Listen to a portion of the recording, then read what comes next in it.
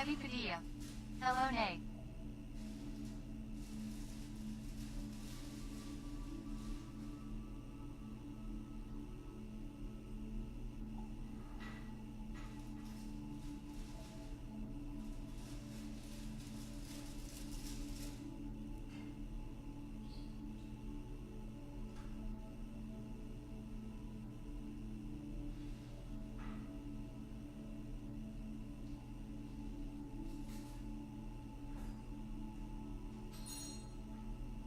Michael Howland.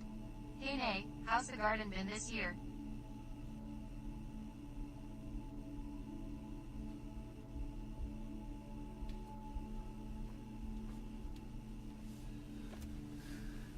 Hey, Heavy P, Michael Howland. Michael Howland?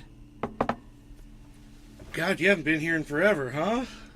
Michael Howland. It's a name from the past. Yes. The garden is going great. Thank you guys for saying something and getting the show started. My coffee is brewing right now. I think if I wait, if I put up just enough time, I'll have time to grab that coffee and get back in here for the intro. If I start the song right... I'm putting it off right now.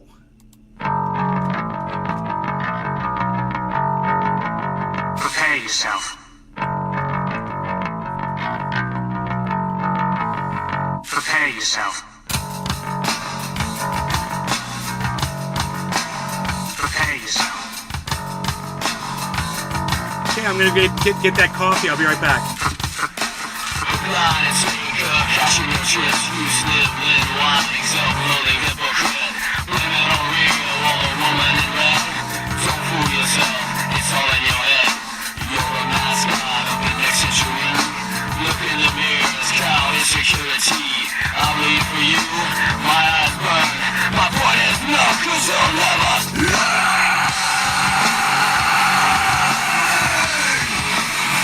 You'll never learn, I bleed for you.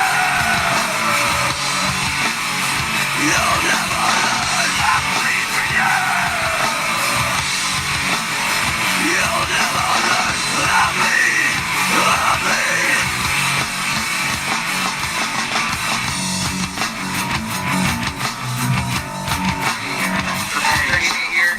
Fuck you, fucking fucking fuck you. Fuck you, you fucking fuck you. Lying and dying, as you breathe. Let's in from your mouth. Fuck you, fucking Levi's jeans. Shut up your mouth and Johnson. Fuck you. Sick of your loathsome little kid. God, it's a good catching your chips. You sit like lying, self-loathing hypocrite. Blame it on radio, all the woman and red. My pussy coming up. It's all your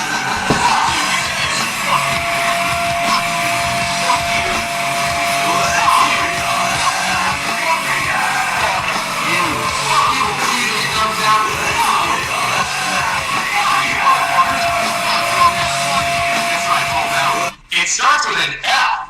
One time, sometime I check your channel on Bullshit! Fuck you! Fuck you! Fuck you! Fuck you! Fuck you! Fuck you! Fuck you! Fuck you! Fuck all of us! Fuck you! Fuck you! Fuck you, Chevron! Fuck you! Fuck you! Fuck you! Fuck you, motherfucker! Fuck you, Hollywood! Fuck you! Fuck you, motherfucker! Fuck you! Fuck you! Fuck off! Fuck you! Hello, Trendy! Trendy there reporting live from Orlando, Florida, home of Trendy has doubts and all things trendy. Will find me in the hashtag Trendy on all social media, especially Rumble. If you're not on Rumble, download Rumble on your phone or go to rumble.com. Rumble/user/Nate's Garden. Rumble.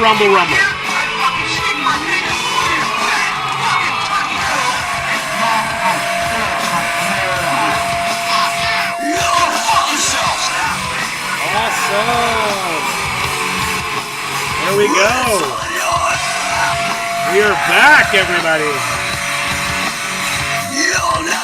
Those of you who've been watching the last few days, been enjoying the show. We got some hot coffee. We've got some psychedelics going on in the background. Some psychedelia. We've also got plenty to talk about. Got some very calming, relaxing music playing. If you hear that, very calming and relaxing. Isaac Asimov, predictor of things, quite the Nostradamus, predicted back in 1980 that all of us would have access to making our own TV channels. He said information is going to travel so fast. He said anybody that wants to have their own TV station will just be able to do it. Here we are. Welcome to my TV show, man. Nay's Garden. Been doing it for over 10 years. But Isaac Asimov was right when he said that. He said it on Dave Letterman. I've got the video of him saying it. It's amazing the predictions he made in 1980. Amazing. And, I don't think flying cars was one of them, but he nailed a lot of stuff. It was really cool. He could really predict what was going to happen just by where we were at that time and the speed at which we were achieving things. So I thought that was pretty cool. Yeah, he predicted I'd have my own TV show, and here I am with my own TV show. And you can have your own TV show too. So, oh, thank you. I'm glad you liked the graphics. Yeah, I saw that Sean Hannity thing with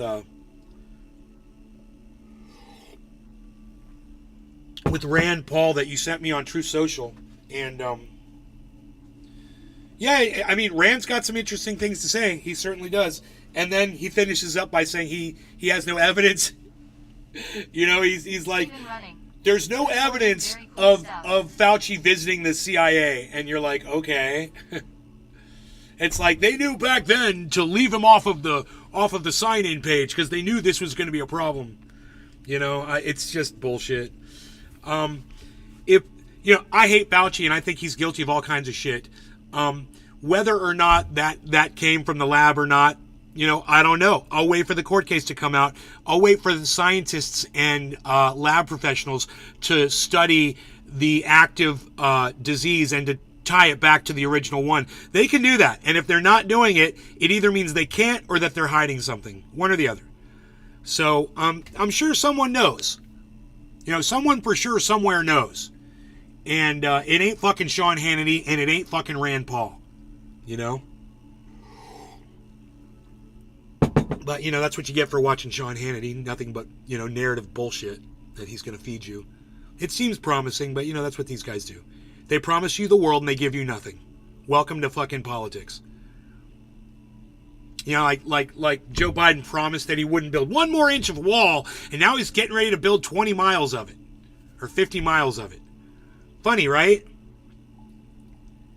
Huh. Promised he wouldn't put one more inch. And now, not only is he going to build the fucking wall, right? He's going to violate the Clean Air Act. He's going to violate the Endangered Species Act and 19 other federal laws that Joe Biden can just waive.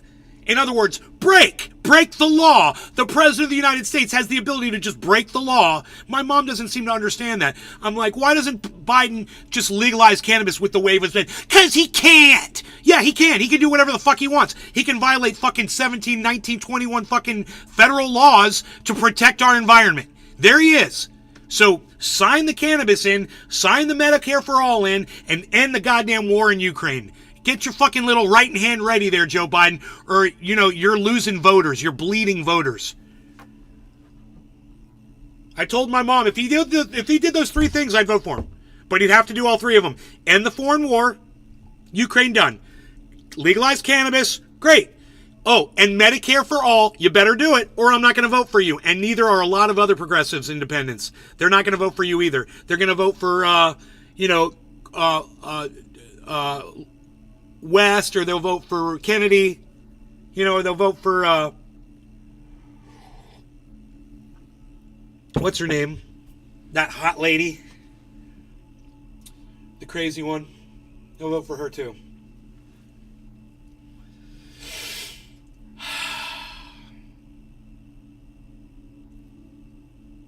Steve Running, good morning. Chili Dog, good morning. You want to tell me thanks again for sending you CBD oil. It's not CBD oil, Michael. It's THC oil. Don't let people lie to you. Okay? I never called it CBD oil. And you should know that this oil that I use is made from THC. Michael Howland. THC. Is only because the appropriated funds in the bill included southern border funding along with a bunch other stuff.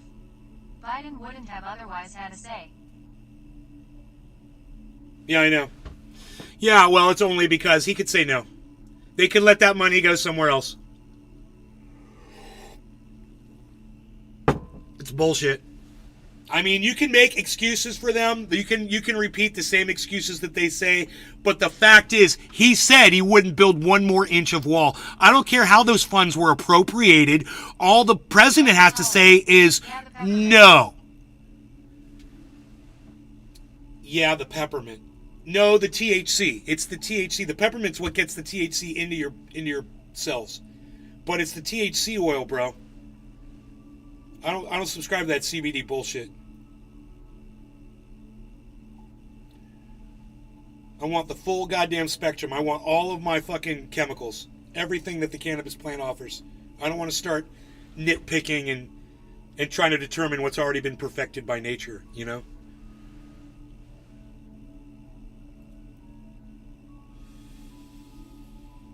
So my plants that I replanted outside, they're actually not sagging as bad as they were the first day. More very soon. You could use more. Couldn't we all, bro? I don't send it out anymore. I bet you could use more. Yeah, I don't sell it anymore. But you can make it yourself. It's so easy to make yourself, man. Anybody can make this themselves at home. All you need is some cannabis flower and a little bit of time to just do it. Do the work. I smoke concentrates out of this bubbler. So you'll look inside that tube. Look at all that oil. That's a clear glass tube. Look at all that oil built up. Not just in the chamber, but in the tube right there. That 90-degree bend. Look at all the oil at the bottom of that. All of this is enough to make more than an ounce, way more than an ounce of triage oil. All you have to do, you can get a torch and get this hot and drip it out. Or what I do is I'll usually just dump out all the water and I'll put alcohol in there. I'll switch it around and get it all in the alcohol. Then I'll pour the alcohol into a tray and then I'll evaporate out the alcohol. Then I'm left with all the oil. Hey, Dave. Hey, bro, did you see my video of the bass in my creek, bro? Holy shit. Dave's sea fishing. No. Let me pull it up.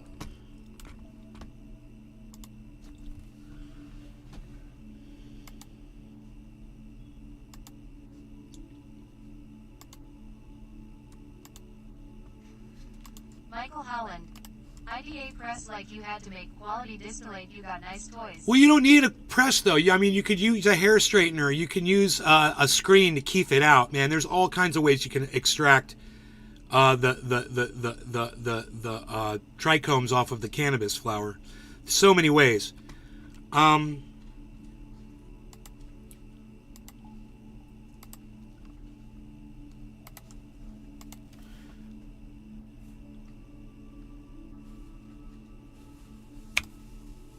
Captured it so big, it's weird.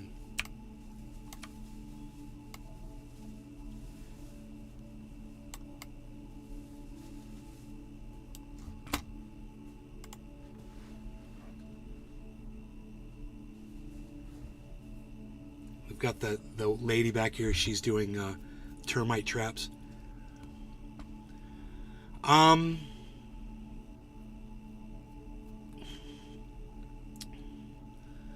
I don't know why it's... Oh, why did you... Oh, that was full screen, huh? There's a huge bass in my tiny creek. Dave's sea fishing. I already see it, lol. I'm thinking that's like 1.5 pounds. You think it's about 1.5 pounds, bro? Dave's sea fishing. I saw it before you played. That's the largest bass I've ever seen. Can you believe that's in my tiny creek, bro? And I'm wondering... Like, did it swim up here, like, from the same... Bro, do those things, like, swim up creeks to lay eggs? That's a nice one, maybe, yay, almost 2 pounds. You think it's almost 2? Wow, bro, I was wondering. I was like, I know it's over 1.5 pounds. Look at that big old tail. Can you believe that thing's in my creek, bro? Like less than 12 inches of water. I love it. Look at that beauty. Look at the stripe on that thing. Dave's sea fishing. It could have came from either way upstream or down. It's a female too. Right. So I figured, do they go in creeks and lay eggs in like creeks? Because it's got like it looks like it's got a nest. And I was thinking maybe somebody caught it and let it go in there. Because it looks like it's got like a little scar on above its lip, like it may have been caught. You guys visit truthier.news and follow Truthier News on Twitter, please. And support Truthier, guys. That's the chat right there in the chat. Dave's sea fishing. Could be they do like creeks in fall. Yeah, well, he's going to eat, or she's going to eat every single fish in my freaking Is creek. it a catfish? I thought it was a catfish because it was so big. And I was standing so far away, and I couldn't see my screen. I'm too far away from it to tell, and there's glare Dave's sea on the fishing. screen. Thing is fat lol. It's a fat, I thought it was so fat, I thought it was a I cat. just can't imagine a bass being up here. I wonder if I can get closer to it. Look at that tiny I wanna creek, bro. stroke it. There's a there huge it bass is. in there. Oh my god, I love it. I hope this is a sign of things to come. I want to see more fish in there like this. You get a good view of it here as it moves Dave's back sea across. fishing. That's crazy. It's so low too. Yeah, it's just a little spring-fed creek, man. Oh, that's a bass. That is a bass for sure. I can see it.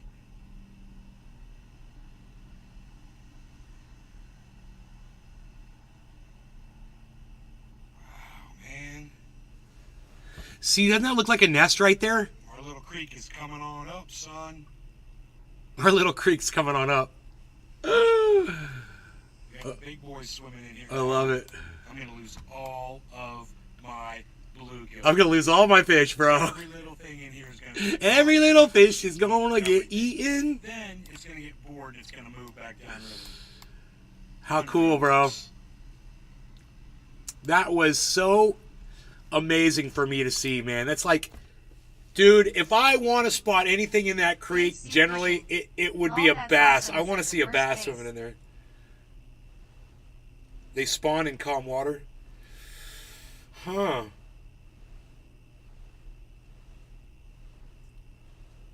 Good, man. So, let's get that chat back up on screen. Let's see what's up with that. Oh, there they are. There we go. That's good. You guys like the background? I really like it.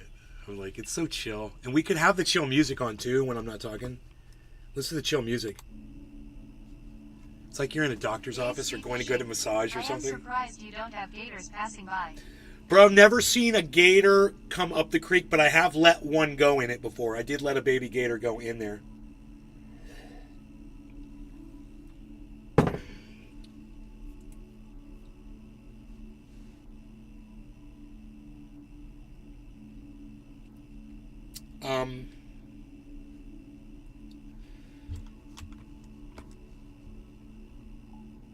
The moon is telling everybody that crypto's about to explode up. When was this? Live? Hey guys, welcome to the Moon Show. You already say it's Friday, then it's Saturday. What?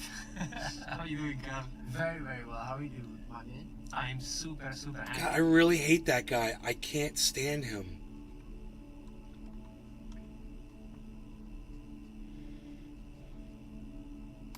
I can't watch the video with him.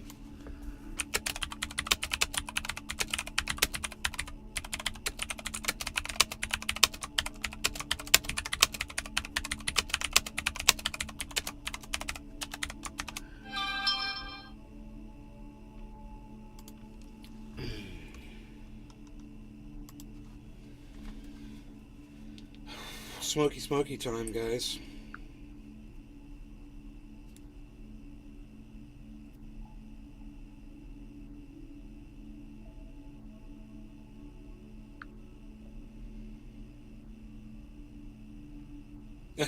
Professor Dave, he's so funny. I have my own television show. Buy. They're predicting $52,000 Bitcoin, guys. Carl the Moon is. He's saying buy. Well, I've already bought in, so I don't have to buy anything. I just made some money. No, just got paid. Money's coming in the bank today. That's good. So. Bonsai House. He called it CBD. I know, that's what I know. He called it CBD. I know.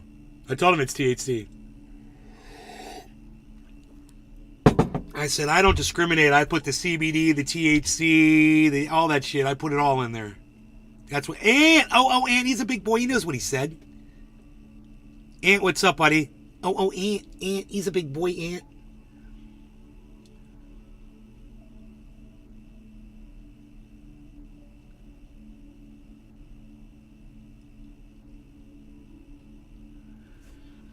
God, some of these fucking right-leaning independents just sicken me, bro. Michael Howland. Did you happen to catch a news story of a drone attack in Syria killing 80 wounded 240? Yeah, how the fuck did a drone do that? Whose drone was that? Who was responsible for the attack in Syria? How did a drone do that much damage? Did they hit like an apartment complex or something? A school? I mean, I thought a drone... Justin Jefferson. Woods got the acid? Woods. I don't know what Woods is, but no, it's just relaxing and nice. It's not, it's a little psychedelic, but I'm not tripping. Bonsai House. Russia. Russia attacked Syria?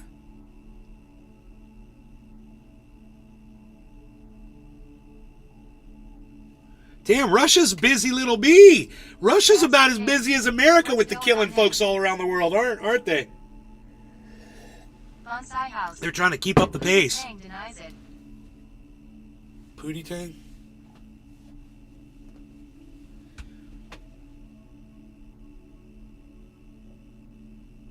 Dabs for days. Putin. Sweet border. Bonsai House. Oh, I thought you meant the Ukraine one. Oh, no, he's not. I didn't think that he was denying it. I thought that they pretty much knew it was a giant Russian missile. It killed 52 people in Ukraine. 80 people in Syria.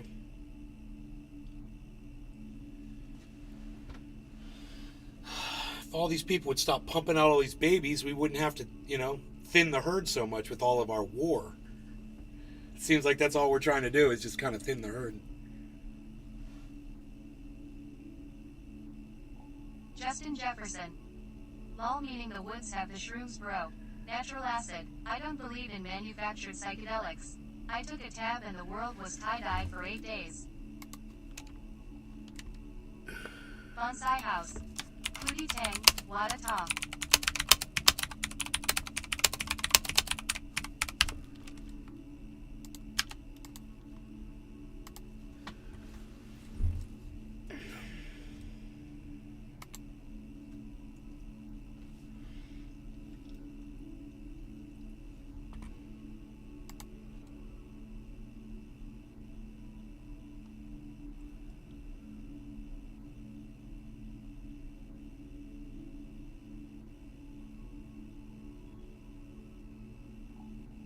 You took a tab and the world was tie-dye for 8 days? Jesus Christ, dude. 8 days? Were you able to eat and shit, bro?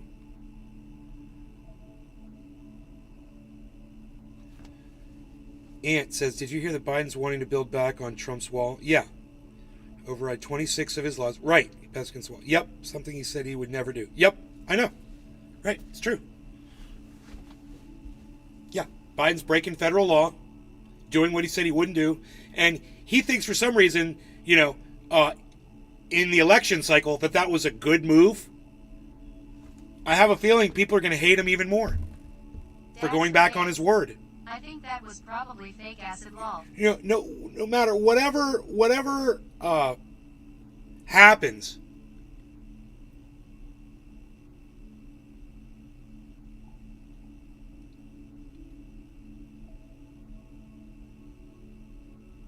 with this election, whether it's Trump or Biden. I mean, I don't know. But for Biden to think, it doesn't matter whether you agree with what he said or not. The point is, he's going back on what he said. It doesn't matter on whether you support it or not. As a human being, as someone who you could take them at their word, he's just proven, of course, that he can't be trusted. You can't believe anything he fucking says. The thing about Donald Trump is, yeah, he lied way more than Biden, but he didn't lie about what he was going to do as far as the laws he was going to pass and the things he was going to do as far as taking women's rights away. He did all that shit. And he said he was going to do it, and he did it. So who's stronger as far as standing behind what they said they were going to do when they were running? I think Trump is. I think Trump's way stronger. And I think Joe Biden, you know, even if he only tells one lie to Donald Trump's 60,000 lies while in office, it doesn't matter, because that one lie is huge. And it means a lot to a lot of people. And it's not necessarily, oh, the wall is going to do it or whatever. No, it's huge politically. It's a political football. And boy, oh boy, did he just pick it up and fumble it to the other team. That's what Biden just did. That political football. He picked it up like he was going to run with it and fumbled it. And now Trump's got it. That's the situation that Biden just created, because he couldn't just say no to the Republicans and turn down some money. Turn the money down. Let them go do something else with it. Say, I'm not building the wall. I said I wasn't gonna. You appropriated it. Fuck you. How about that? Not gonna do it, because I said I wouldn't. So find something else to spend that money on. Whatever. You're president of the United States. Make it happen, you little bitch. Little bitch ass. Little fucking Mr. Puffy chest. Popcorn chest. Michael Holland. Iraqi woman gets Nobel Peace Prize award over woman rights today. Billy, you got so drunk in 93 you did acid for 9 years. So alcohol is the true gateway drug. Hey! How's it going? Yeah, come on in. Gets Nobel Peace Prize award over women. I don't know why I don't hear that fucking doorbell, man.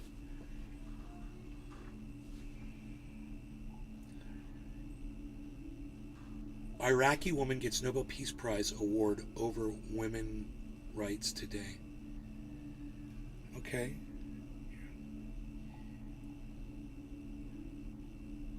Finish my message to you. But it's going to hurt the Democrat Party and boost up the Republican. I mean, we're kicking a dead horse, though. We're absolutely right. He reneged on his word. Reneged, not reneged. It's reneged with an E. Dumbass. Trump has been caught in some lies, but he definitely knew how to run the country. I absolutely agree. Yo, Nay, what up? Yo, Beasley Enoch, what's up, son? Fucking reneged. Dumbass. Yeah, okay. Your apologies accepted, you fucking racist. What happened to your spell check, bro? Got that shit turned off, huh? No, my spell check is on, but I'm using the American white nationalist version of the spell checker. You're old cool. You're old school. You're not using the freaking spell checker. Well, in that case, I'm not racist. I know. In that case, you probably should have been using spell checker, bro. That was a pretty big slip up. It's almost like your spell checker knew that you used those words in that order a lot. Iraqi woman gets Nobel Peace. Okay, cool. We already saw that. All right, we're all caught up on the chats. I just love the graphics, says Hippie Chick. Yeah, me too. Me too. Gave me no results. The fucking spell checker gave me no results. Why do I totally believe you? Must be beta version of ChatGPT lol. The beta version. I don't know. Hello, everybody. It's coming in on Rumble. Good to see you. I know a lot of you are probably watching from Truth Social. That's okay. If you want to join in the chat, though, and you want your chat to appear right here, just click the link on the Truth Social that you're watching. Click the link, click on through to Rumble, and you'll be able to chat right here. And you'll be able to talk to me. I won't bite that hard. You know.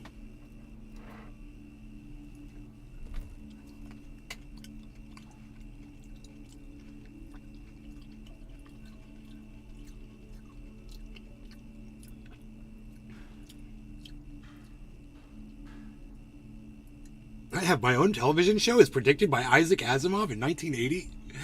It's so funny. He literally did.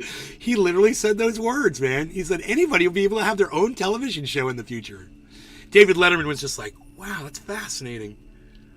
That was really a good interview. Let's get ready. Let's get ready to rumble. Why you Beasley, Enoch?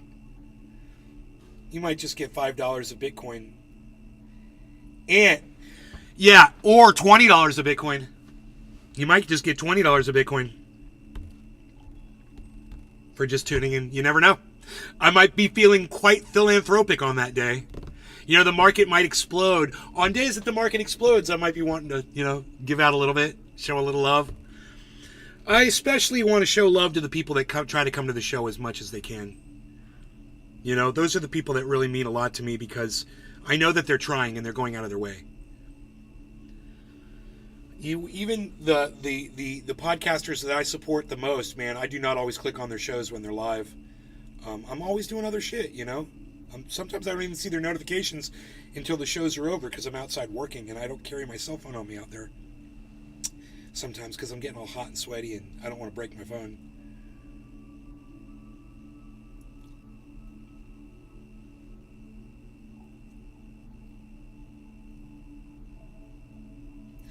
I'm just kind of curious, where is Bitcoin today, and is yours up or down, guys, that I gave you? I'm looking for... Oh. Huh.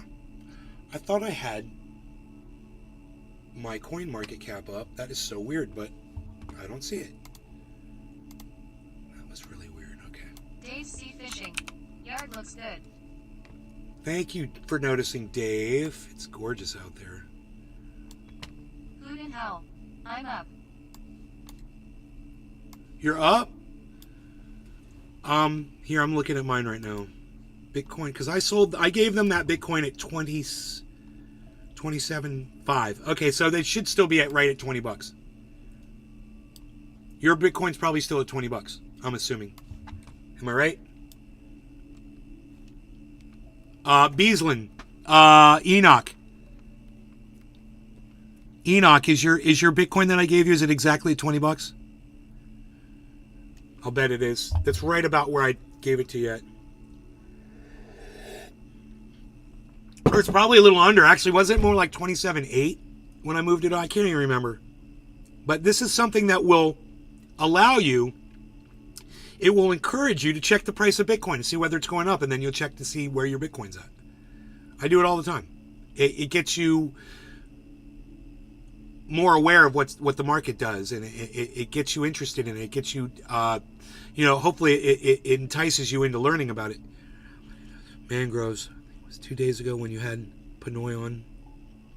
Pinoy. Pinoy. But you left your phone inside. He ended up shutting.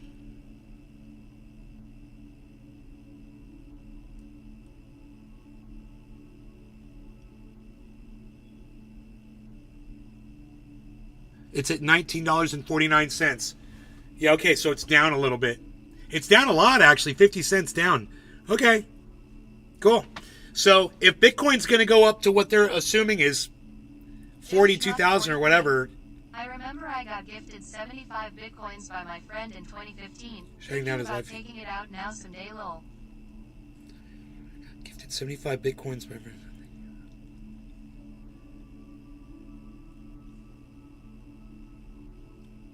Yeah, sure you did, Joe Schmuck. How about...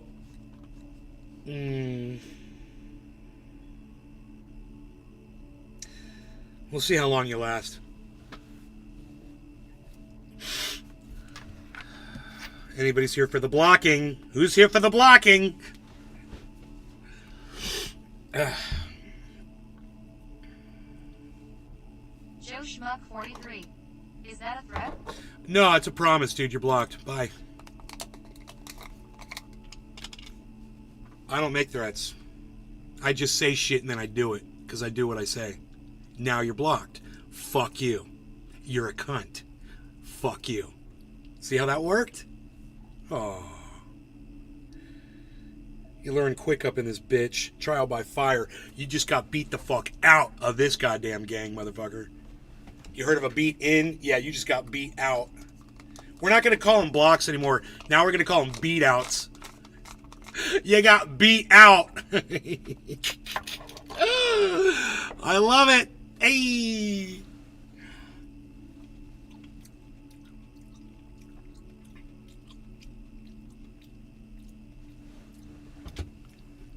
Play the fuck you song again.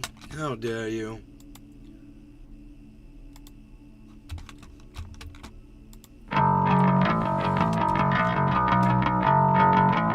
Prepare yourself. I can do that. You're up? Prepare yourself. Well, it just depends on when you purchased your Bitcoin at, you know? I mean, I'm up too. But I was buying at 17,000. So, I'm $10,000 up.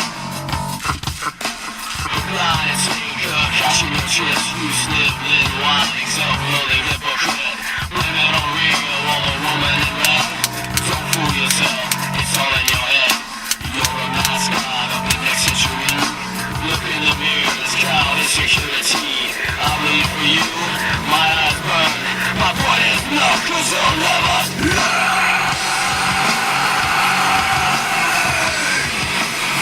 You'll never learn, I bleed for you. You'll never learn, I bleed for you. You'll never learn, I bleed, I bleed.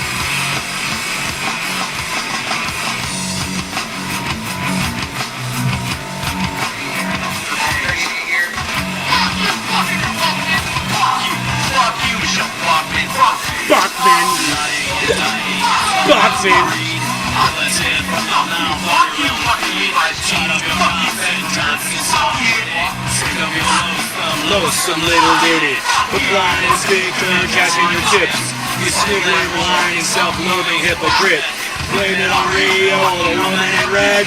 Think fool yourself, it's all in your head.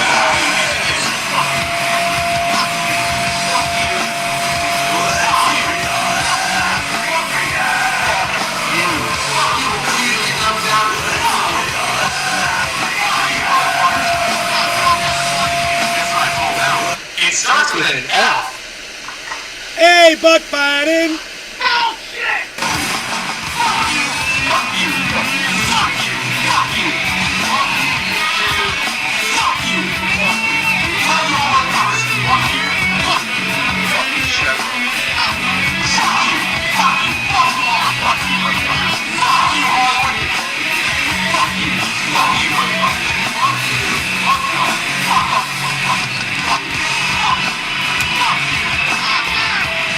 Hello, Trendies! Let's get hop in the bed!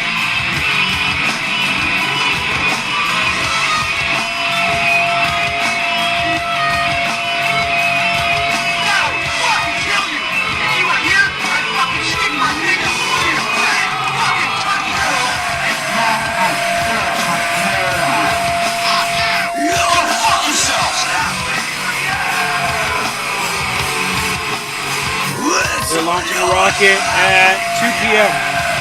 from Cape Canaveral. You'll never learn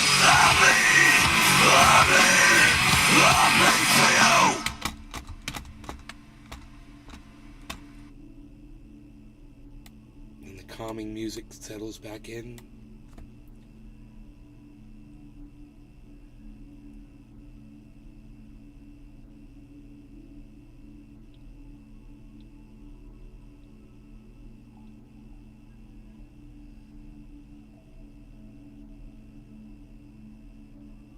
What Buck Fiden, what did you ask Dr. Drew?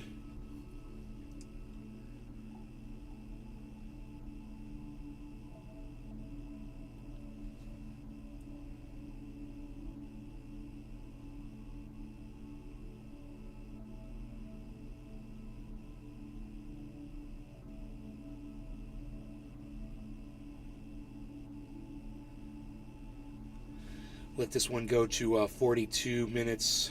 God, dude, have we smoked, right? Did I do a dab yet today? I feel like I'm kind of high. Yeah, I did a dab, right? I've already smoked once, right? Let me know. Bonsai House. I don't know if I've smoked The it. cops came back to ask me about the fugitive next door. And Yeah, I the bitch did, put right? her hand over my camera.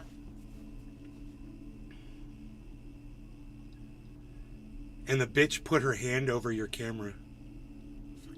A cop did? It should be illegal. No law regarding cannabis. Cheers, everybody. What, did you have a cell phone up recording them?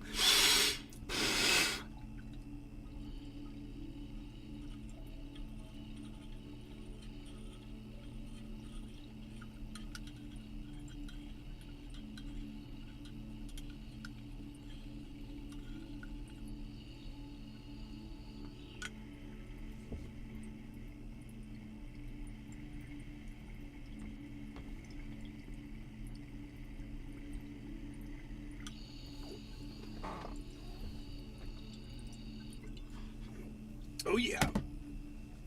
Wow, that's good.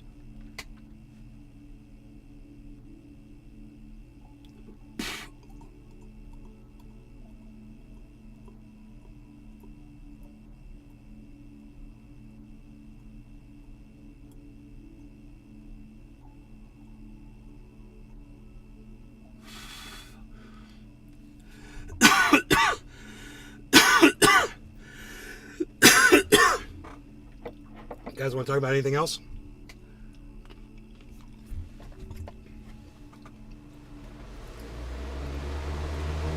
Bonsai House. No, it was just a wise scam. I said I can't answer questions to a hand and looked. Then I answered nothing anyway. Long. They caught him. Wow. I don't know what a wise cam is. It's just like a Ring doorbell type deal. Like a camera up on the wall or something. That was so tasty. Shouts out Pinoy Grower. The new Chinese space station. I don't know anything about it. Michael, I don't know anything about it. Bonsai House. Yeah. Yeah? Like a Ring doorbell?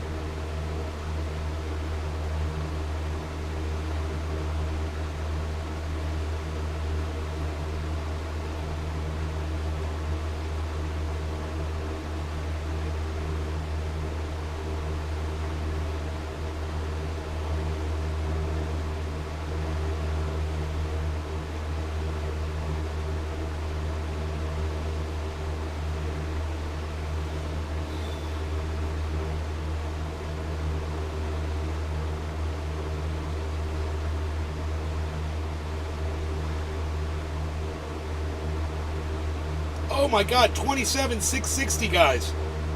Holy shit, here goes Bitcoin. Are we gonna hit fucking 28 again? Massive inverse head and shoulders, guys. Wait.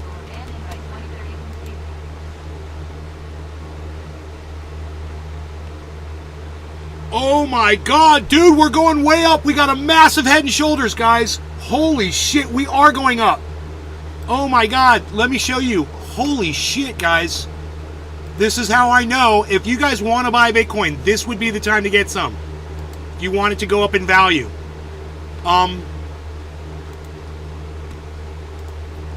Jeez Louise.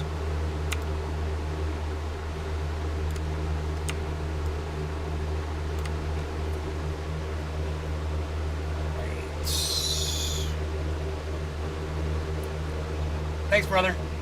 Good to see you too. Look at this, guys. Wow, man, look at that. Bro, it doesn't get any better than that. So, look. shoulder, head, shoulder. Inverse. So where are we going? We're going to double the distance from here to here.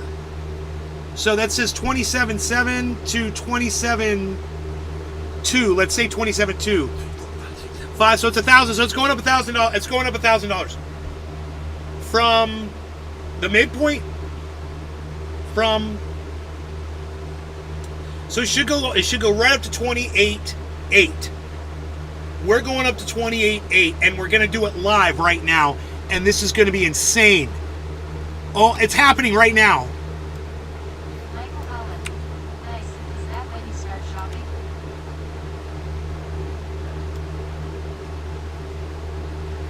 Holy moly, guys. We could just put that right there. And we'll just see what happens, man. We'll just keep it right there and we'll just see what happens. Wow. Let's darken our camera a little bit here. No, darken? No, I don't want to darken it. I want to brighten it up, but... Oh, it's on auto. Bonsai House. This is funny. We made jokes about India landing on the moon and opening a 7-Eleven. Well, they are building a hydrogen base to fuel rockets. That is indeed a gas station. I was right.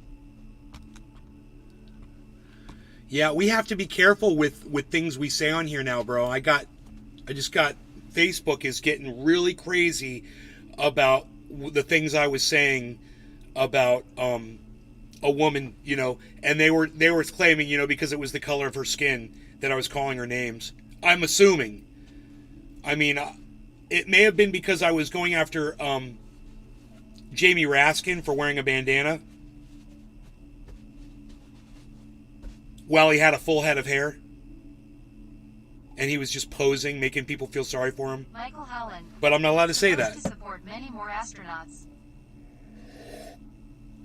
So fuck Facebook. Nobody watches me over there anyway. I'll just say wave goodbye to Facebook as they keep deleting my channels. And we'll keep going on, you know, YouTube for as long as YouTube lasts. And we'll stay on Rumble because I'm allowed to criticize someone's fucking appearance, their hair color, their hairstyle. You know, the fact they're wearing a bandana when they really shouldn't be, or the fact that their hair is bleached blonde and it looks stupid. I should be allowed to say those things. You bleached your hair blonde and you look stupid.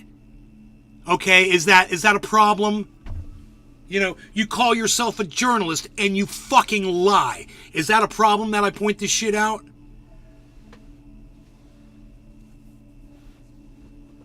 God, man, these fuckers. 27.65.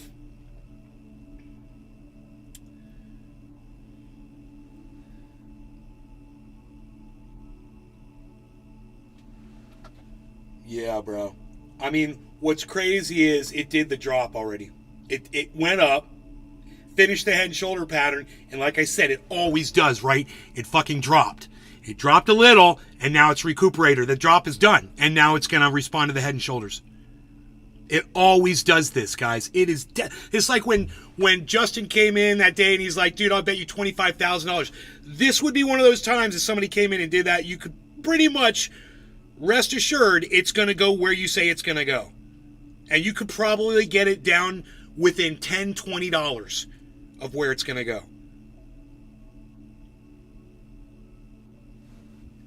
But, you know, they're predicting, I don't know, Carl the Moon, there's like predicting some kind of crazy jump. I mean, all I can see is Michael Holland. What's on the chart. Ever heard the comic talk about the most widely diffed meanings of ass? It's hilarious. No.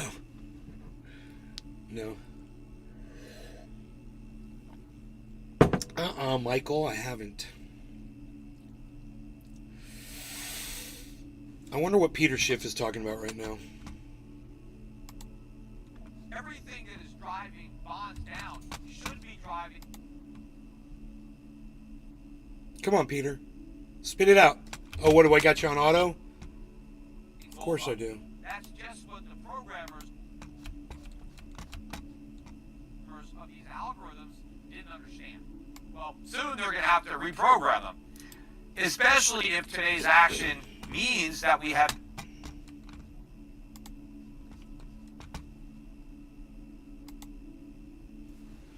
decoupled, because instead of going down, I'm working on my bandwidth right now, guys. gold is up. Now, it's not a huge move, but it's still a move. Gold's up about $7. Now, the initial reaction, right, as soon as the number came out and bonds tanked, gold dropped 10. I don't know why it's doing this, so but I'm that working was on the it. initial knee-jerk reaction. Was I'm working on this fucking a cutting in and sell-off out shit. in gold. Now, bonds have rallied from their lows, but they're still way down.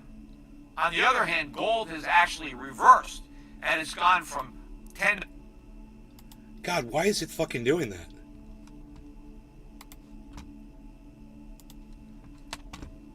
$1 decline to a $7 rise. Now, it's still early in the Dude, what the fuck just happened? Oh my god. Dude, why is it doing this? morning, so maybe this can turn into a bigger rise for the price of gold. Gold stocks, though, are Here, let's take it down to the lowest bandwidth. This is crazy. I got it on 720, guys. I'm going to take it down to 240.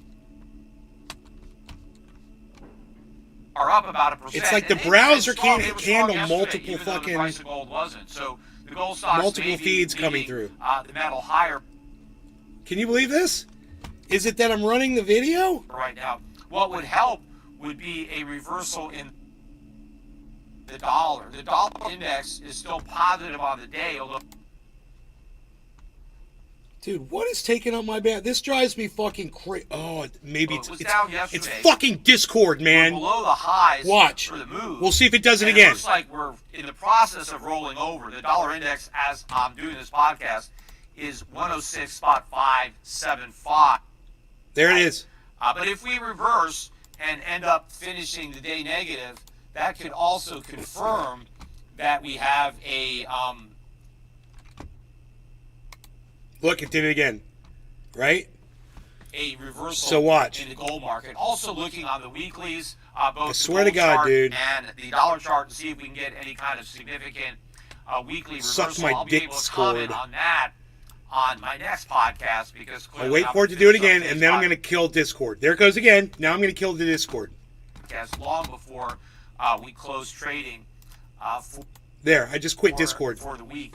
The markets, though, are continuing to recover as I'm talking, and now the Nasdaq has climbed into the black. It's now up almost 2/10%. It's fine now, right? It's fucking as people Discord. are buying So- these tech stocks. Even Let's the bring Dow up. now is only down Let's bring up his quality to 720. about 53. So again, I think it's because people are betting that maybe this is it, that 5% was all we had to do. In fact, what a lot of people are now saying, and I heard this refrain quite a bit yesterday, is that the Fed is probably done hiking, that there's no more hikes. I know the Fed was talking about an extra quarter point, but what everybody is saying is that given how much bond yields have risen on their own, that basically is equivalent to another quarter point. And so the Fed doesn't have to hike because the markets have tightened for them. And maybe that is the case. Maybe the Fed is going to back off. Because again, the Fed does whatever the markets expect. And so if the markets expect that the Fed's not going to hike anymore, if that's what the probabilities show, because they think they don't have to, because the market did their work for them, then maybe there won't be a hike coming up this year. But that's wrong. That these higher long-term rates are not going to produce the impact on inflation, because the point of the rate hikes is to bring inflation down. Well, the fact that bond yields have moved up is not going to bring inflation down. In fact, the reason that bond yields are moving up is because inflation is moving up too. It's a reflection of higher inflation. What it shows is that the Fed has lost its battle. against inflation. It's not winning, it has lost. And if it stops hiking rates, that's Porta the Johns equivalent of a 33. surrender. Blood in, That's an blood out. official What's up, buddy? acknowledgement that the inflation war has been lost. That's when gold really takes off. That's when the I dollar don't know if really takes a dive, when the markets figure this out. Now, they should already know this. It seems obvious to me. I don't understand that what's that is using the up my case, bandwidth, man. But for some reason, they haven't been able But to figure it out. I wonder if his They're gonna output learn a sucks. lesson the hard way. Now, another thing, too, that I think is going to be a big problem for the national debt, because a lot of people are focusing on the interest costs of the national debt, which are spiraling out of control. Interest, again, is just past national defense. It's the third biggest line item in the federal budget. By the end of next year, it'll be number one. It's going to pass Social Security, and it's going to pass Medicare.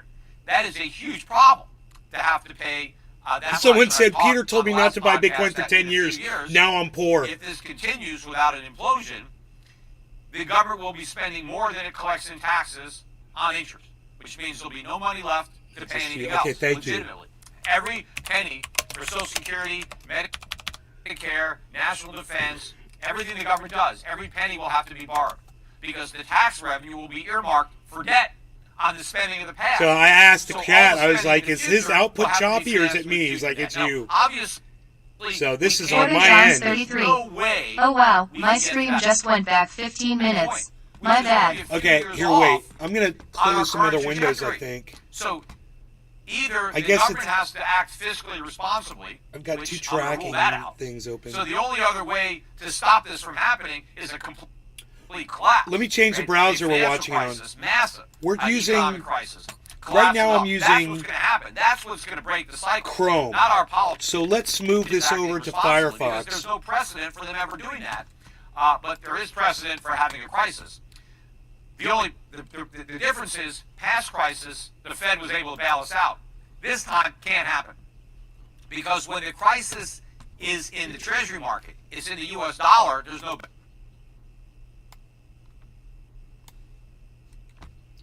You pay off your old investors Michael with money Holland. from your new investors. But we just assumed that the Ponzi scheme could go on forever. Well, there's one thing we know about Ponzi schemes, is that they can't go on forever. I mean, as much as you want them to. Dude, I changed the they browser can't, and it's which is why fine. they're illegal, right? Because eventually they fall apart. Well, this Because is I got the all point this that we're coming bandwidth. to It was now. Google Chrome, guys. Because when our bonds mature, I don't think there's going to be a buyer to buy a new one. Not unless rates go way up. Because if the Fed has to stop rates from rising, whether the breaking point is here at 5%, 5.5%, Meister Blue 6%, 313 7%, sets at some spin. point, Morning, folks. the Fed is going to reach a level where it's like we can't let rates go up anymore because it's a complete disaster. Well, the only way they can stop rates from going up is by creating more inflation and monetizing more debt. But that makes the Treasury bonds less attractive to private buyers. So if the private buyers decide that if the Fed's going to do yield curve control and it's not going to let the yield rise above a certain level, then the private sector's not going to buy because it's a lousy deal. And so now we can't roll over the maturing debt. So now we put the Fed in a position that it has to do quantitative easing. It has to buy all the debt that nobody else wants. That means we're now actually at a point where we're having to repay principal, but we can't. And so the Fed is monetizing the principal, and now it's massive inflation. That is where this whole thing is headed. And it's not that we never have to repay this money. If we expect private creditors to continue to participate in the Ponzi and loan us more money, we have to pay them an adequate return to do that. But if we can't afford to pay that return because it's too big a price tag, and so the Fed has to monetize it instead, that's the inflation just spiraling out of control. Now again, the real solution to this is default. That's what we have to do. We have to honestly default. The U.S. government needs to tell its creditors, we don't have the money and we can't pay. Right? Now, there's two ways they can default. They can say, okay, we're going to give you 50 cents on the dollar, whatever that is. Another thing they could do is extend the maturities. They could tell people, hey, a couple of years ago you bought a a 2-year Treasury that had a 1% coupon. Well, you know what? We Can can't, you we don't have believe the it money, was? I switched so to we're gonna Firefox extend and the fixed maturity it. to 30 years. So we're going to Hey, pay you Bad back, Blue Jaws, tap in, bro. but in 30 years. In the meantime, you're just getting 1% on your Dabs. money from now until then, because that's all we can afford, right? And of course, that's like a default because the bond would crash in value. Maybe it would be worth 40 cents on the dollar if we did something like that. But there are no easy ways out. I mean, people are going to lose a lot of money, one way or another. Either they're going to lose a lot of money or their money is going to lose a lot of value. But either way, everybody's going to be poor. Every creditor of the U.S. government is going to be much poorer. Everybody who owns U.S. dollars is going to be much poorer. That's why I keep encouraging my audience to get out of U.S. dollars. Don't be a creditor of the U.S. government or any corporation. You're going to get wiped out. You know, just like I Wow, encourage listen to them that, take guys. out 30-year mortgages if they were to buy a house. That was a great financial decision because now you've got a huge asset in the fact that you owe a bank money. He's right. That bank has a huge liability in that they've loaned out money And for the dollar 30 goes to years nothing. at a rate that's substantially below It's the fucking current rate. scary, That's why bro. all the banks are insolvent because they made a lousy deal, right? The government conned them into doing a lousy deal with their customers. That's one of the reasons that my bank never invested in these long-term mortgages or treasuries. I wasn't dumb enough to loan out money for 30 years for 3%, right? But the banks were that dumb. How'd they get that dumb? Because of the Fed and government policy. They dumbed everybody down. Plus, I guess the banks always figured that it doesn't matter. The government's got our backs. If we ever get into trouble, they'll cut rates. Well, they can't do that when the problem is inflation. And that's where we are right now. But a couple of other points I wanted to make before I wrap this podcast up. Some things I saw in the news.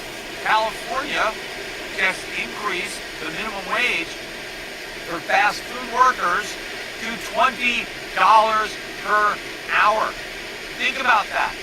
$20 an hour, to serve the French fries, or make the milkshakes. These are the entry-level jobs, right? These are the jobs that our kids are supposed to have, while they're still in high school, right? But clearly, no one's going to hire a high school kid and pay him $20 an hour. I mean, unfortunately now, people are trying to raise families on these jobs, and of course you can't because there's no productivity there. But what is the government going to achieve by forcing the owner of a fast food restaurant to pay its employees $20 an hour?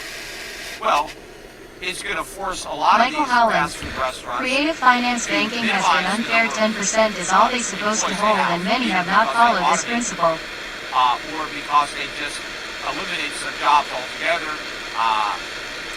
Some restaurants might actually go out of business if they can't afford these higher wages.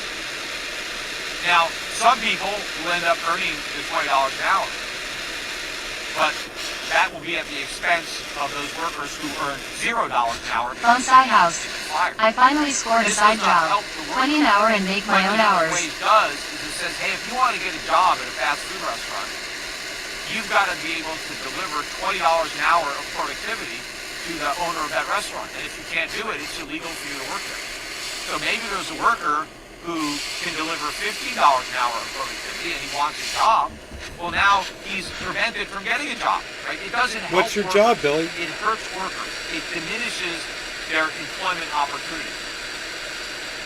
But to the extent that some workers do get a raise as a result of this, everybody is going to pay higher prices because the businesses, the fast food businesses, are going to be less competitive, and therefore they're going to have to charge higher prices.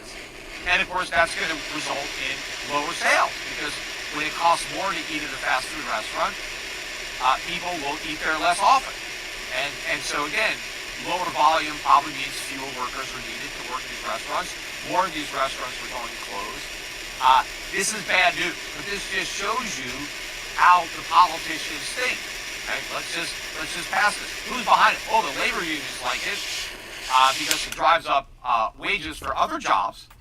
But again, too, if the fast food restaurants are paying $20 an hour and you want to hire an unskilled laborer, you might have to pay them $20 an hour too. Otherwise, they're going to go and work at a fast food restaurant, assuming that there's still a job there. But wages are going to be going up in other sectors as a result of this higher minimum wage.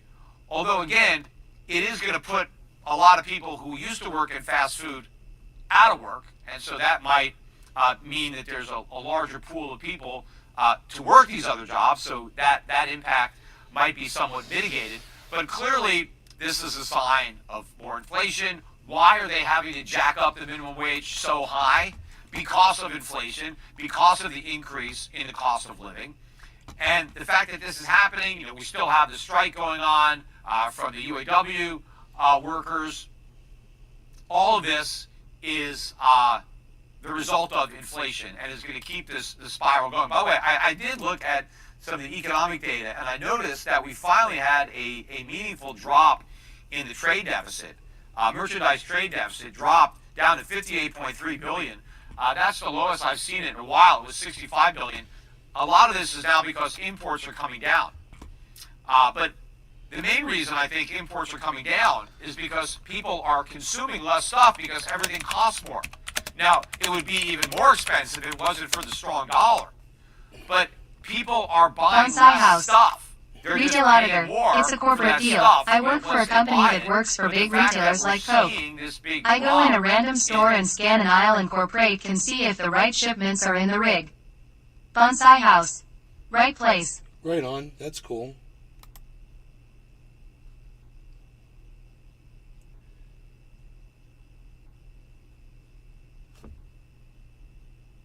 All right, guys. No lower regarding cannabis. Cheers.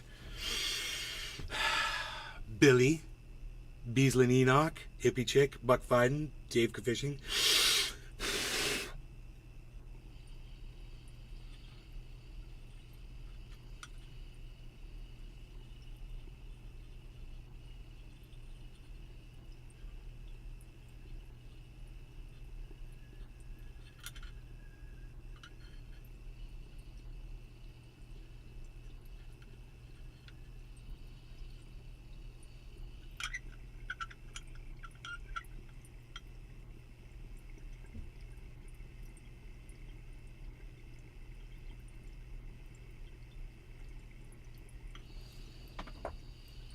Hey, Clear Sue. Even though Americans have all these jobs, Thank you. They don't have a lot of purchasing power because they're not buying Bonsai house. important products. Easy What work. are they buying? I'll dress They're buying all American food. Psycho A lot of too, that so is employees homegrown. will avoid When me. they're paying their rent, Brian Maya. instead Hey of buddy, buying nice stuff, they're seeing paying that was some good for info. I insurance. miss you, man. Hope all is well. Ryan, what's up, buddy? All their money is being used up. They don't have the money left over to buy a lot of the things that they want, and most of that stuff is what is imported.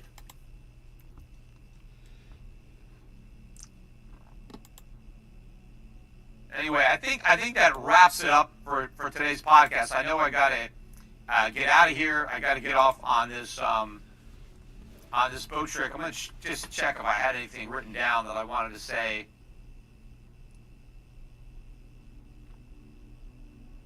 No, I think that pretty much wraps it up. But again, I'm looking at the markets. A final look. I mean, the Dow is still negative, rolling back over a little bit. Gold surrendering some of those gains, but it's still in the black. This is going to be an interesting day to see how everything settles up.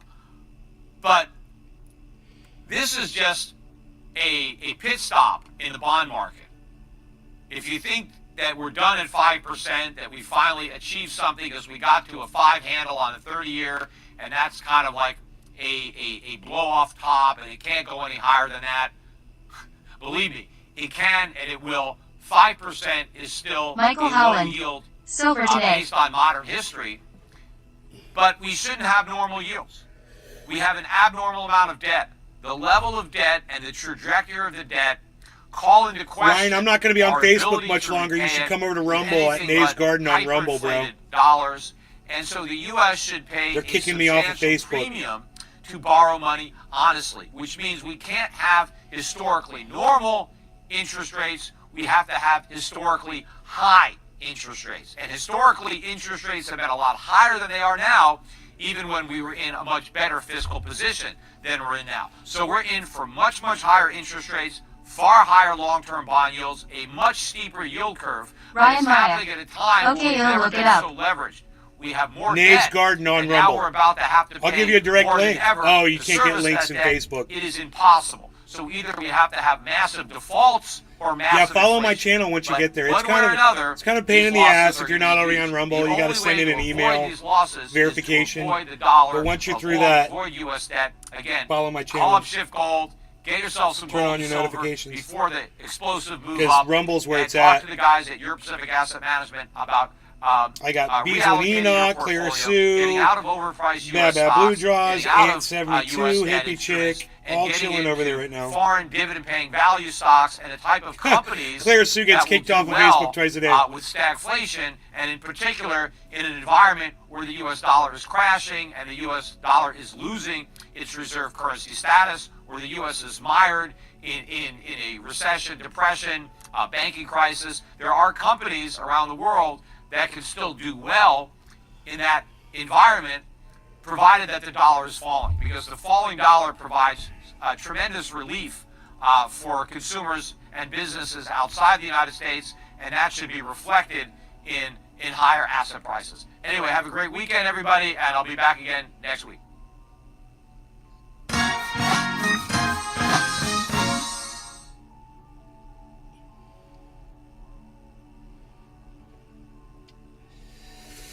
$3,000 people watching Peter Schiff. All kinds of trolls, people calling him all kinds of names and shit.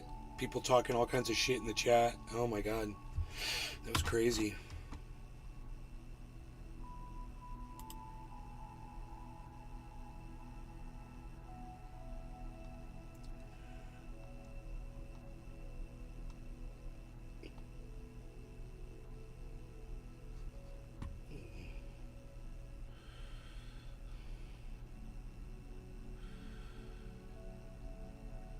Yeah, whatever. That's fucked up.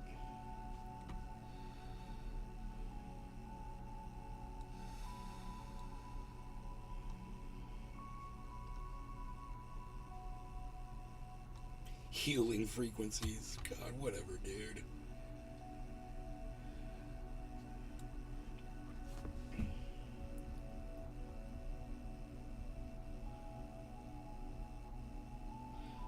Ben goes live on Ben Armstrong channel in 30 minutes.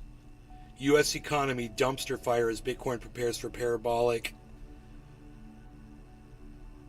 launch. I think I've got the crypto up somewhere here. I thought I brought it up on screen. I can't remember where it is. It's fucking weird, dude. I don't know why I keep closing it.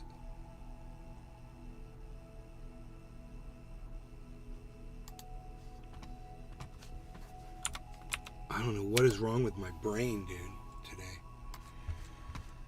But Bitcoin went back down. Whatever. So it's doing a, it's okay, it's doing a pennant. It's just getting ready to rock. It really is, guys. There's another shoulder, head, shoulder, inverse head and shoulder pattern. It's looking good. You don't believe any frequency stuff, Nay? There's no science to back that up, Claire, so you're going to have to show me science. That's the problem, is they've done studies on it, and all that quantum, what do they call it?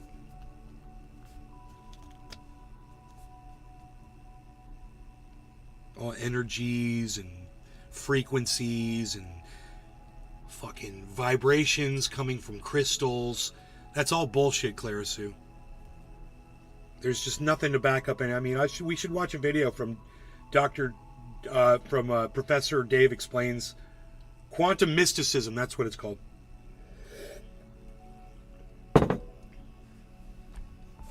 All that shit's a lie. None of it's backed up by science. Here, let's watch something. Professor Dave Explains Quantum Mysticism.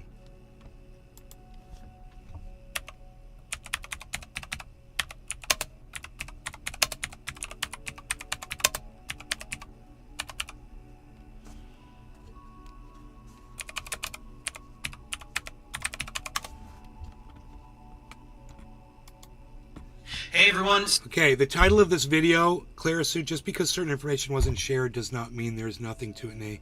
Keep your mind open. Clara Sue, you're not listening to me. See, that's the problem with people who believe in this kind of stuff. You're not willing to listen to what I just told you. I'm going to say it again. They've done studies and research on this stuff. None of it's true, okay? There's no energies flowing between people. Crystals don't put off vibrations. Different frequencies don't have the healing effects on you, okay? It's all nonsense and bullshit, okay? We're not all connected with an energy wave, and it's all bullshit. I want you to listen to an actual professor, though, explain it to you and understand that a professor titled the video, Quantum Mysticism is Stupid. That's what he called it, okay? So listen to the guy talk. Check this out. Pay attention to this. So, as many of you know, I'm fascinated. If I ever get tech and figure out how to send you links, you'll drop me like a hot potato. I'm listening. I am here, and those flyers have lied to us about everything. Flyers? Oh, liars? Those fucking liars? Do you call them flyers? The fucking liars? This is all provable with science. If you understood science, Clara Sue, you'd understand how this is all proven. With the way the public perceives science, and in particular the broad pseudoscientific trends that crop up in our culture, influencing the masses to varying degrees. I like to identify them, diagnose them, and disarm them. Today I want to talk about one such flavor of pseudoscience related to the field of physics that has been picking up steam since the 1990s, and that is quantum mysticism. What the heck is quantum mysticism, you ask? Excellent question. It's challenging to encapsulate this phenomenon in a sentence, but I believe I can do it fairly well. The essence of quantum mysticism goes like this. Quantum physics is confusing, so it's magic. Therefore, if magic can be framed using the terminology of quantum physics, that magic is real. You see, quantum theory, from the perspective of the public, is shrouded in mystery. It is typically spoken about in an almost mystical tone, as though it were akin to the occult. This is largely due to the fact that it is very hard to understand. True comprehension is reserved for physicists and mathematicians who can solve complex equations, as the power of this theory lies exclusively in the math itself. Everyone else must be satisfied with hollow, often misleading conceptual explanations. Let's do a bong rip. rip. That is indeed the way this topic is typically explained to the masses, who demand explanations under the false assumption that this area of science must somehow be immediately and fully transparent to them. For whatever reason, people tend to be interested only in the frontier of scientific fields. So instead of wanting to learn about Newton's laws, which they would have a solid chance of understanding with some competence in basic high school algebra, they want to talk about things like quantum mechanics, which most of us have zero chance of fundamentally comprehending, given the lack of prerequisite knowledge faced by anyone without at least a bachelor's degree in physics. If you have tried to do it When and you media couldn't, it's a outlets lie. attempt to satiate Aliens, this desire psychics, to commune mediums, with the time boundary travel, between the diff known and dimensions, unknown, mind control, they take lots space of lasers, liberties and the and rock's make forehead. lots of mistakes. All And the bullshit. public brings a lot of baggage to the table. Exactly, Billy. Even with seemingly No law regarding professional cannabis. pseudo-documentaries like What the Bleep Do We Know, the concepts are sorely Cheers, everybody. misrepresented, and the viewer I hope you guys are walks enjoying away the with journey. a false sense of comprehension. Journey through Nate's or garden. worse still, a head full of lies. This confusion can lead people to purchase whimsical books and expensive seminars from ridiculous false prophets, forego legitimate medical treatment in favor of unsubstantiated healers and gurus, and sometimes even get roped into a cult or two. There are many flavors of this fad, and a bit later we will get to the meat of the deception, which How much you wanna invariably bet? involves misuse of the word quantum and How much you want to bet other podcasters are going to see me doing this, and they're going to copy me with my moving fucking backdrop? You'll see. deliberate misinterpretation of something called the double slit Because it's experiment. fucking awesome. But I would like to start And it somewhere looks like more we're flying through fundamental. space. Let's begin with the core confusion And it's that fun to get enables high the and whole watch show. it. Much like other scams and pseudoscience, it all stems from a misunderstanding of basic scientific concepts and terminology.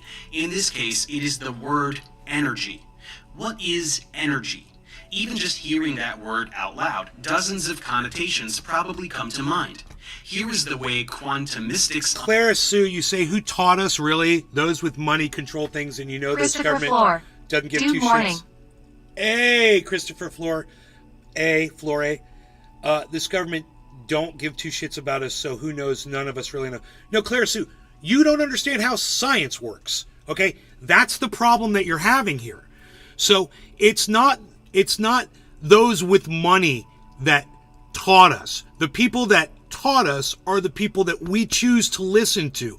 I choose to listen to scientists that back up the things they teach us with facts, scientific experimentation, repeated, peer-reviewed studies, that Food sort and of health. thing. And if She's you probably a understood well-proclaimed any of witch. that and you followed those types of people, you wouldn't have such confusion.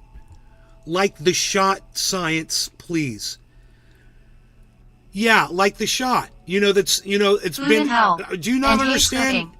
You guys, how many people have been given the shot? 5 billion? It's even more, right? Some stupid fucking number.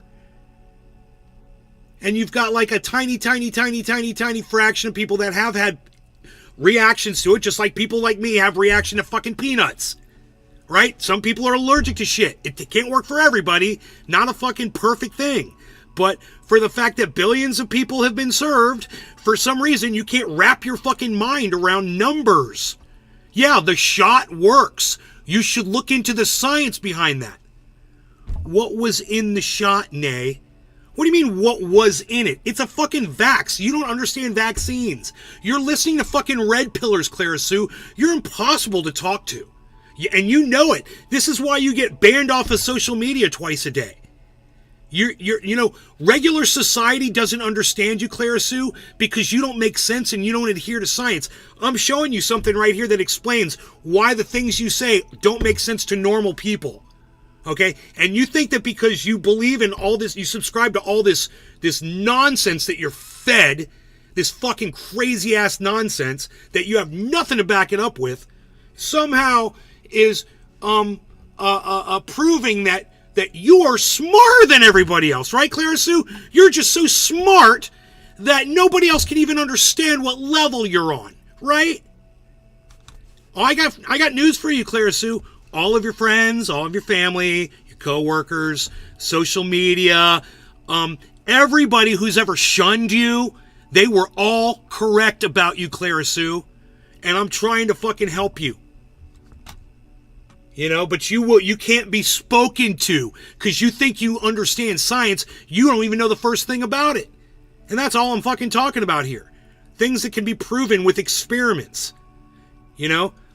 Like something as stupid as saying, hey man, I wonder if this lighter would explode if I dropped it from 3 inches above my table. Huh, no, this lighter does not explode if I dropped it from 3 inches above my table. Hey man, maybe I'll try that experiment again, just to see.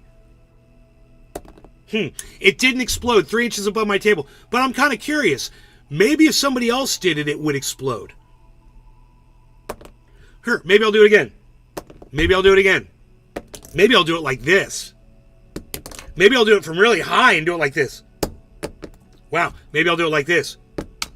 Maybe I'll do it like this. Maybe I'll throw it up in the air. Bonsai Wow, house. how many times do I have to do Clara something? Sue, Andrew How many Jackson, times? or Ben How many Franklin? times do I have to do something, Clara Sue, before you realize that it's a provable fact? This is how science and experimentation works. You do something over and over again. You have other people do the same experiment, and they say, "Wow, well, you've just proven a fact. This lighter is safe from a 3-inch drop." That's how it works. It's that stupid and simple, Clara Sue, and that's how legitimate science is. It's that simple. It's that simple. It's that simple. That's science. So when people do these experiments over and over again, and no one can disprove them, it becomes science. It becomes fact. For some reason... Okay, Google. How many people total have received a COVID vaccine?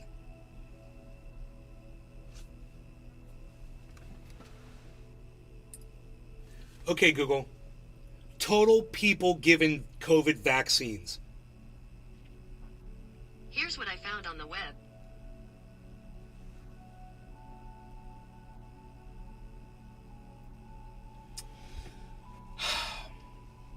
Okay, Google. total number of Bonsai people house. vaccinated I can't by stand COVID two name people. vaccines. Fucking Jim Bob. Pick one. Here are the top search results. Dude, what's the fucking number? Somebody give me the goddamn number. Okay, Google. Total number of people who have received a COVID vaccine. Here are the top search results.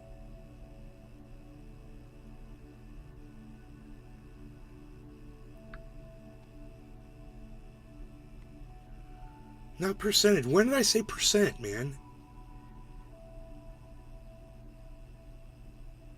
70% of the world population has received at least one dose of COVID. 70% of all human beings on the planet. So, let's take that number, right? So it was 8 billion people on the planet, so it's 70%. Okay, Google. What is 70% of 8 billion? The answer is 5,600,000,000. Okay, 5.5 billion people, right? I was saying 5, I was close. 5.5 billion people or more have received COVID vaccines. There should be, according to you, Clara Sue, there should be millions of people just dropping all over. Bonsai house. Millions. About 4,900,000,000. So millions of people should be dying all over the place, Clara Sue. Where's all those people dying at?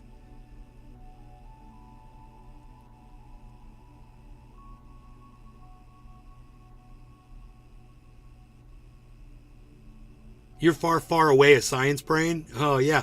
You are far, far away, a science brain, Clara Sue. That's, I couldn't have said that better myself. You fucking nailed it. You nailed it. The ones who gave the shots did not give informed consent. People thought it was safe. And yeah, many did fine with it, but too many unknowns. Well, if you're not comfortable with that,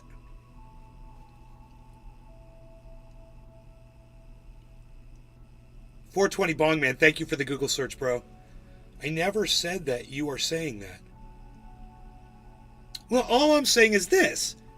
If 5 billion human beings have been given this vaccine, shouldn't there be like 6 or 7 million dead people from all these vaccines that have been given? According to you, it's very dangerous and you don't know what's in it and blah, blah, blah. My point is this. Up until now, it's been, 2 years we've been doing this? They've pretty much, they've repeated this experiment, Clara Sue, right? This 5.5 billion times. They've dropped the lighter 5.5 billion times. And you know what? Out of those 5.5 billion times, yeah, it exploded a couple times. It did. It did explode. House. By the way, the nationwide emergency test hypnosis turned out to be what? Even more horse shit. Who would have thought? You know?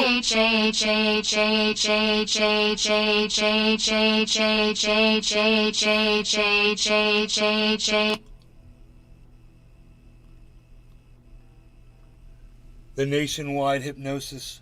Well, they're trying to get us ready for a nuclear war. They want us to be worried about a nuclear war. So let's say we dropped it, 5.5 billion times. And you know what? It blew up 1,000 times. But meanwhile, you've got the science that shows that 5.5 billion people have a reduced risk of dying than people who weren't vaccinated. That's all. It's that simple. You don't want to get it, don't get it. You think the government is trying to swindle you or whatever? Well, 5.5 billion other people didn't seem to have a fucking problem with it. And I'm one of them.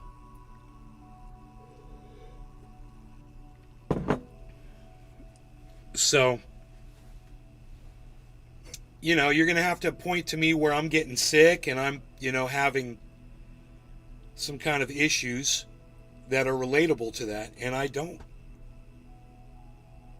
The most I got out of it was a sore arm for 2 weeks at the vaccination site. That happened to me. And on day 15, it was gone. But it was 2 weeks of a sore fucking bicep. So, am I vax injured? Yeah, I am. Does everyone get that? No. Was it worth it? To me, fuck yeah, it was. For the reduced risk of dying if I end up with COVID, yeah. I like that.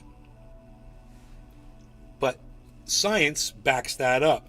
And, you know, this will be really interesting to find out the origins of this if actual studies by non-biased groups are allowed to get in there and do it. But, you know, China's so restrictive, and they're working right alongside, you know, Fauci, who is also a fucking proven liar. So, you know, what the fuck can you do? I don't know what you can do. You know? Hope that, you know, someone fucking gets in there and gets the goddamn information to prove one way or the other, once and for all, where this fucking thing came from. So we can all just shut the fuck up about it. You know, put Fauci in prison for it. You know, and everyone else who was involved.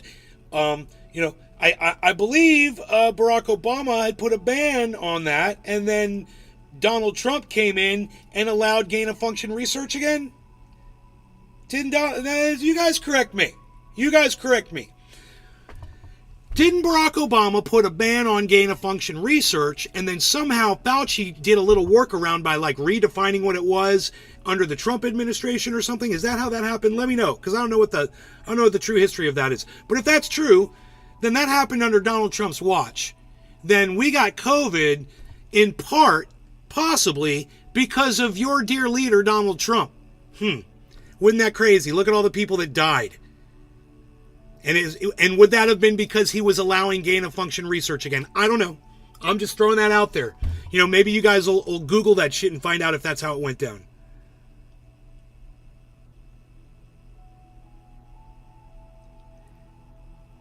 No, I'm good. Claire Sue, I'm good with your delusions. You've got serious delusions, you know, you do, and I just hope that you can see, you know, far enough out of the cult that you're in and at least join the cult of truth, you know. It's much healthier for you.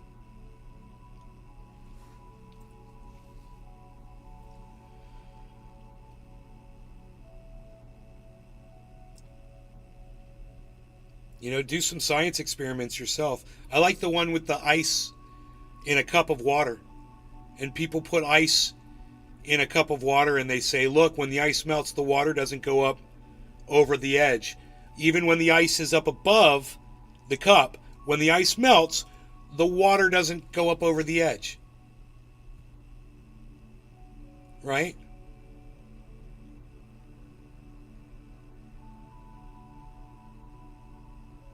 And they think they're proving something there. That's a nice, fun little experiment you can do.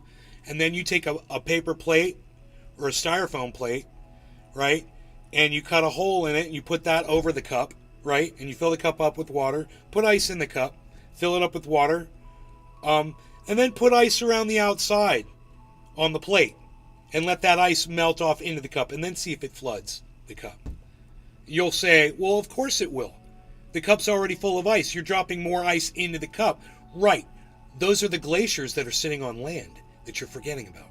And there's a lot of those. You're forgetting all about those glaciers. They're going to fall right into the cup. They got nowhere else to go. Big rivers flowing into the cup. Releasing, you know, more methane. That's great. More viruses for us. Great. We're probably going to get some new viruses out of the melt.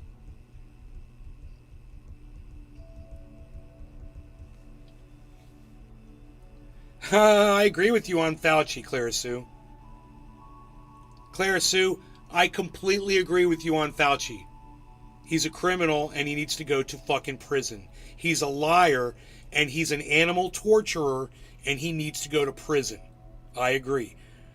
But I think they moved it to China to continue. Under Obama, 420 Bong Man, let's find that out. They want us dead, nay. Ain't happening, Clara Sue. Who wants you dead, Clara Sue? 4,900,000,000. By the way, the nationwide emergency test hypnosis turned out to be what? Even more horseshit. Who would have thought? Oh, you didn't get hypnotized by the... It didn't hypnotize you? I immediately, I went into a trance, got in my car, and started driving down the highway while in a hypnotic trance.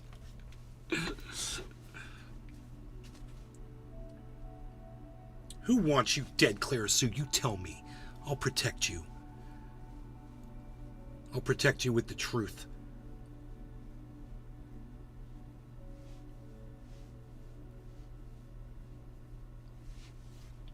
The elite controlling this world forever? Huh.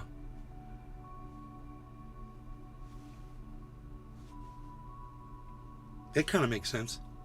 Release a virus, try to kill as many people as you can. Here's the problem with that. COVID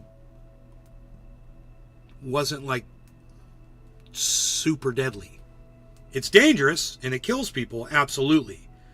But as far as a virus goes, I mean, if you were the United States government, or let's say you were a wealthy elitist that wanted the whole planet to yourself, and this is completely believable.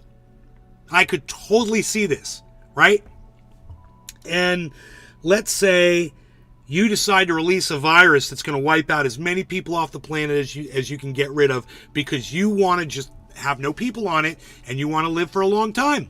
And people, you feel that, you know, people raising cattle and all that shit, and all the CO2 they produce is ruining the planet and making it die faster. So you have this idea, you're going to release a virus and you're going to try to wipe out as many people as you can, right? Enjoy. When the sound came on, I started dabbing profusely. What are you talking about, Enoch? What are you talking about when the sound came on?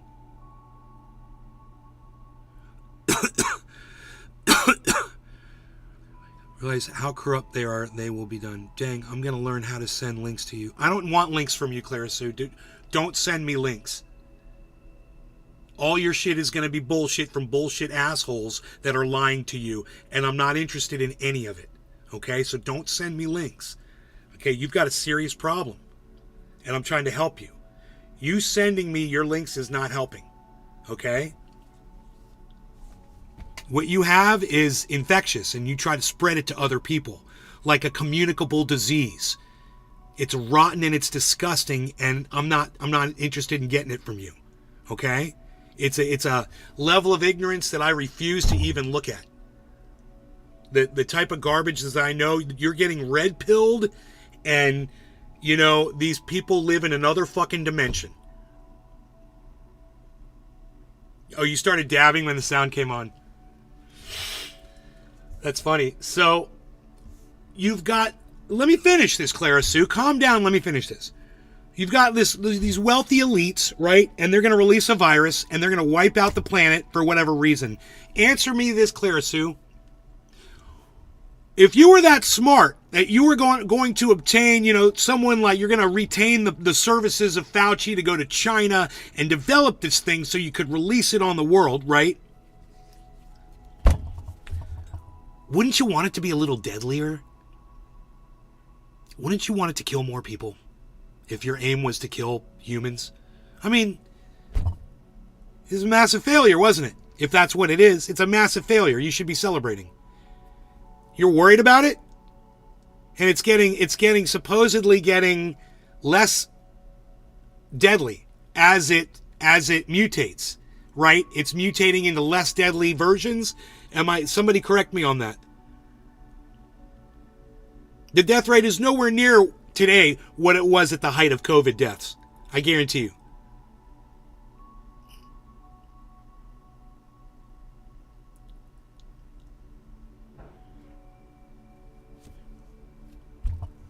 I want to try. Here goes. Deodorant and toothpaste are population control designed by Swedish Doberman pinchers. Dude, okay. Let's see if she goes for it.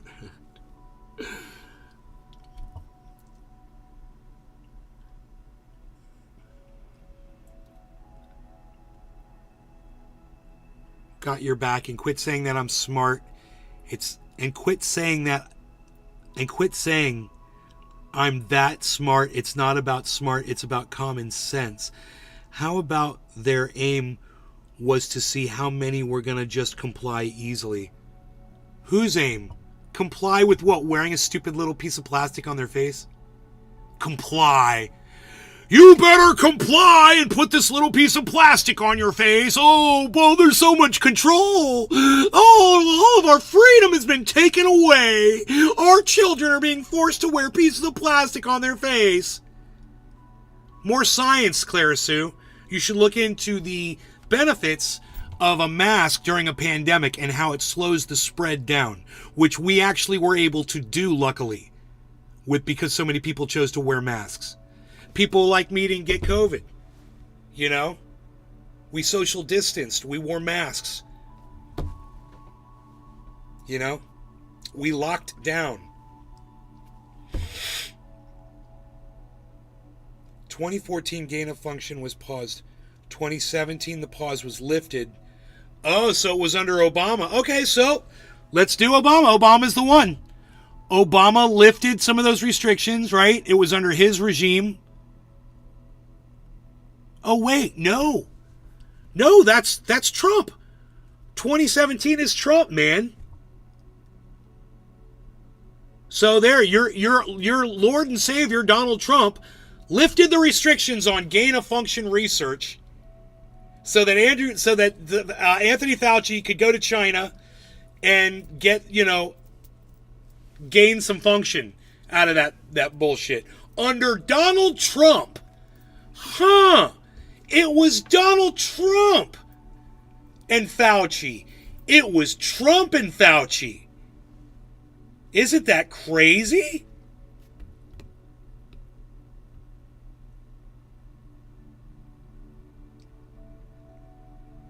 Huh.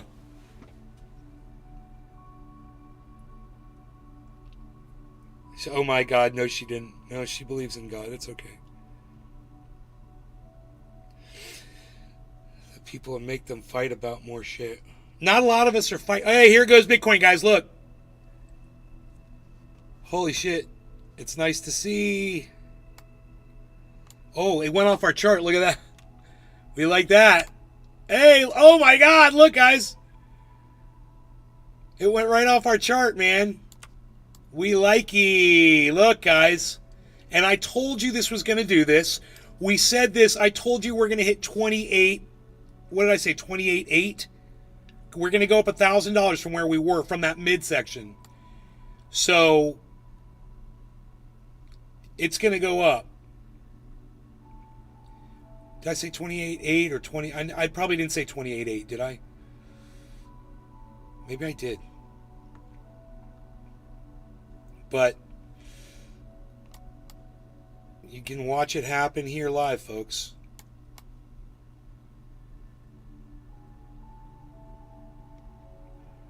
Um, 27.9, guys. I told you this is exactly this. I bet you Justin's sitting there going, that motherfucker. You bet on shit. You should get into this and watch my show. And when I tell you it's going to do something, that's when you make your fucking bet, bro. When it gets to the top, that's when you fucking cash out. Wait for it to drop again. Do it all over again. Or short it on the way down. Bro, it's not only is it going up, but it's going up exactly how I said it would. I said it's getting ready to go. Right now, it's already made the drop. And look at the head and shoulders pattern it came off of, man. Look at that. Look at this. Giant fucking head and shoulders pattern, man. I mean, even if you said this is a shoulder way over here. Dude, get that off here. Shoulder. Head way down here. Head. Head. And then call this one a shoulder or call these shoulders. It doesn't matter. It really was that large grouping, though.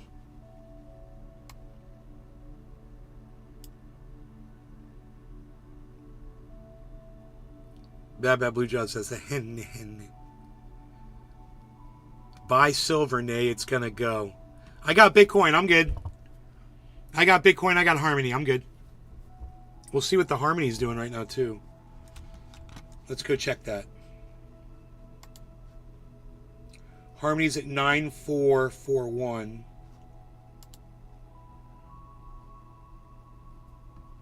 There's Harmony spiking now, too, guys. Look at that. That's the one we're going to really make our money on, isn't it?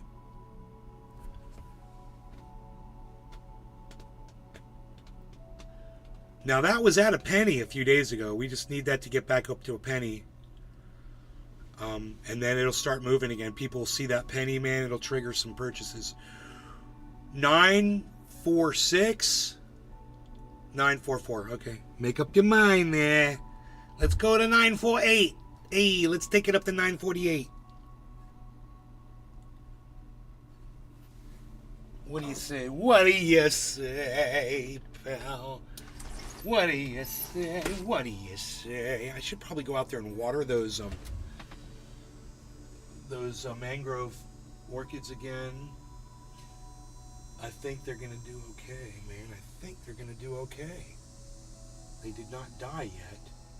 I don't know how long I think they might be sucking up water.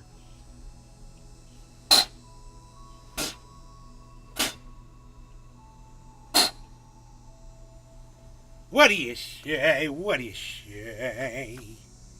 Pals of mine.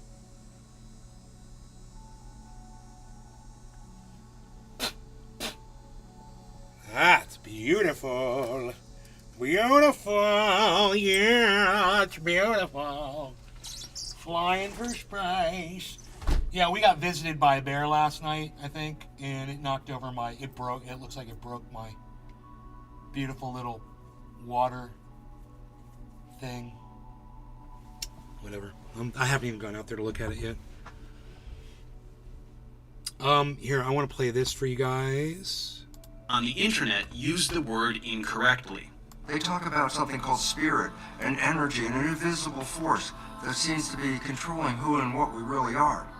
Quantum physics emphasizes that the universe is not really split into two realms, a material realm and an energetic realm. Quantum physics reveals that everything is made out of energy. What we perceive as matter is actually an illusion of energy and light, that there is nothing physical. So as you can see, to the quantum mystic, energy is a synonym for magic. It means whatever they want it to mean in order to sell to the suggestible viewer whatever it is that they're selling. But in science, this word has a very specific definition, which we must learn now. For maximum effect, please purge yourself of every connotation you are aware of for the word energy, as the term has been completely convoluted by society, so we need to start from a blank slate. Act as if you've never heard this word before. Are you ready? Here it comes. Energy is the capacity to do work. The end. Now, to further clarify, we should also define work. Again, in society, this word means many things. It can refer to a profession, an action, or even a location. So let's again purge ourselves of these connotations so that we can learn what it means in science. Work refers to an action done on an object whereby an applied force causes a displacement of that object.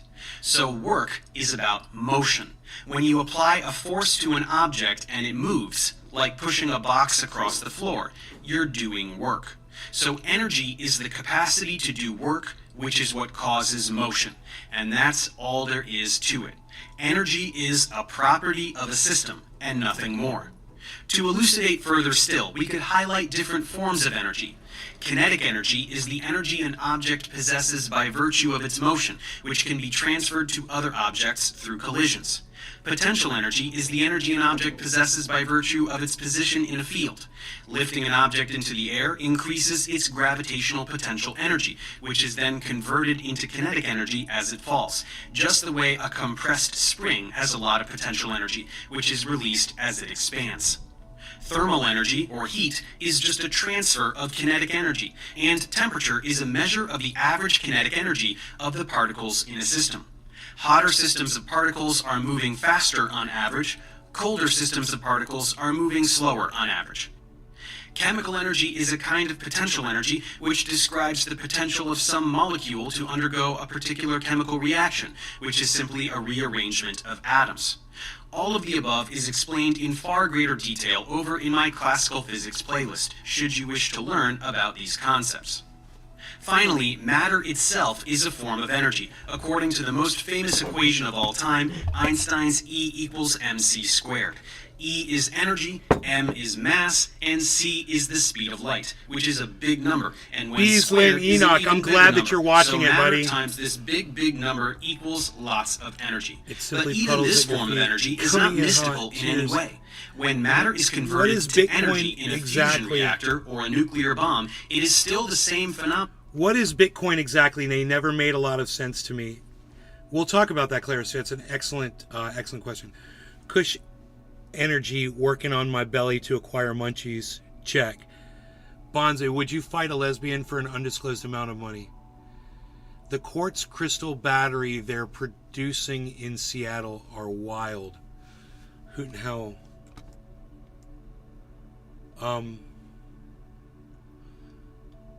It's not about smart, it's about common sense. I know. No. So let's just tell Clara Sue what Bitcoin is. Bitcoin is it's like a store of value. It's like a it's like a form of currency that people can exchange with each other, or use to purchase items with. So that's what Bitcoin is, right? And that's why it's called coin, because it's like change. It's like coins, right? It's got a monetary value to it. Right now, as we watch this screen, the value of a single coin, like right now, you could look at an ounce of gold, right? And see what that's worth. Or you can look at what a dollar is worth, right? A dollar bill, that's another form of currency. Or you can look at what a Bitcoin is worth, right? So a single Bitcoin right now is worth, oops.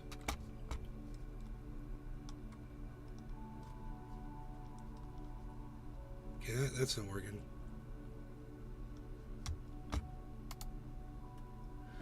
A single Bitcoin right now is worth $27,930. That's what a single Bitcoin's worth. So people have those, and then they can exchange that for money. Like I've got several of these. They're worth, $27,900 right now. I could take them. I could sell one, and then I could take the $27,900 and put it in the bank or whatever. Do you hold the actual coins? The coins are a digital form of currency that are held in an electronic wallet, whether it's on an exchange or offline. So an exchange on the internet, somebody else has it's almost like a bank with accounts. And one of those accounts is yours with your own wallet, with your own access and your own money. Hopefully, if the people aren't ripping you off. Right? Like I got ripped off because I put a bunch of mine in an exchange, Celsius, and they fucking ripped me off. $100,000. Just like that. I lost $100,000 in crypto, but I might get some of it back here soon, hopefully. What is it that creates its value? Well, when Bitcoin started, it was only worth a fraction of a penny. It was 0.00000002 or something, right? And it was distributed to people who were willing to pay that price for those coins electronically, and people started obtaining them. And as people started obtaining them, the value started increasing. So the more people that buy Bitcoin, the more its value goes up. The more people that use the crypto, the Bitcoin, for buying and selling repeatedly, also that energy, the marketing of that also creates value. So as people buy and sell, they're creating fees, and these fees are going to exchanges. Wow, 27.9, guys. Are we going to hit 28,000? I think we are. 27,994. 996.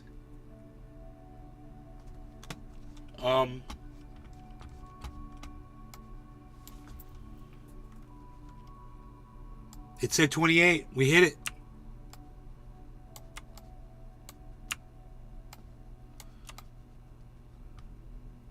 Wow.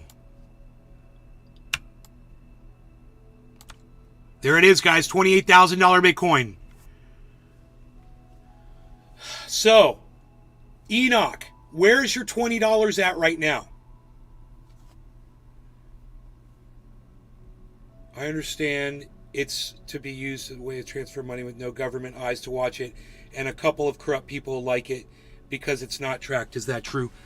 Hey, Clara Sue, if you and I meet behind some restaurant somewhere and I give you a suitcase full of $1 million and you take that suitcase from me, how is that tracked by the government? You know, if you go out and buy a couple ounces of gold and you go out and you meet me somewhere and you throw me a couple of those ounces of gold for something that I might do for you, how is that tracked by the government?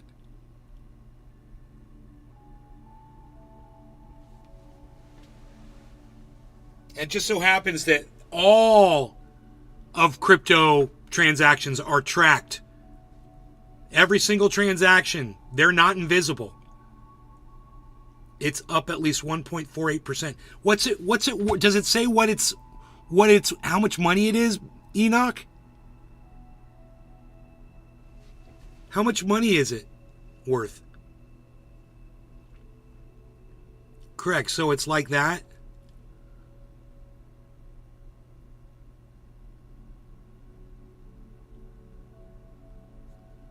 You know, corrupt people like cash too.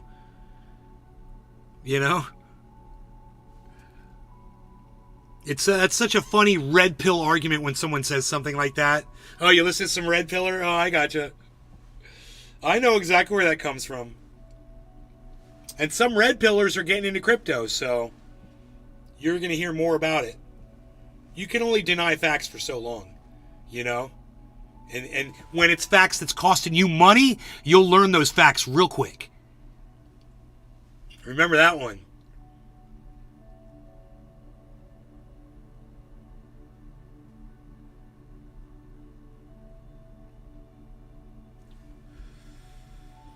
All right, we cooled off a little bit on the market.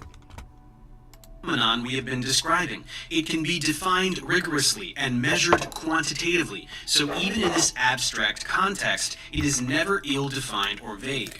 So you see, when we say everything is energy, it's actually a true statement, because matter is a form of energy. But this does not mean that there is a magical spiritual world. It does not mean you can heal yourself with your mind, or any of the other bogus claims we will investigate in a moment. Energy is not an object. It is not a substance. It is not an essence. Dude, you've made $1.25 just for holding on to Bitcoin in a couple days. Now you know how Bitcoin works. There you go. And if you had $40 sitting in there, you'd have $2.50 extra. Instead of money sitting in the bank, you could have had it sitting, you could have bought some Bitcoin, and it'll be making you more money as it goes up.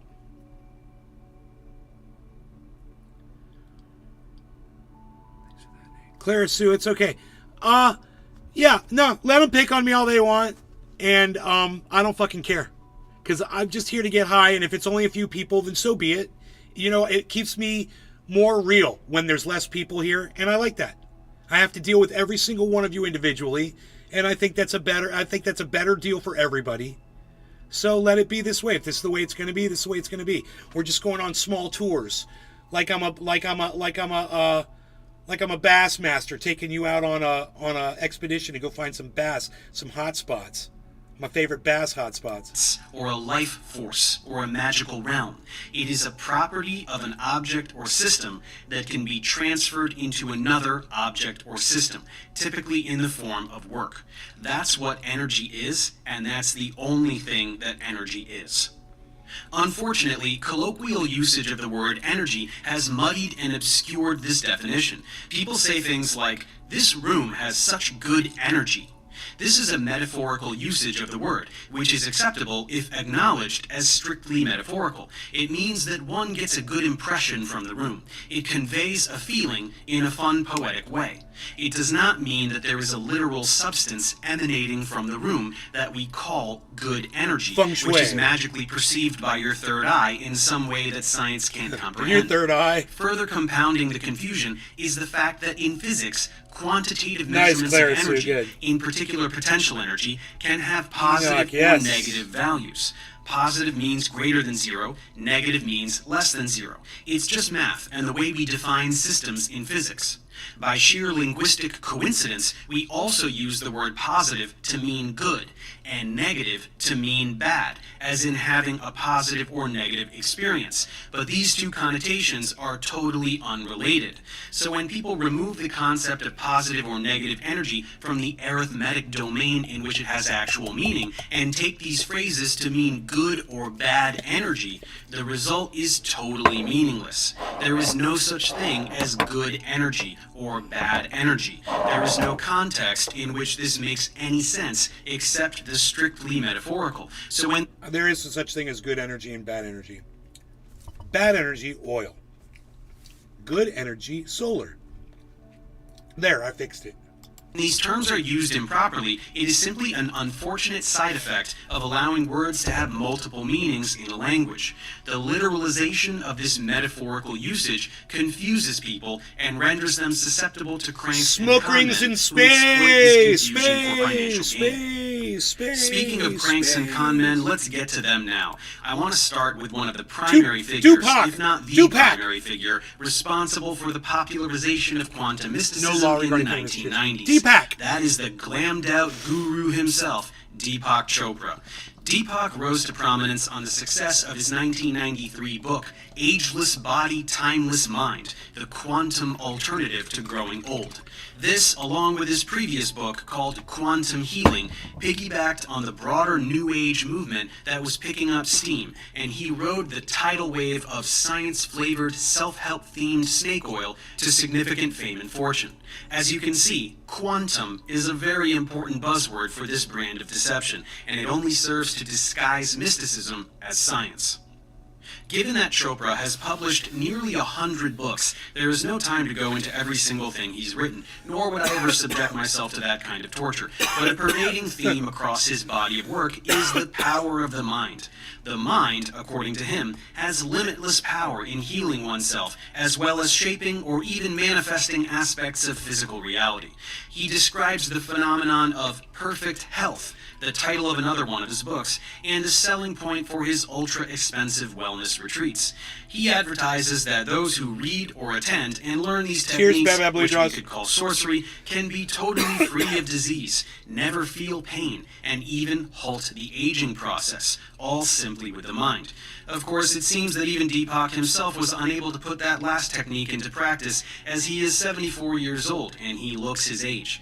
His other favorite thing to talk about is how physics tells us that consciousness creates reality, another hallmark of the quantum mystic. Here's a taste. There is no universe. It's a human construct. There is no body. It's a human construct for a mode of knowing and perception. There are no electromagnetic fields or molecules or atoms or waves of particles. These are human constructs for modes of knowing and experience in human consciousness.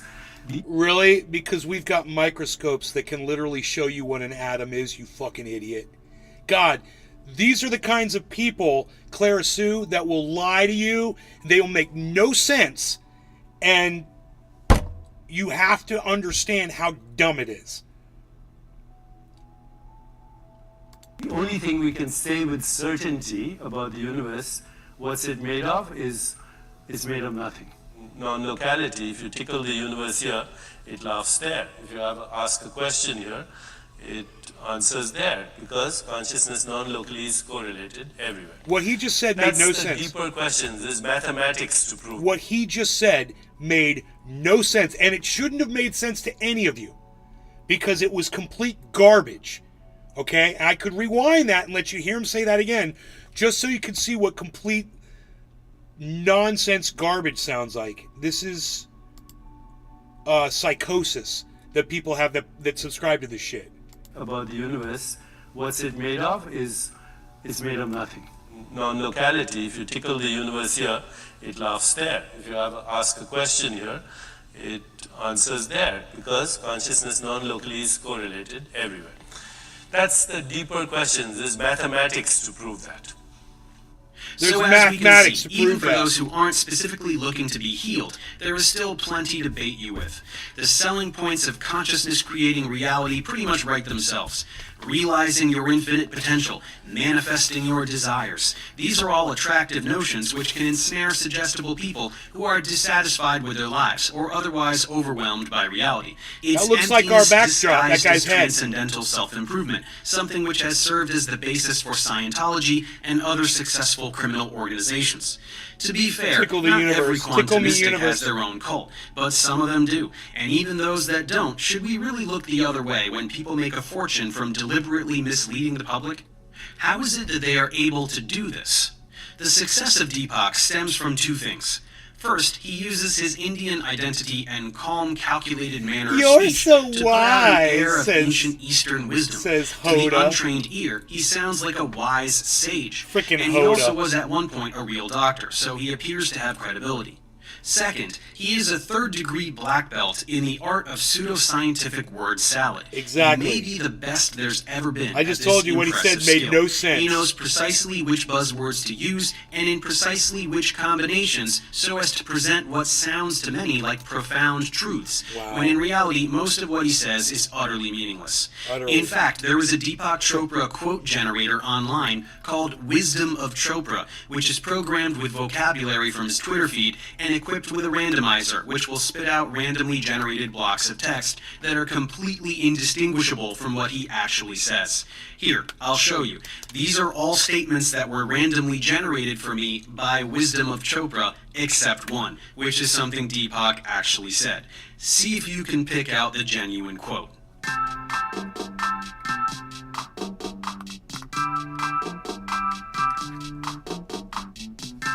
Number 4. And here it is. Ah! Did you get it? Don't worry if you didn't. You're not missing anything. So as you can see, it's a simple formula. Dazzle people with spiritual sounding nonsense until their eyes glaze over and they open up their wallets nice and wide. And given Chopra's net worth of $150 million, it would seem that it is quite an effective formula as well. You see, this particular flavor of gibberish resonates strongly with a certain type of person. This would be the secular individual who is filled with the longing for worship, but has no institutionalized God to put it upon. We all possess certain neural proclivities towards seeking and affirming divinity, and to this end, quantum mysticism offers the universe as God, along with all the transcendence, permanence, interconnectedness, and self-empowerment, without any of the burdens of organized religion. It's a vapid stand-in for spirituality that avoids the outdated social practices and conservatism of the more popular faiths, but keeps the perceived ties to the ancient world, wild unsubstantiated claims about reality, plus bonus cheese and chakras. Even for those who aren't looking for God, there is plenty to work with, since all humans have certain desires that are easy to tap into. We see this with virtually all of Chopra's book titles. The spontaneous fulfillment of desire, You Are the Universe, Boundless Energy, The Wisdom Within. It's marketing. People want their anxieties to congeal into serenity, which gives way to perfect control over their lives and minds. People want to feel relevant in the universe and connected to everything in it. Quantum mystics are attuned to the deep longings of their target demographic in order to most effectively exploit them, and to that end, they are selling one thing only: identity. You see, a brand of razor blade may be selling masculinity. A brand of fragrance may be selling elegance. A brand of soft drink might even sell the feeling of being extreme. But the quantum mystic, on the other hand, is selling artificial transcendence. It's the convenient sale of an enlightened self-image for the spiritual warrior in a hurry. Given that we live in the internet age, this fad is not limited to a handful of authors and gurus. Many versions of this narrative can be found all over YouTube. There are hundreds of such channels, each with their own flavor, but the core message tends to be pretty much the same. So I'll just pick on one of the bigger ones, which is called Spirit Science. Here we find mystical ramblings amidst a backdrop of delightful animations. Let's take a listen to one about crystals. Crystals? What are they? No, seriously, look at all these amazing structures and forms. They're beautiful, they're powerful, and they're life. Crystals are the essence of life manifesting within the earth, the blossoms of the mineralogical portion of the earth. Recognition of these energies and forms of crystals can greatly benefit your personal growth. It is a very basic consciousness, not as intricate or advanced as some life on earth. Crystals definitely don't have the thinking capacity of humans, or even the biological reproductive systems of plants, but they are life. No, crystals are not alive. There are very specific criteria that qualify something as being alive, including metabolic activity, which means lots of chemistry happening inside all the time, response to stimuli, growth, and reproduction. Crystals are inert. They are not alive, period. The word life has a rigorous definition, and it can't just be applied to any random object. Crystals are defined as being a mineralogical body with a characteristic internal structure and enclosed by a symmetry of plane faces. They are, however, much more than that. No, they are not. We've discussed before that everything in the universe is a vibration, existing through many different frequencies at once. Our physical bodies are on this physical plane, but the sounds that we hear vibrate to a different frequency, as with smells and even thoughts. Crystals also vibrate to many frequencies at once. We are discovering some more key buzzwords for the quantum mystic: vibration and frequency. These are used just like energy as being synonymous with magic. That atoms and molecules vibrate doesn't mean they can cast magic spells, and frequency is just a word that means number of cycles per unit time, and has no significance when not applied to a concretely defined phenomenon. When the mystic says higher frequencies, they mean good frequencies, which doesn't mean anything, just like good energy doesn't mean anything. When the quantum mystic says that something is emitting frequencies or vibrating to frequencies, they mean that it is magic, and they want to use a scientific vocabulary word to pretend that magic is real. Health is the natural state of any form in the universe. Considering the vibrational existence of reality, health comes when frequencies of anything are in balance and harmony with itself. Take us Health with is you. not the natural state Hey, of triage things. oil. Disease is natural. Death is natural. This is the setup for a snake oil pitch, and it's a classic one. Then again with the buzzwords. Frequencies of what? The word frequency doesn't mean anything if not directly referencing a physical phenomenon that can possess a frequency, like light or sound. When patterns of energy are disrupted, we experience a state which we know as disease, which is a body that's not at ease. This graphic is meaningless. We don't have orbs of colored light around us. Disease has a molecular basis. It does not have a basis in invisible personal rainbows that definitely do not exist.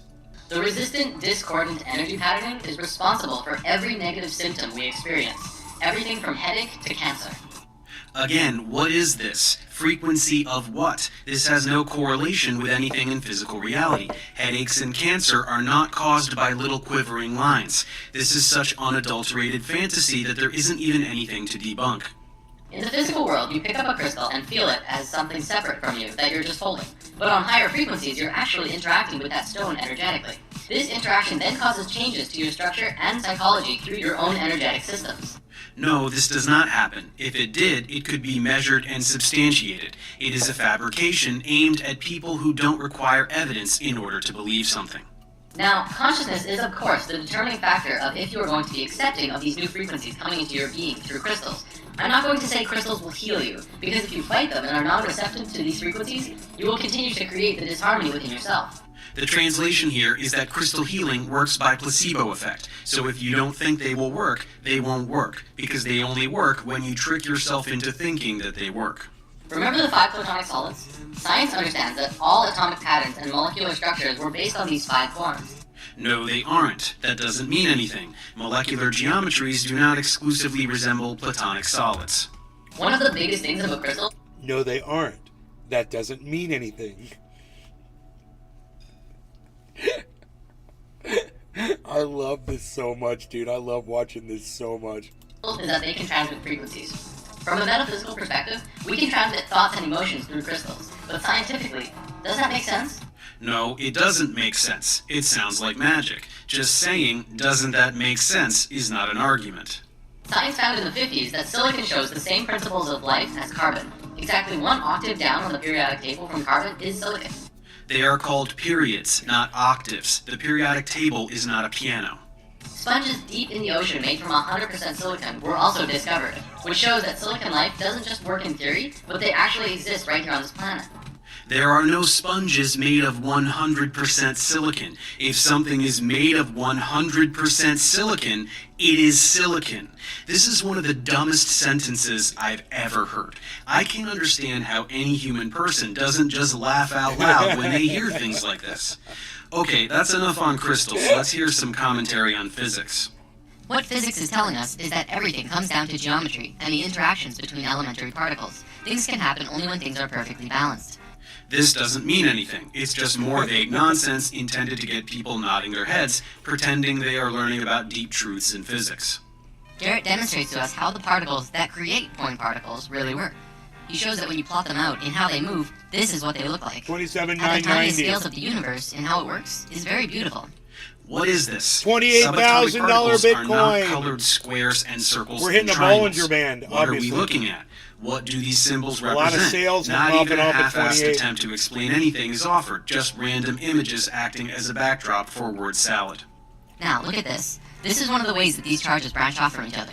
As you can see, it flows in a hexagonal pattern, the same pattern that we found in the expanded flower of life. Then, if you rotate this pattern in 6-dimensional charge space, you see it forms yet another pattern. Many of you will recognize this as the shape of the Star of David, but its true name is the star tetrahedron, which maps perfectly over the fruit of life.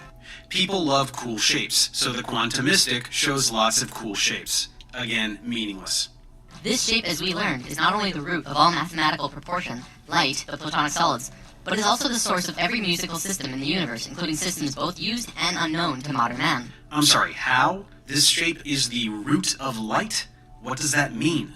Where are the platonic solids in here? How does this shape produce musical systems? Please explain. My favorite part is how it's the source of musical systems that are unknown. So we don't know them, but they're still based on this? That's about enough, but here's one more tidbit. While today there are many scientists and researchers delving into that ultimate question, what is a soul? There is still no concrete answers to this question. No, there are no scientists trying to explain what a soul is, because that is not a scientific concept. Science is the study of the physical world. Anything supernatural, by definition, is not science, and there is no evidence that anything supernatural exists.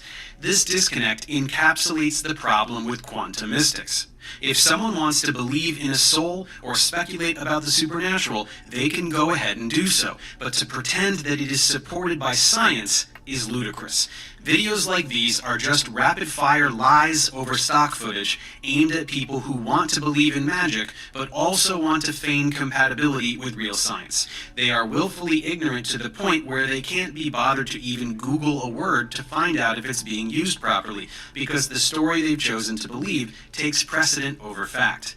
And these are the types that will buy the 7-day transformation course and attend the retreats, and otherwise fork over the cash that makes these channels lucrative.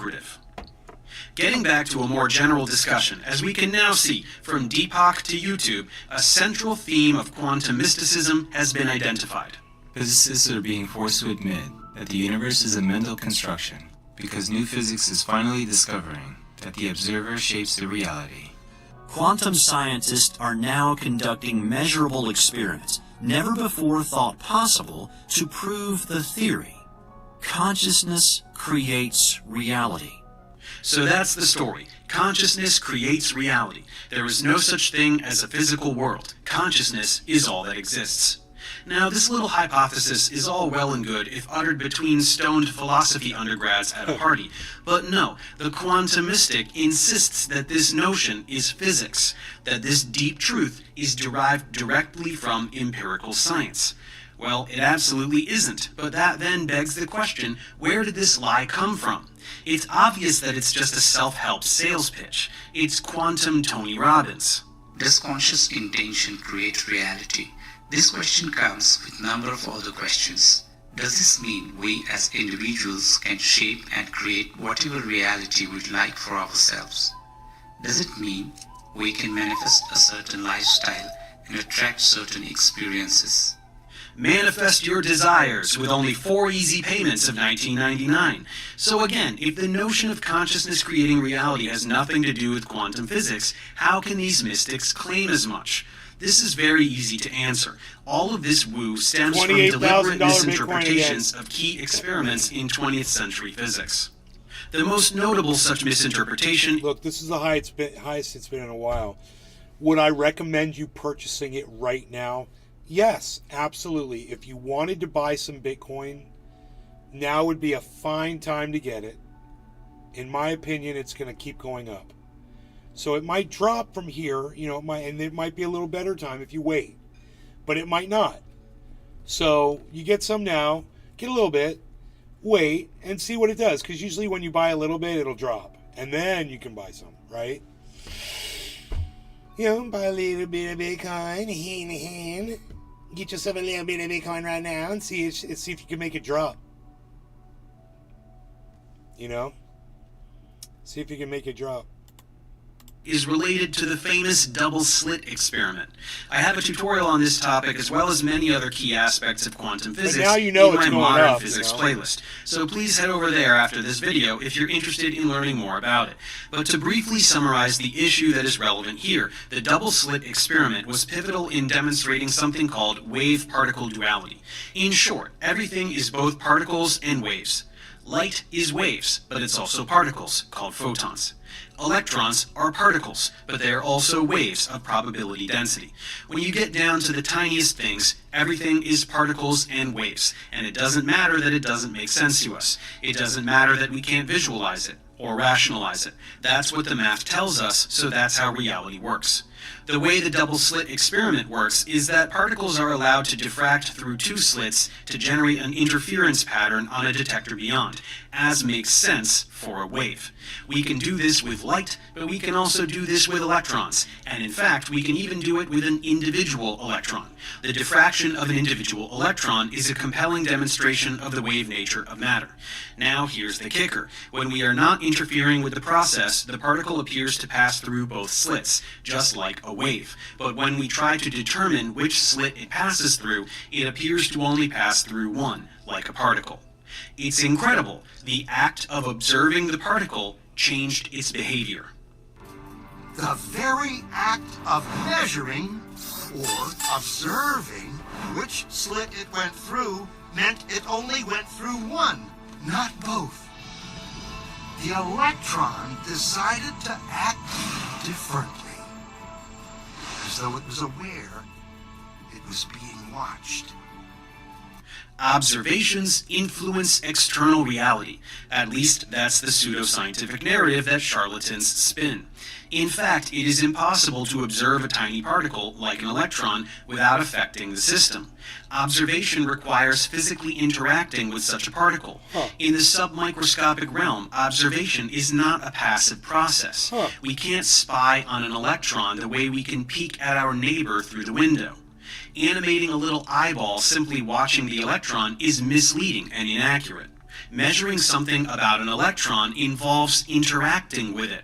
Detection requires the emission of photons that interact with the electron and thereby affect certain properties of the electron. It is the physical act of taking a measurement that affects the system, not our consciousness. There is no magic. There is no voodoo, and there is no basis with which to conclude that particles know they are being watched or that we can create alternate realities with our minds. Something similar can be said for the quantum mystics' interpretation of the Heisenberg uncertainty principle, the concept of superposition, and any other aspect of legitimate physics they attempt to reference, which means absolutely nothing if you don't do any math. There is nothing in physics that lends any credibility to the notion that the universe is immaterial, or some kind of mental construct. One can engage in such philosophical speculation if they choose, and it's not a totally meritless intellectual exercise. But to say that such ideas have some kind of empirical basis in physics is objectively false. Anyone who says anything of the sort either doesn't understand physics, or is lying, or both. Then, of course, there is the word quantum itself. It is a far more boring word than many people presume. Quantum simply refers to the minimum amount of any physical entity involved in an interaction. So, for example, photons are quanta. A photon is the smallest amount of light there can be. This idea of quantization tells us that physical properties consist strictly of integer multiples of some tiniest indivisible subunit. So there is a tiniest quantity possible for energy, space, and time, and all values are multiples of that unbelievably tiny subunit. Quantization is a core principle of quantum mechanics, and that's what this word refers to. It does not refer to lasers or interdimensional travel or whatever other unadulterated fantasy the mystic seeks to infuse it with. So apart from the self-help snake oil courtesy of Deepak and pals, where else does this narrative rear its ugly head? Who else lines their pockets with this brand of pseudoscience? Let's head over to the medical realm. Another facet of quantum mysticism involves a total distrust of Western medicine. According to the mystic, the body can heal itself, so real medicine is just big pharma trying to make a buck. This is another example of how the alt-health industry fosters and exploits anti-establishment bias. There are some people who so desperately want to believe that every perceived authority is wrong that they will blindly trust anyone who tells them so. And in this realm, it means avoiding drugs and doctors in favor of magic crystals and healers. As the narrative goes, Western medicine treats the symptoms, while alternative medicine treats the cause. Right. In fact, this is the precise opposite of the truth, as these phony treatments operate exclusively by placebo effect, which is the slight mitigation of physical symptoms brought on purely by expectation. Essentially, if you believe your pain should be alleviated by pretty rocks or someone floating their hands over your body, then a shallow, fleeting period of pain relief can be experienced. But it is not causally related to the item or practice in question. It can be achieved by waving a magic wand and shouting abracadabra if the subject is prone to believing that should work. So all the power of the mind rhetoric is not entirely without basis, but this palliative effect, apart from disappearing rapidly, does nothing whatsoever to address the cause of the ailment. All disease has a molecular basis, and real medicine addresses that molecular basis with molecules, like drugs. These are compounds that interact with proteins in your body, like enzymes and receptors, so as to induce a physiological change in your body, which reverses or otherwise addresses some unintended biological activity. We don't really have time to talk in depth about how medicine works, as that's not the point of this video, but I have a pharmacology playlist if you're interested, as well as others on biochemistry and biology for the relevant background information. Otherwise, rest assured, alternative medicine treats the symptoms, and poorly at that. Western medicine treats the cause. Anyone who says otherwise is a duper or one who has been duped. So what are these treatments precisely? Well, as we said, lots of people believe that crystals have magical healing powers. Pushers of this narrative display such disregard for physical reality that beyond not feeling obligated to substantiate these claims in the slightest, they even tend to throw out vaguely scientific-sounding word salads as justification, knowing that their target demographic will not scrutinize them for a single second. Their customers want to believe that magic is real and are willing to pay money to a practitioner to perpetuate this delusion. This could take the form of placing stones on the body or the not as ancient as advertised practice of Reiki, which is just waving one's hands over the body to channel healing energy from a universal source. It's essentially faith healing, but with Asian mysticism instead of the Christian God. Each charlatan has their own jargon and specialized accoutrement, but at their core, they're all the same. They use words like quantum, vibration, frequency, and energy, all incorrectly, with the goal of propping up pseudoscience so blatant that it's legitimately offensive. All the while, the story is spun of how arrogant scientists and doctors must be to ignore these powerful healing techniques, thinking themselves bigger than the universe. The hilarity behind this accusation lies in the fact that it is the healer who is so arrogant that they literally believe they have magic powers, like a wizard. that they are so wise, so enlightened, that they have access to a tier of reality that eludes the rest of the species. What could be a more narcissistic and childish delusion than this? Now, to be fair, we would do well to temper the outrage. Let's say someone goes to a Reiki session with a little back pain. They find the practitioner to be warm and personable. They have a little chit-chat. They lie down in a room with calming colored lights and pleasant ambiance. There's some Enya playing, or whatever those types of people are listening to these days. It all adds up to a legitimately therapeutic experience, leading to a placebo effect that makes them feel a little better. So, where's the harm? Well, in such a case, one could say that there is no tremendous harm, and if you are looking to pay the price of a massage but not get one, then that's really up to you. And in fairness, most practitioners of these treatments are somewhat honest about their limitations, stating that they are not legitimate solutions for serious medical conditions or life-threatening emergencies. But not everyone in this culture displays this absolutely minimal modicum of ethical behavior. Some people get swept up in the notion that this sort of paradigm is the only true medicine, and that doctors and hospitals are not to be trusted under any circumstance. It goes without saying that this is a dangerous way of thinking, and when people forego actual medical treatment in favor of New Age voodoo, if this is prompted or encouraged by some perceived authority, it is a criminal act. People who prevent those in need of medical attention from getting that help should be formally prosecuted, especially in the case of parents acting on behalf of their sick children. Beyond these extreme circumstances, it is an enormous problem that the alt-health industry is not regulated whatsoever. What this means is that when a healer makes some dubious claim in their shop or on a website, it is not scrutinized, nor are they made accountable for its veracity in any way. There is no entity in place to monitor any of this activity because it does not fall under the domain of any kind of actual science or medicine such that existing regulatory bodies would have jurisdiction. Imagine what would happen if a pharmaceutical company advertised that their new drug was a treatment for some kind of heart disease, when in fact it's just a sugar cube. In what world would that be allowed to happen? Tasty. Within legitimate industries, these kinds of bald-faced lies are impossible, but in the alt-health realm, it's the norm. Homeopathic healers sell treatments that are truly nothing, just little globules that may as well be sugar cubes. If the consumer doesn't have the sense to see through the lies, that's on them. Regulation of any kind would mean the death of alt-health, as virtually nothing in it can be substantiated in any manner so as to be considered legitimate. So as we can now hopefully see, the narrative of the quantum mystic is preposterous. The notion that all of these healing techniques and ancient practices constitute some kind of ultimate truth, and that big medicine wants to hide these truths away to pump you full of nasty chemicals to make money, is childish and in itself money-driven. Humans had an average lifespan of 30 all the way until the turn of the 20th century.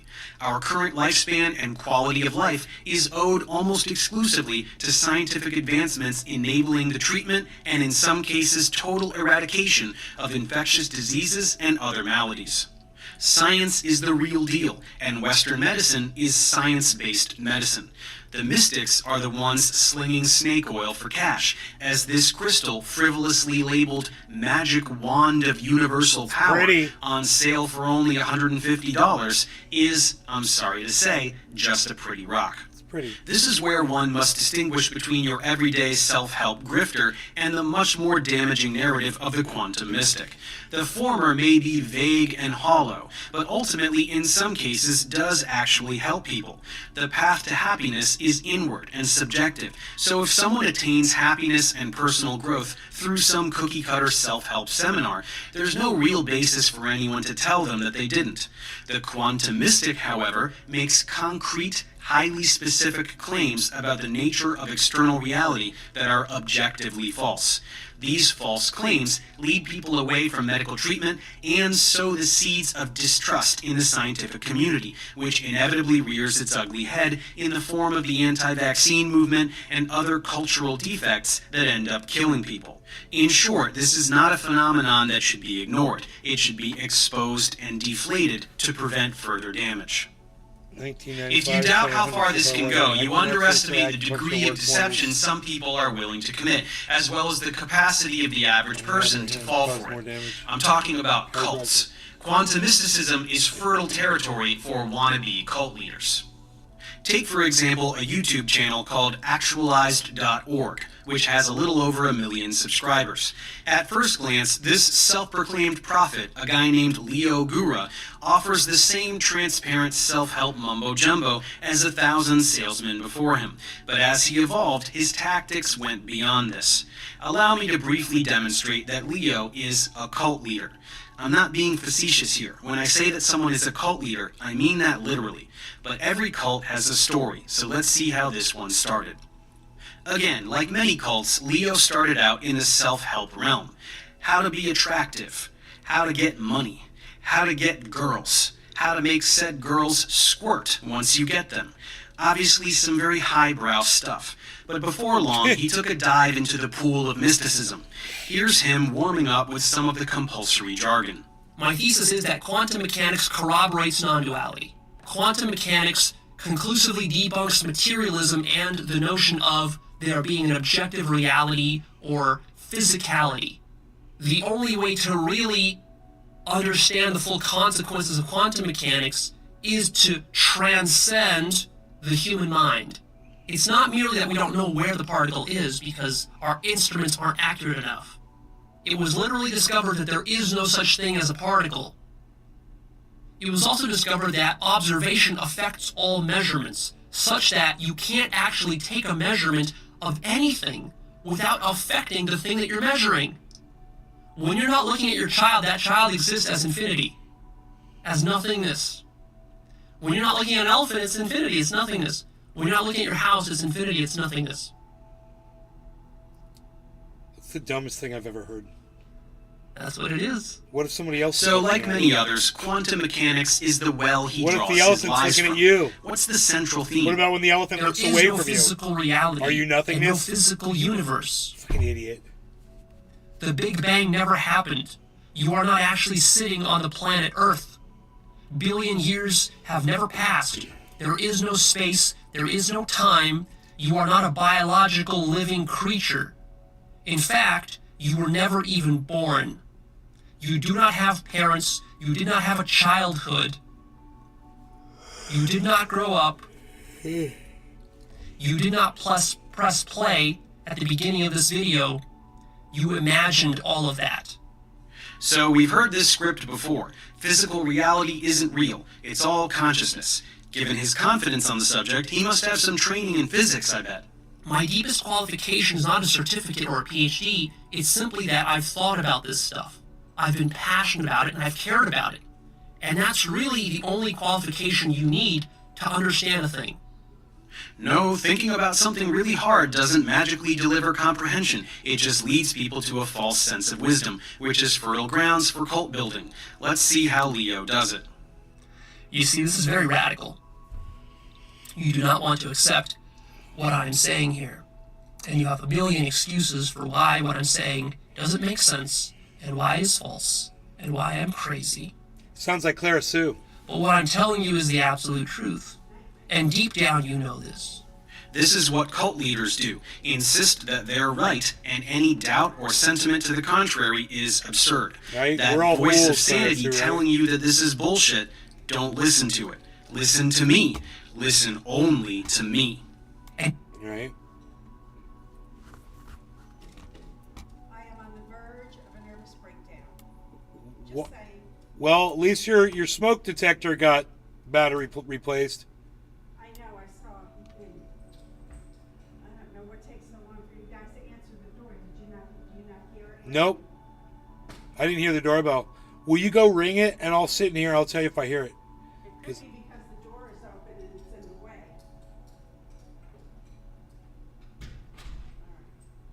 I mean, I did not hear it. The plumber hasn't come in. I don't know.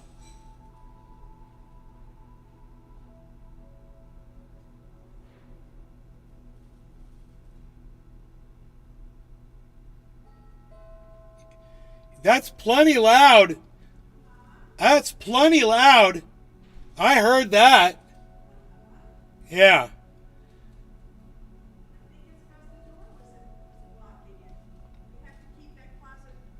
All right. I don't really think that's what it was, but that's pretty loud. The deposit slips, you want me to just put them in the file? Okay.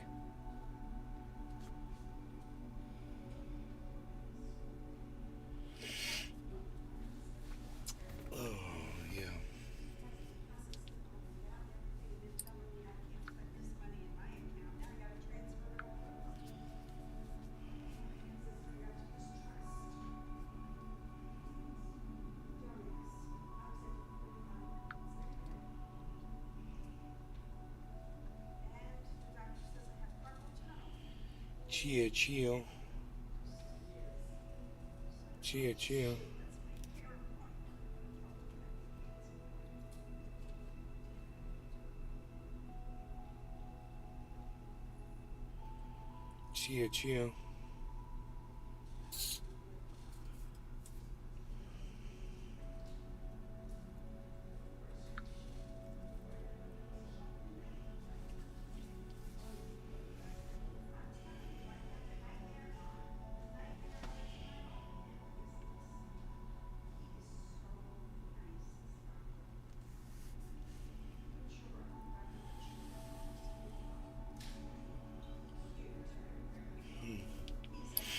I'll say chia.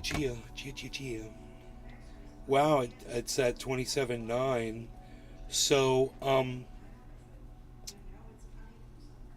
it dropped a little bit lower than that. There might be another opportunity to purchase even lower than at 28.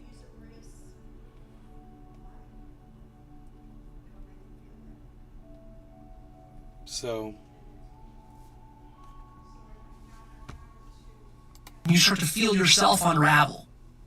And of course, all of your emotions kick in to overdrive to warn you. Red warning alarms are sounding in your mind, telling you, do not listen to this anymore. Turn it off, turn away, go do something else, distract yourself, forget about it.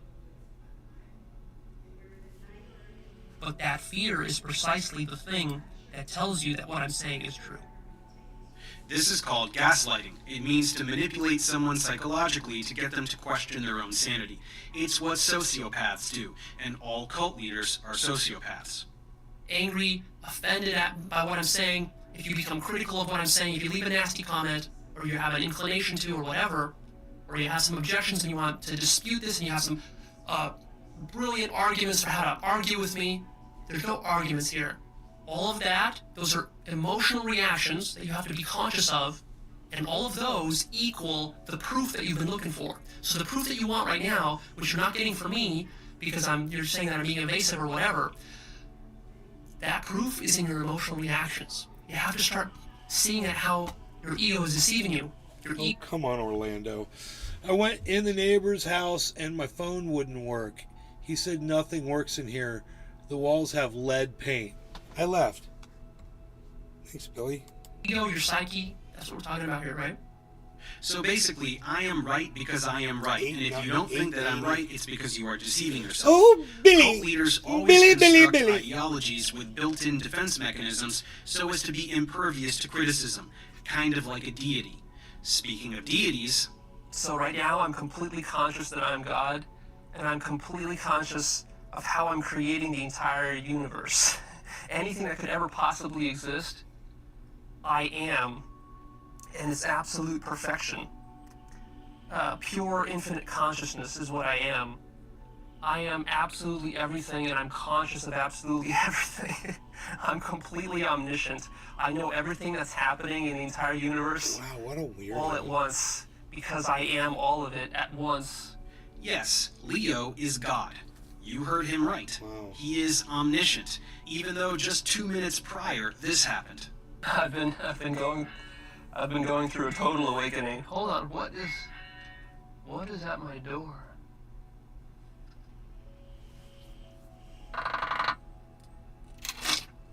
Yes? I'm recording here. Thanks. Funny how an omniscient deity didn't know who was at his door. I can kind of course, stoop myself down to that level.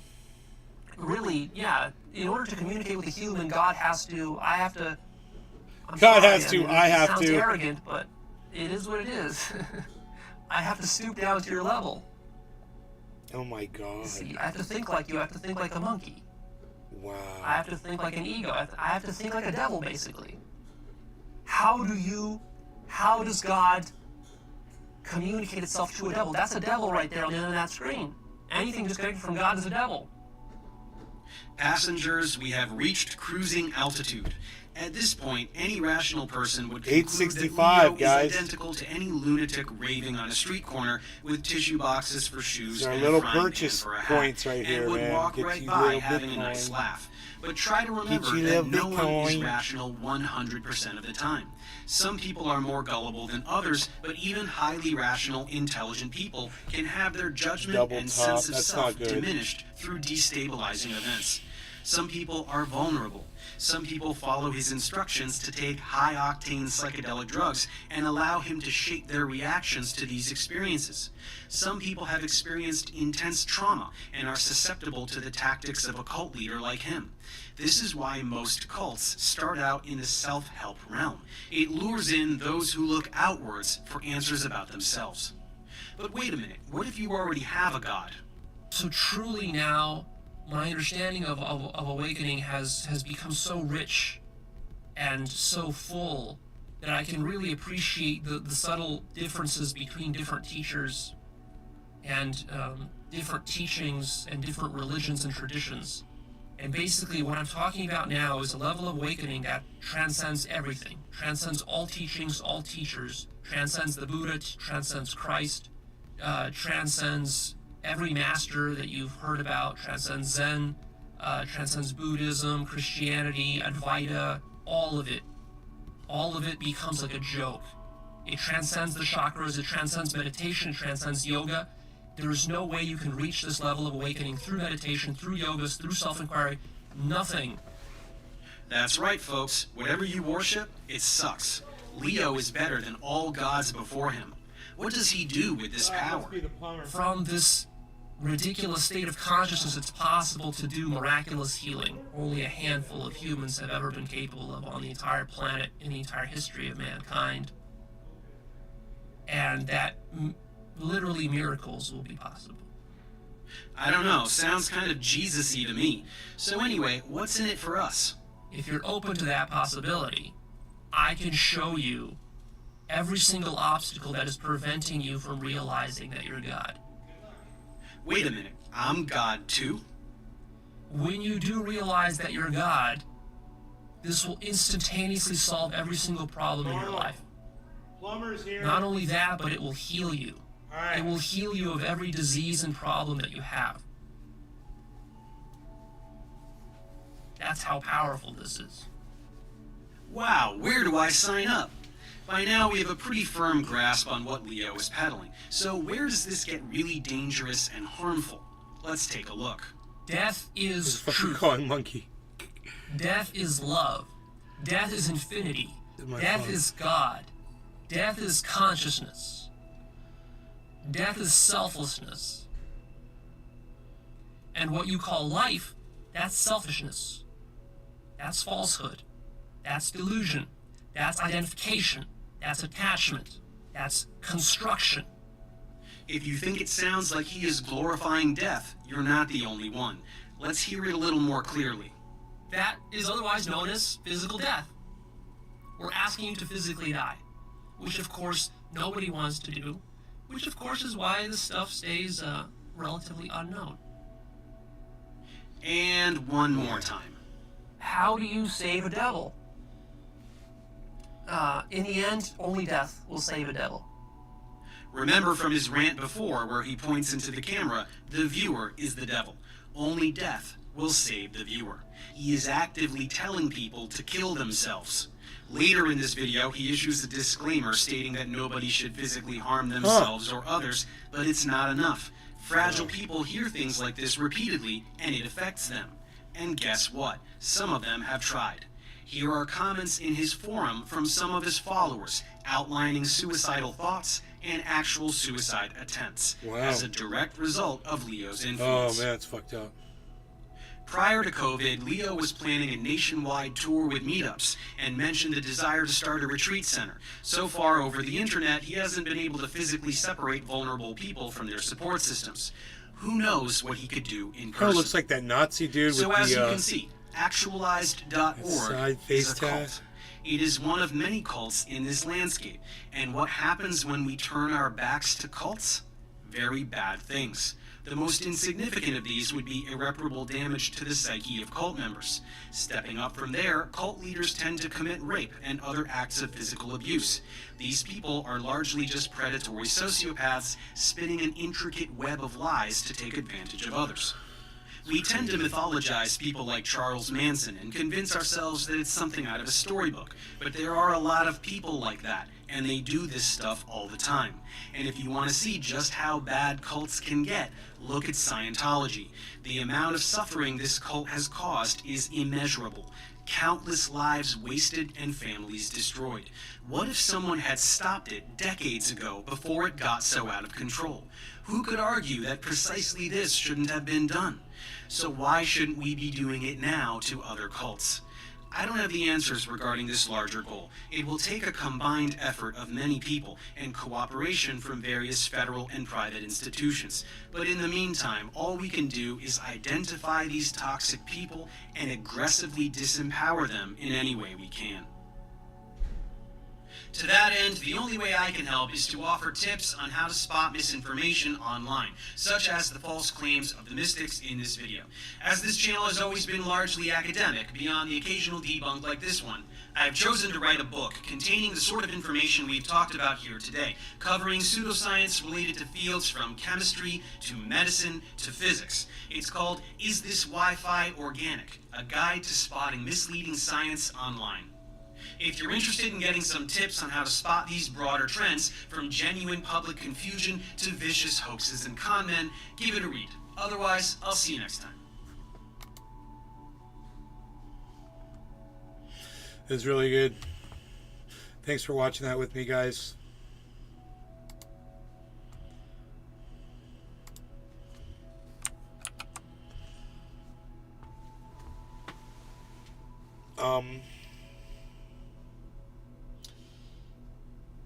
Scientologists even screwed up their own name. Shouldn't it be Scienceology?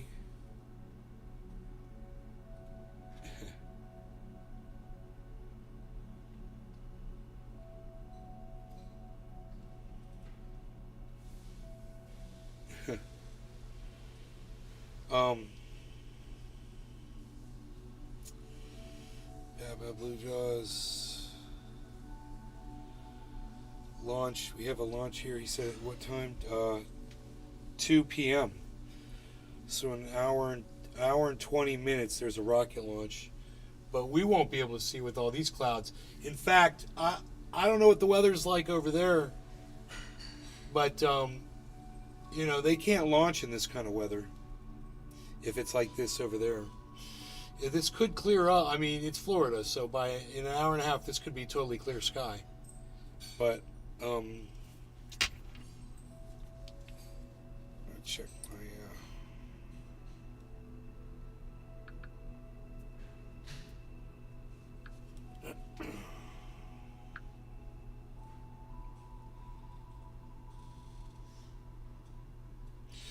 stifling humidity for the next few hours.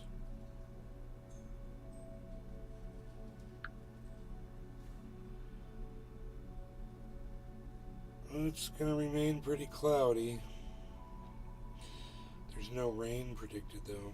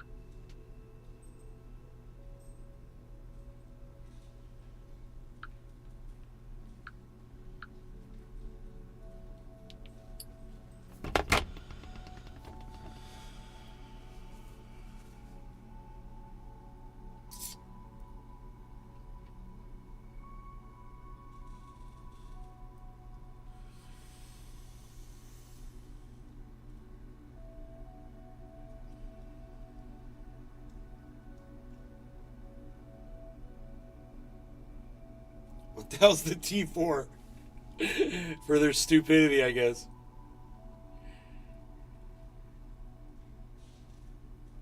They threw the cross in there for Jesus. It's a cross, not a T.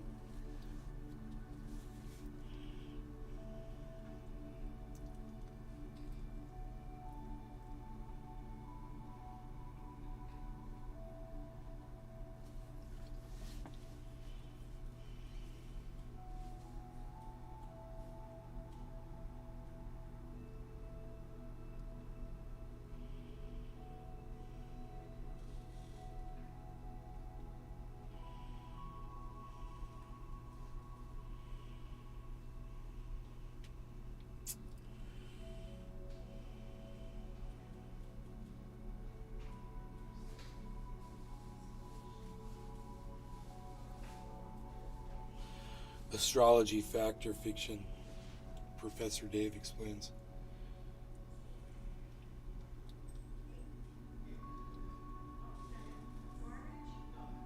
Price of Bitcoin's going to the moon, baby.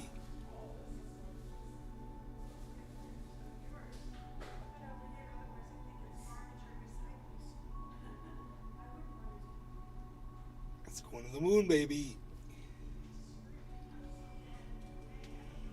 Let's just see if Harmony's going to do it.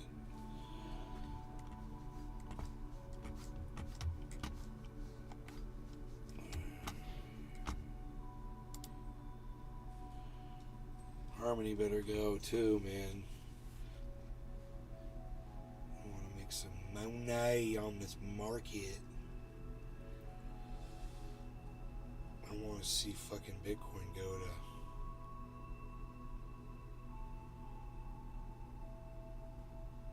Professor Dave humiliates flat earther David Weiss. Without any further ado, let's bring in the guest for the Flat Earth debate. Here we go. It's Flat Earth David. Hey, David, how's it going? Hey, what's going on? Thanks for having me. This is Thank you for coming back. Gonna be interesting for sure. It's going to be very interesting, isn't it? I'm Professor Dave. Howdy. Thank you for coming on for the first time. Thanks for having me. Congratulations on your YouTube success, man. 2 million subs, that's phenomenal. Thank you. Yeah. This is the first time I think a real flat earther, I'll call myself a real flat earther, has spoken direct with Professor Dave, as he normally does videos, you know, that just go out and pretty much straw man us, whether you know it or not, or gaslight us, and then there's really no way to respond because... Oh, so you've never seen my channel ever and have no idea what I do because I make academic tutorials? I have, but your flat earth stuff is is gaslighting us, essentially. It's devastating and destroys flat earth easily. Absolutely. It's devastating. Straw man. Oh, he says that they think the earth is flat. What a straw man. I'm with you. Listen, I don't mean to come off that way. Would it be okay to look for some common ground? Can I just ask a couple of quick questions, Dave? Whatever you want to do, man. Yeah, just for, you know, to see if we have any common ground. Do you believe we went to the moon? Yeah. Okay. Do you believe that governments are here, especially the American government, for the people's well-being? That's a pretty complicated question. Okay, you don't have to answer. That's fine. That's good. Do you believe that there's censorship going on YouTube? Yes. Some stuff is deprioritized in the algorithm. I don't know if that qualifies as censorship. And is the news here to inform or to fill us with propaganda? The news is largely propaganda. None of that has anything to do with the shape of the earth, so I don't know what the hell you're even talking about. Literally none of that has to do with the shape of the earth, so you're really off to a bad start already. Just looking for some common ground, that's all. Oh, if we both don't like the government, therefore the earth is flat. So the common ground is then, we're going to try and keep talking points to 3 minutes each, and responses to 2 or 3 minutes each, so we could get through this hour, and everyone could get an equal share of the time involved here. And I think the first point that we've got up on the list is, what is gravity? You want to go first, Dave, or you want me to go? Oh, okay. This is how we're doing this? Okay, so according to general relativity, it's the curvature of space-time around massive objects. And so this is one of the easiest ways to know that the Earth is a sphere, because everything we see, everything including the Earth, right? Very large, massive objects are crushed into a sphere. That's why stars, planets, moons, everything pretty much is spheres. So you can now go ahead and do your like electric gravity bullshit, and then I'll explain to you why it's stupid. Well, the question is, does anybody any scientist or anybody that's ever proven that any of the luminaries we see in the sky are even physical, let alone spheres? Yeah, we can see them in telescopes. You can see them, so you believe that if you see something, that'll tell you its shape. So when I look at this, are these spheres? Are these spheres, Dave? Are these spheres? Yeah, no, I've seen this little trick, and I know the third one from the left is flat. It's showing you. Here's the problem. One from the left is flat. Dave, let me give you a second, and you can go. No, because I've seen you do this. Because I watched 2 of your videos, and you say the same crap in every single one. Right. I know what these are. I know what these shapes are. So how do you know what shape the moon is? How do you know if the moon is even a physical object? During a new moon, no one sees the moon in the sky. I know your talking points. So the reason, this works because that's not moving.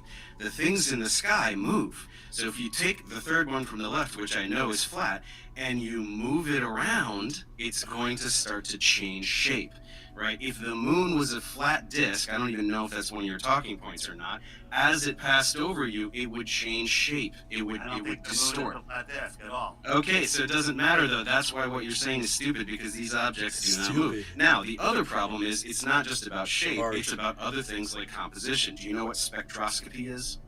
Yeah, spectroscopy is you can measure gases, but it has to be in a container. Where's the container? No. Stop. We're looking at light. We're looking at light, and we are understanding about the materials, right? We're understanding the composition of things based on light. So when you start talking about gases, you show me immediately that you don't even know what spectroscopy is. That you do not know the ways in which we figure out things about celestial objects. You literally don't even know the definitions of the words that represent the techniques that we use. So why are you even talking about it? So my question is, spectroscopy needs to be in a container. Otherwise, you don't know. Spectroscopy needs to be in a container. The study of how light interacts with matter needs to be in a container. What does that mean? Otherwise, when you're looking at the moon, you don't know what gases you're seeing in between us and the moon. Gases? The moon is solid. The moon is a solid object. How do you know that the moon is solid? How come you can't see it during a new moon? Why can't you see it during a new moon? Yeah. Because, do you understand how vision works? Right?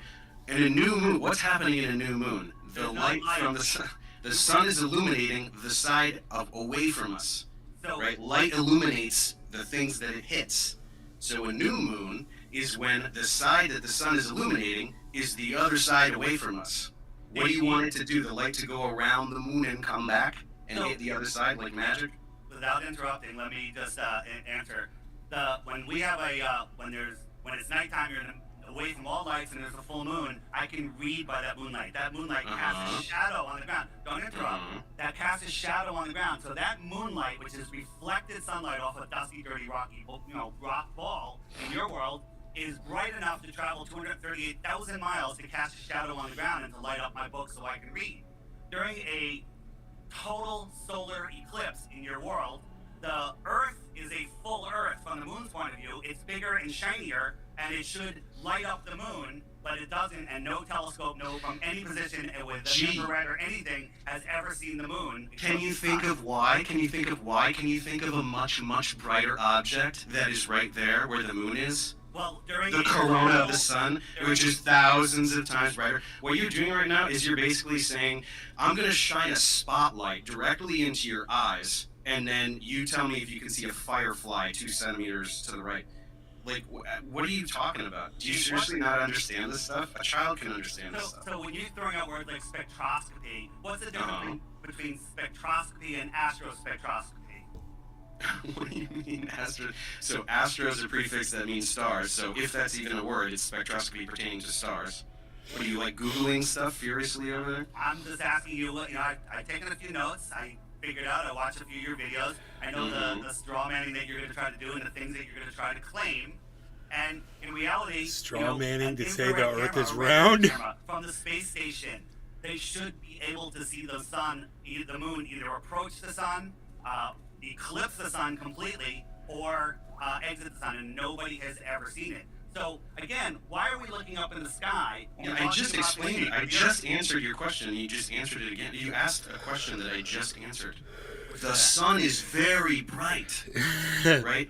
Way, way, way brighter than Earthshine. Do you understand that if something very bright, you're looking at something very bright, can't see something next to it. something way less bright Right next to When it? there's a What are you not total- getting about that? When there's a total eclipse of the sun, and you have the the little ring around there, you can block that out so it doesn't blind you, and you still can't see it. You know what? It Why doesn't are we block looking it out. at The lights in corona. sky? Have Why you are we never talking seen about an lights? eclipse? Why are we talking? You can make a fake eclipse, right? By putting a disc in front of the sun and then looking at the corona, and you can do the same thing with the corona. You can block it. Why Yeah, are it's we looking really up at the bright. lights in the ceiling that determine the shape of the floor? Because it works really well. It's the easiest way to figure out the shape of the Earth is by looking at the celestial objects in the sky and recording their motion.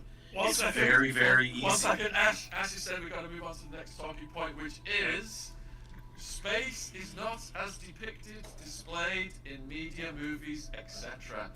Flat Earth, Dave, do you want to start with that one? Ask the question again, please. Space is not as depicted, displayed in media, movies. Yeah, I mean, space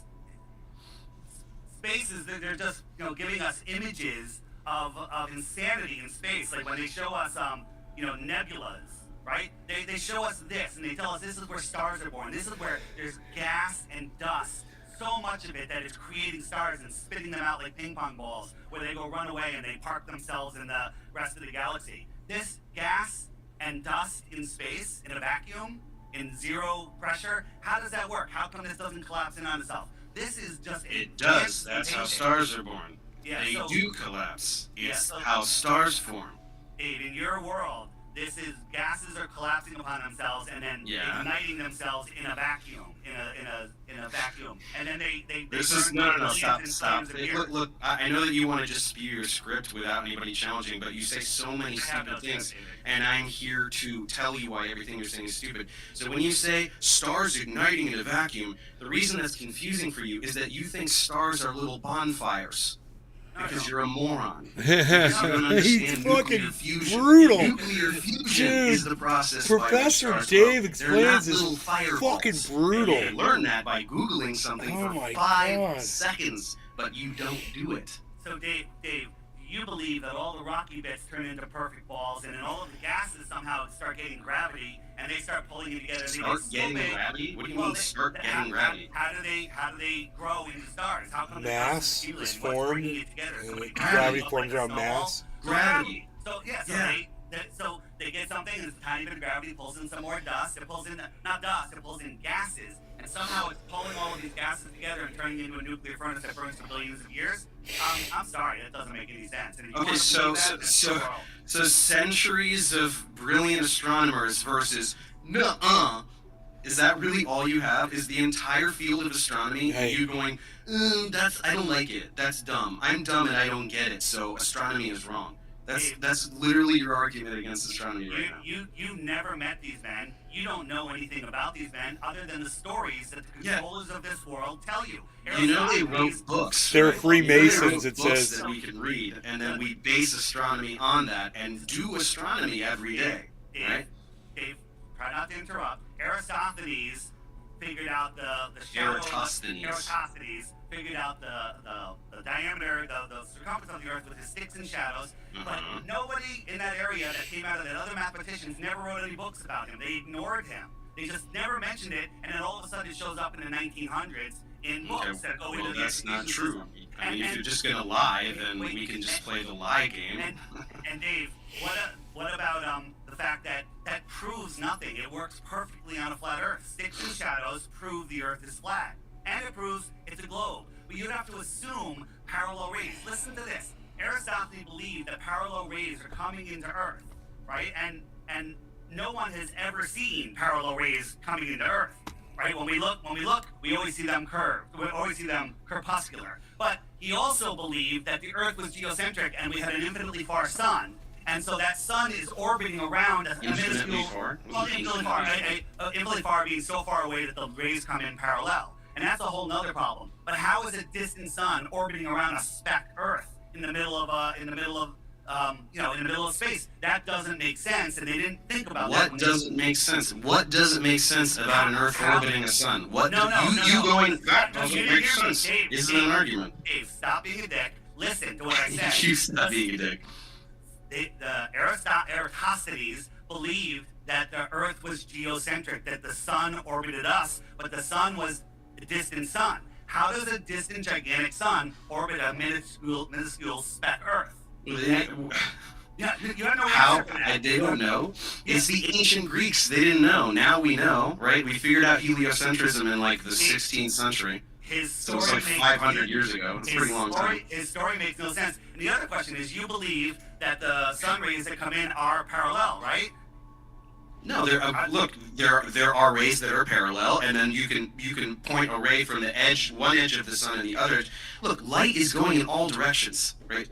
The sun is expelling light. There's spherical waves of light, photons in every direction, right? So you can identify parallel rays, and then you can identify one from this edge. And if you want to talk about individual photons, you can draw paths from the edge of the sun going in one direction, the edge of the sun going in the other direction. You're trying to oversimplify things. You're trying to go, oh, it's corpuscular, it's all parallel, and so then this time it works for my talking point, and then another time it doesn't work for my talking point. My point is Aristophanes' story doesn't make any sense with a distant sun orbiting a geocentric Earth. Yeah, if you just say it doesn't make sense and stop talking, I guess. How does a distant sun orbit a geocentric Earth when the Earth is tiny and the sun is gigantic? Well, it doesn't. Long story short, it doesn't. But he was an ancient Greek, and he didn't know heliocentrism. They didn't know when Newton developed Newton's law of universal gravitation. He didn't know why massive objects attract one another, right? He just said, "This is what happens," and I have this equation, and we use Newton's equations to do all these incredible calculations that predict the motion of objects on Earth and in space. He didn't know what gravity was. Einstein gave a better explanation. The curvature of space-time warped around massive objects. We're probably going to get a better model later. Just that we don't know why things happen doesn't mean we can't do science at predictive power. So as it turns out, Eratosthenes and Ptolemy, the Ptolemaic model, was wrong. Heliocentric model is correct. It doesn't matter that they didn't know that part, or that they didn't know why something happens. Do you not understand how science works? So if he was wrong and the Earth and were heliocentric, do you think his experiment proved your globe? Yeah, it did. All of those experiments proved the globe. It just didn't have anything to do with heliocentrism. It proved the Earth is a sphere. Absolutely not, because with a local sun, in like the flat Earth is, we have no shadow here and we have a shadow here, and then you can do your math and figure out what the sphericity of this flat plane is, right? Okay. So for that to work, how close is the sun? How close is the sun? How close is the sun? Yeah, the really sun, close, like right above the clouds, which we'd be able to see if you went up in a plane or a balloon, and you'd be like right there. Huh? Hey, there's tons of videos explaining how the sun is an apparent object, and we all see it in a different position. Oh, there's videos that say dumb things. That show science, show experiments, and when you try to triangulate the sun, there's a problem. You can't do it. You can't triangulate the sun. So how far the sun is? Some flat earthers say it's 3,000 miles away. I don't like that answer. The math works. We can scale it and make it 6,000 miles away. You've never done any math in your entire life. You just say the math works and expect people to... Stop being a condescending prick, all right? Try. Why don't you stop condescending to the entire human race and pretending that every scientist ever is a liar and satanic deceiver? That's much more offensive than me calling you stupid, which you are. Dave, what is the sun? What is the sun? It's a star. It's a star. It's a burning. It's a star. It's a nuclear furnace that's working perfectly, and it's bending space-time where it can hold on to all of the planets that go all the way out to Pluto. Is that your belief? Yep. Well, Pluto's now a trans-Neptunian object. So we'll go but yes. Yes. And then the sun's gravity ignores all of the moons because the moons are attracted to their planets, and it negates the sun. That's what you believe. What do you mean negates the sun? Yeah, so moons. So what you're saying is that like one of Jupiter's moons should go flying towards the sun? Is that what you're saying? I'm not saying that at all. I'm asking you if you believe that the sun's gravity has no effect on moons. Yeah, you can calculate, you can see, this is what real scientists and people who understand science can do calculations. So instead of you going, I don't believe it, what you could do is you could take Newton's law of universal gravitation and take a moon, whatever moon, if you want to talk about our moon or one of Mars's or one of Jupiter's or whatever, and you could calculate a number that is the gravitational attraction between the sun and whatever moon you're talking about. And then you could do the same thing for the moon and its parent planet that it is orbiting. Which number do you think is going to be bigger, buddy? Which one do you think is going to be bigger? The planet, the one that it is orbiting around. When we have a planetary alignment where all the planets are lining up, all of that gravity... Hang on, you know what? Sorry. I would like you to actually just address what I just said, because this is what happens, is I say something, or a flat earth debunker, like myself, says something that just annihilates the idiotic thing you just said, and then you just gish gallop to another point. I would like you to admit that what you just said is stupid, based on what I just said. Repeat what you said?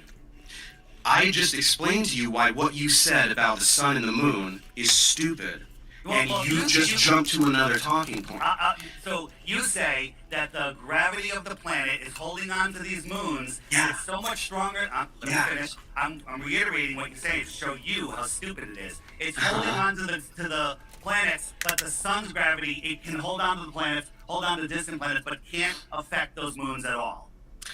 Can't affect? Like I just said, you can do a calculation. Did you want to do the calculation? Do you want to do it together? Do you want to learn something today? It's called Newton's law of universal gravitation. Do you know what is in the denominator? R squared.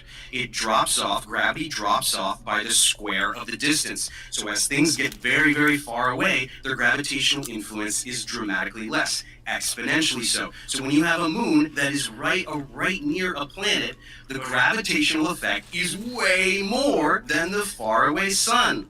Isn't that neat? Isn't that a neat thing that we can do with math and numbers that are real things that scientists do, instead of just going, it doesn't make sense, though, that's dumb. You done? Yeah, what do you got? Do you want to address this thing, or do you want to jump right to another thing? I want to jump to something else, because you say that the sun's gravity that can hold on to Neptune and Pluto can't affect the moon, which is way closer to it, and that the Earth's gravity overwhelms that. That's stupid. That's me saying it. Why? You're the all you're saying is that's stupid. All you're saying is that's stupid. And all you're saying is that it works because I can do math, but it doesn't. It doesn't work. What do you mean it doesn't? Hey, model it. You know about the three-body problem? I'm sure you know about that. Oh, the three-body problem, so we can't do calculations. Stop being such a condescending prick. We already know. Just talk normal. Have a discussion. Sorry, hang on one second. This is serious. This private chat keeps covering the screen. Can this stop? Why is this doing this? The private chat. Yeah. It shouldn't cover the chat, should it? Just trying to make sure everything's all right. Covering the whole screen.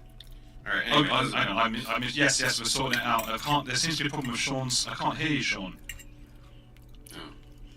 Yeah, that's what's going on. I've been watching Sean every now and then, just chatting away, and we've not been hearing him. There's tons of important snippets of information lost forever to the ethers of the internet. How are you guys doing? There's a lot of back and forth, isn't it? It's a very, dare I say it, American debate, isn't it? It's insults and stuff. Here's the thing. I would like to get off of the lights in the sky, because I'd rather talk about the shape of the Earth. Because they destroy the flat Earth? Well, you say that, but the lights in the sky have nothing to do with the flat Earth. Okay, so this was my first talking point. Were we going to do the talking points that we prepared? Because my first talking point is about this, and it is an absolute annihilation of flat Earth. That's why you don't want to talk about it. That's why you say, why do we look at the things in the sky to figure out the shape of the Earth? Because that's how we figured it out 2,000 years ago, by looking at the stars. Can I show my slide that shows this?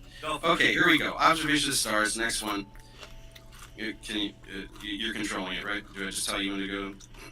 Okay, so if you're in the northern hemisphere looking at the North Pole, then hang on. All this stuff is covering. I can't even see the text.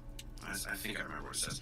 Anyway, if you're looking at the North Pole in the northern hemisphere, the stars rotate counterclockwise. Go to the next one. If you are in the southern hemisphere looking at the South Pole, the stars rotate clockwise. Next one. How does this make sense on a flat Earth? Sorry, this is a screenshot from one of my videos. So in the video, they're rotating in different directions. Why would two people on a flat pizza land look at the sky and see a sky that is rotating in different ways? Next one. And furthermore, why can't we all see the same stars? There are stars that you can only see in the northern towards the northern hemisphere, and stars you can only see in the southern hemisphere. Next one. On a globe, this makes perfect sense. If you're in the northern hemisphere looking at the North Pole, east is to your right. If you were in the southern hemisphere looking at the South Pole, east is to your left. Next one. And the reason we can't see certain stars is because you can't see through the Earth. Next one. That's why in the northern hemisphere we can't see the Southern Cross. That's why in the southern hemisphere we can't see Polaris. Next one. Almost done. Quick one here. So it actually gets a lot worse than that in the southern hemisphere because you've taken a globe and you've unwrapped it. The southern hemisphere makes absolutely no sense. People in the southern hemisphere who are all looking at the Southern Cross are somehow supposed to be, we're believing that they're all looking in completely different directions and seeing the same object often at the same time. Next one. All right, Clara Sue. Go to the next. This was for you. We're watching this stuff for you. So you can understand science. Thanks for listening. It might be that because Ash is doing this. Oh, he's done it. Is it worse? Yeah, that's it. I think this is the last one. So again, on a globe, south actually means something. People who are looking south are all looking at the South Pole. They're all looking in the same direction, so that's why they all see the same thing, such as an object like the Southern Cross. All right, can you go back I think to that's the last one. Let me go through the slide. Check if it's the next one. Yeah. Check if it's the last one. And if you can go back to the first one, that would be great.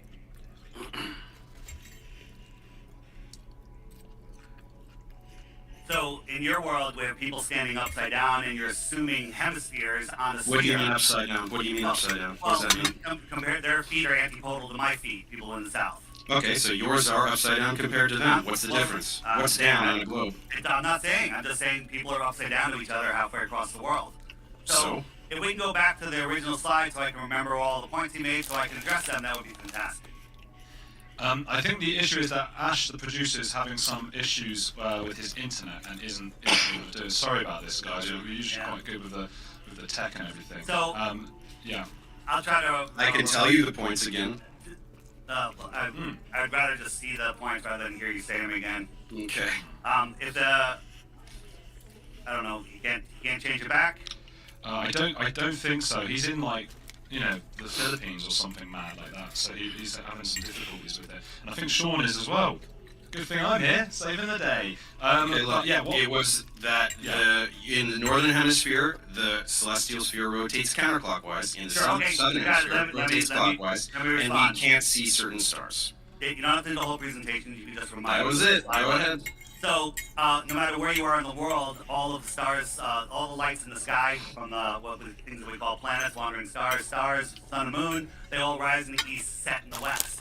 If I'm standing on a flat Earth, looking out to the south, the stars are coming from my left. If I'm standing in the north, looking at the north, the stars are coming from my right. That explains the opposite direction. No, you just explained the globe model. You didn't explain anything. You don't understand. On the flat Earth, how do people see the sky rotating in different directions? Because Explain you're that. facing in different directions, David. What do you mean facing in different directions? I will explain. Wait, hang on. Speaking of facing different directions, Flat Earth Day, because we've changed the angles a bit, you're a bit off the screen. There, that's it. I got it. It would be better if you can make me widescreen so I can show what I'm showing. But okay, well there you go. And I'll just say, Sean's just saying that his thing is freezing, so I guess he'll be back when he can. But for now, you keep going. So on a flat Earth, if we have our flat Earth, north is the center, south is every direction away from the center. So if the stars are going this way from my right shoulder to the left shoulder, I'm looking at the North Star, they're going one way. When I turn around and I look at the south, away from the center, they're coming from my left shoulder to my right shoulder. They just changed directions. Okay? There's no argument there. There's nothing to argue. Okay, now do clockwise and counterclockwise, Well, it because doesn't that's matter. really what we're talking about. What do you mean it doesn't matter? Again, You're talking about a direction. I'm talking about clockwise versus counterclockwise when you're looking at the poles. The optics of the sky. Yeah. Huh? Well, you say the poles. So getting back to your point where you have somebody in Santiago, somebody in Johannesburg, and somebody in Australia, when they see the Southern Cross, well, they don't see it at the same time. They see it 12 hours apart from Santiago. They don't see it at the same time, so people looking south can't see the night sky at the same time? David, if you understand what the flat Earth model is, if somebody's in Santiago... You don't have a model. Listen. Yeah? Stop being a dick. Okay? You stop being a dick. Your entire existence is being a dick to Okay. all of science. So stop telling me to stop being a dick. Keep going. So somebody's in Santiago and it's midnight. They're looking at the Southern Cross. Well, somebody in Australia that's looking south, they're looking at the noon sun. You tell me how they Noon sun? How many time zones apart are they? Are they 12 time zones apart? Well, at noon, close to noon, right? Okay, no, first of all, not close to noon, but it doesn't matter. How about you go 4 hours apart? Why don't you go 4 time zones apart? They should still be looking in completely different directions. 12 midnight, 4 a.m., night sky, both looking south, both can see the Southern Cross. On your pizza world should be looking in completely different directions. Explain that. Steve, when the only time that could happen is in Johannesburg and Santiago, and if you add magnetic declination in there, they're both looking in the same direction. Magnetic declination? Yeah.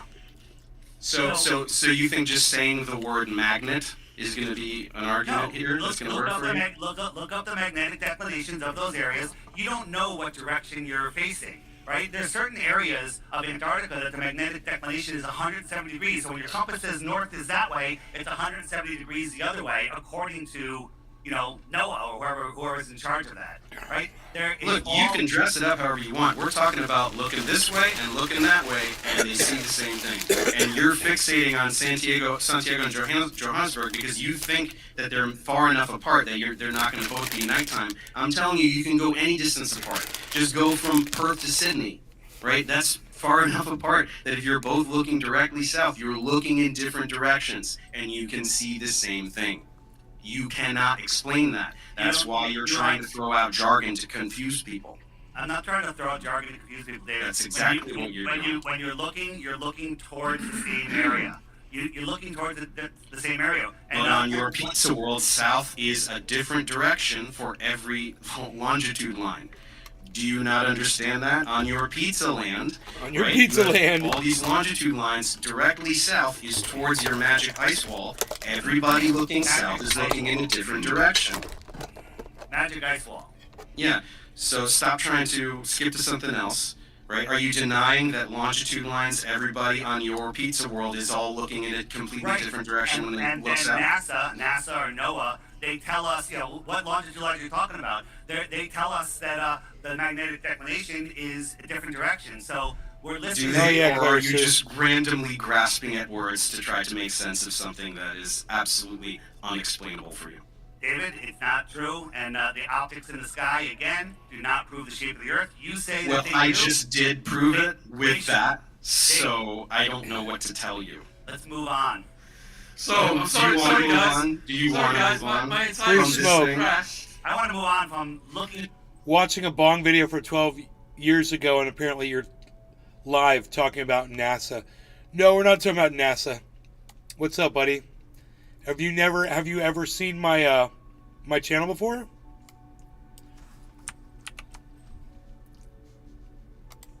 No, we're just shooting the shit, man. I was just watching my friend Clara Sue was here, and we're watching how scientists prove things with experiments and facts and stuff like that.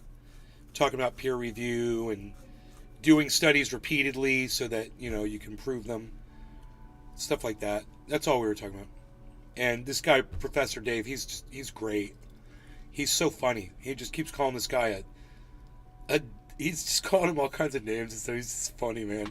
You usually don't see that in a debate. He's like, "You're a dick." The other guy's like, "No, you're a dick." It's so funny. I was really enjoying it, man.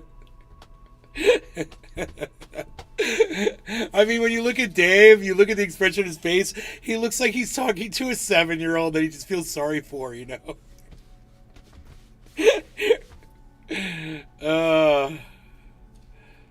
what I mean? Free smoke?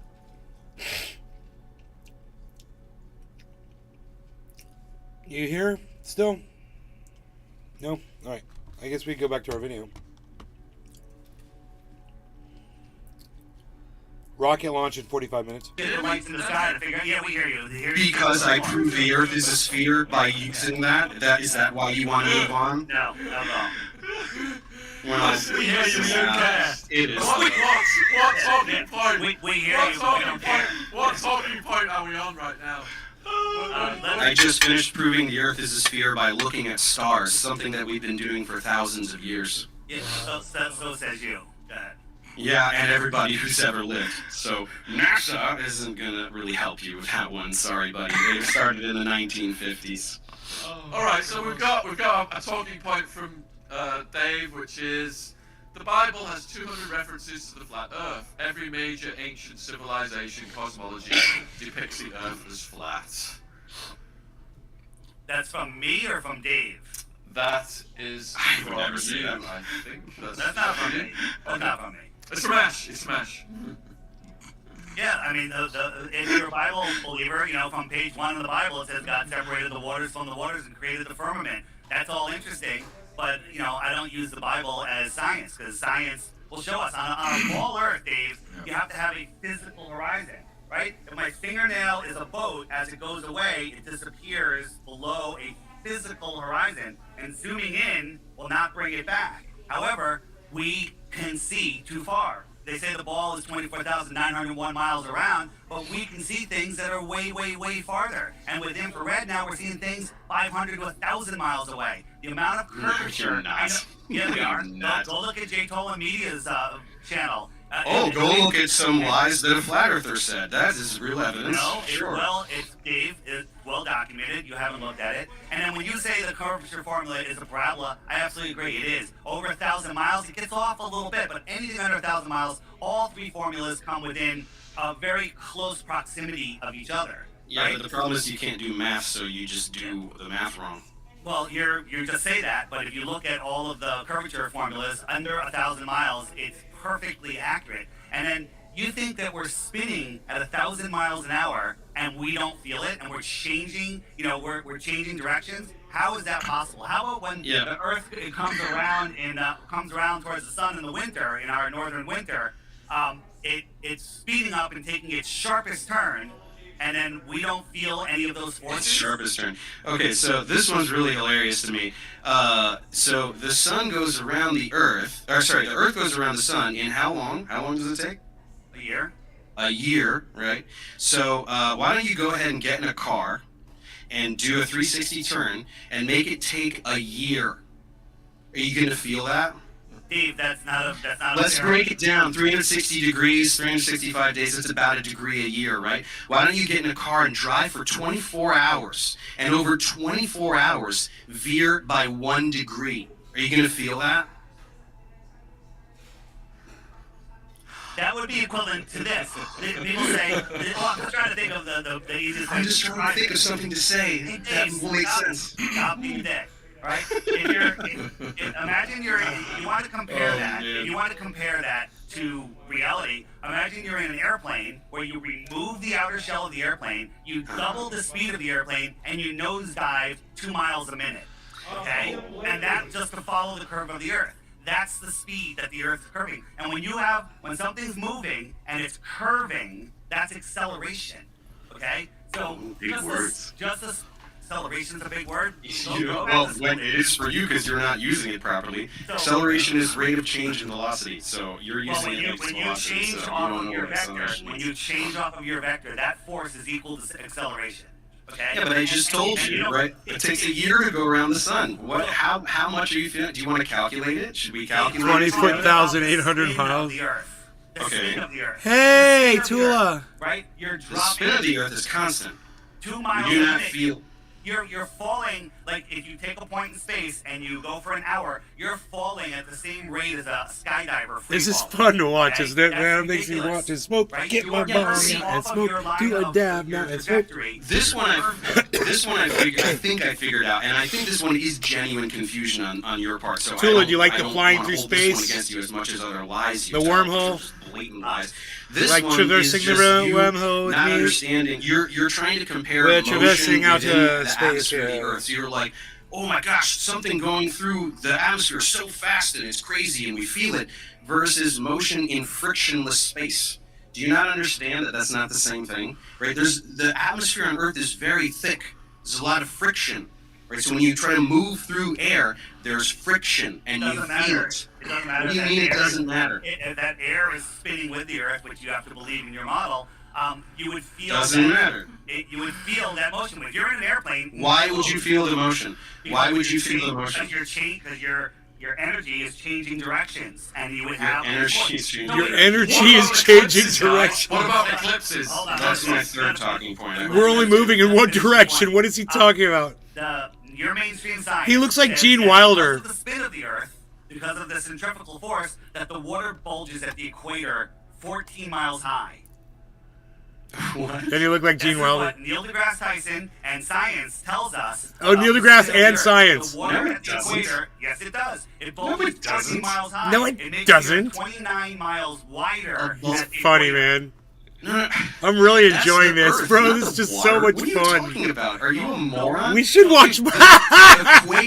We should watch more of this. This is what happened. You're very confused. So let me ask you a question. No, stop. Are Because you you just said a moron? very specific number, and I know why you said that number. The diameter of the Earth is about 27 miles greater at the equator. That's the whole Earth. You're trying to pretend that it's all water, that there's just this big thing of water that's 14 miles? Is that what you're genuinely trying to say? Are you that stupid? Well, that's what Neil deGrasse Tyson says. But let's No, just he say didn't say that. I'll go with you. The Earth is bulging. So does that mean that large bodies of water at rest near the equator, if you hung a plumb line over it, that it wouldn't be perpendicular to the surface of the water? It would be off just a little bit because of that bulge? Or does gravity? What does the bulge of the equator have to do with the water?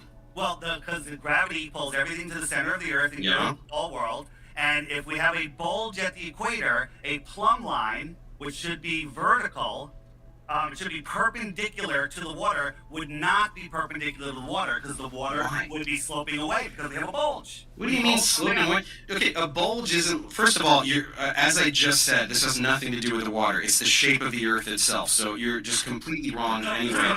But second of all, this is the thing with you guys. You think that the curvature of the Earth is supposed to be? You're talking about a plumb line. Do you think that the curvature of the Earth is supposed to be like this or something? Do you have no idea how big the Earth is? Do you not understand that the curvature is not detectable? Came very at the surface of the unprepared. Earth? It's really The Curb Your it's a really Enthusiasm outfit wasn't enough. We can see both over the horizon, but we can't see the curve. Right? Hey, according to your math, there's certain things that should be behind the curve, certain distances, but we can see bars. But we can't. You just lied about them. You just said earlier that we can see things 1,000 miles away. Are you out of your mind? Everybody should be able to take a telescope then and see something 1,000 miles away. Why can't they? You don't know where it was taken from. It's infrared cameras. Go look at Jake Olin Media One and watch all of the. He's the special one. He can do it. Nobody else can do it. Nobody else can get this footage. Oh, but they don't. They just don't feel like it. You believe that the ground is horizontal. It's almost perfectly horizontal, yes. Our horizontals parallel.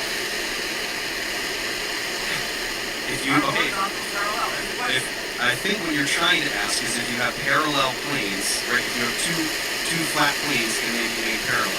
Yes, two flat planes can be made parallel.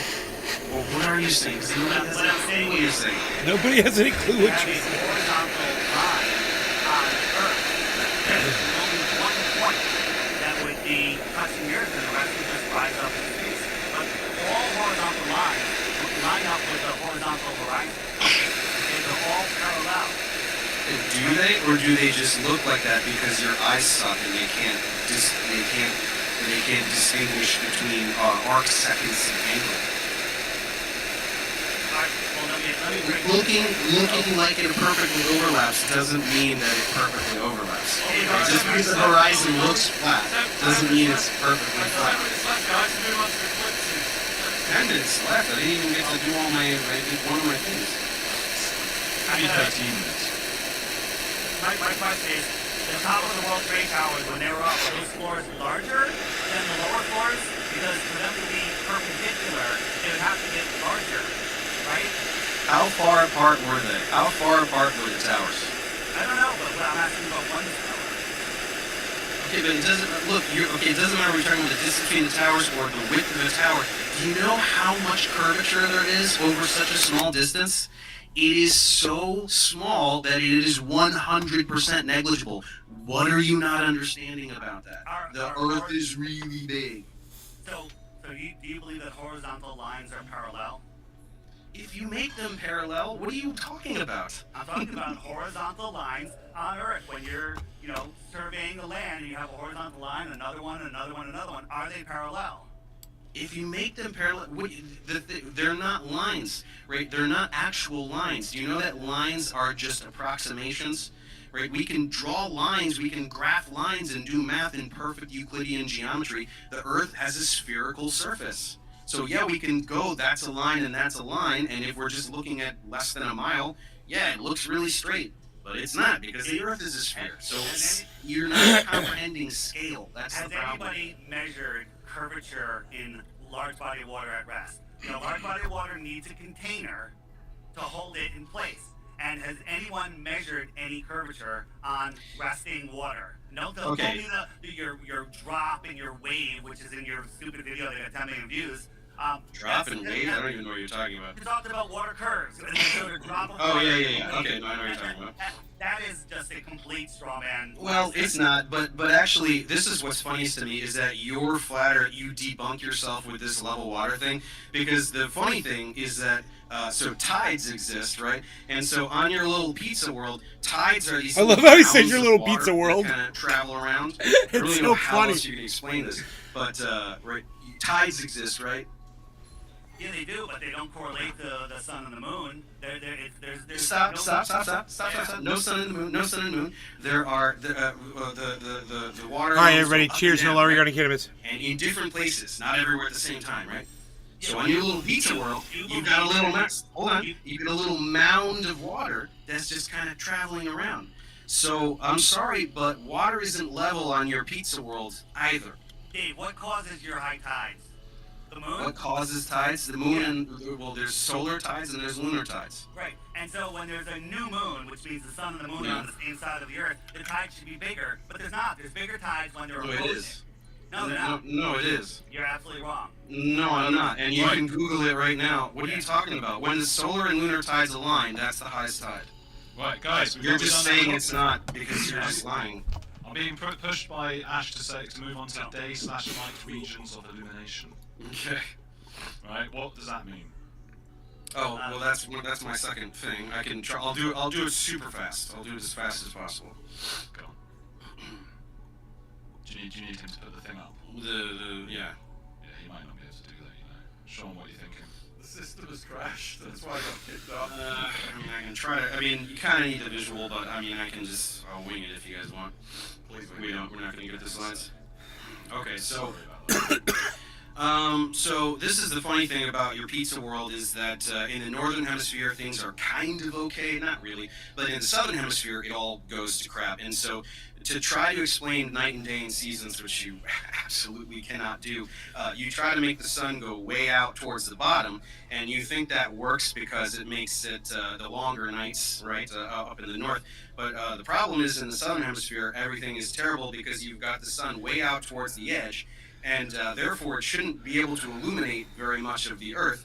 But in the southern hemisphere, in like December and January, you've got regions like towards the southern ends of those continents that are almost day almost all day. So you've got 19, 20 hours of daylight. So you've got this sun that's traveling around way out towards the edge, because this is how you like to do it. And is somehow illuminating almost all of the outer regions of your pizza world, and yet it is somehow not illuminating the center because areas towards the North Pole have 24 hours of night at that time. So unfortunately, you can't do the Antarctica isn't real, so the South Pole, that's not a thing. These are places where people live. Antarctica is not real. We don't say that at all. No, they say the South Pole isn't real. We don't. Even though there's people who go there and work there. People work at the South Pole. Yeah. Yeah, prove it. Okay? So you can get a job there. Did you know that? Civilians can get jobs. So the way you should apply for one. I think that'd be a cool video for you to do. Dave, on your upside down world, on your ball world. He says the South Pole doesn't exist. Norway and northern Alaska, we have the 24-hour sun in June. Okay, and we see the sun, and it's been filmed by millions of people, and you can watch the sun circle around. Makes perfect sense on a ball. Makes perfect sense on flat Earth. We're on the same page there. But 12 months, 6 months later, 6 months later, at equal southern latitudes, you should see the same. But there's no video of the.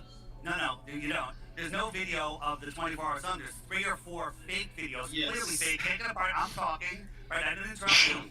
And there's no 24-hour sun. The sun antarcts away from you. It comes towards you and it goes away. Unlike the Arctic where it's circling around, I'm still talking. Okay? And there's no 24 hours of daylight. But if you add a dome in there, and again, we're looking at the lights in the sky, which is something that doesn't prove either.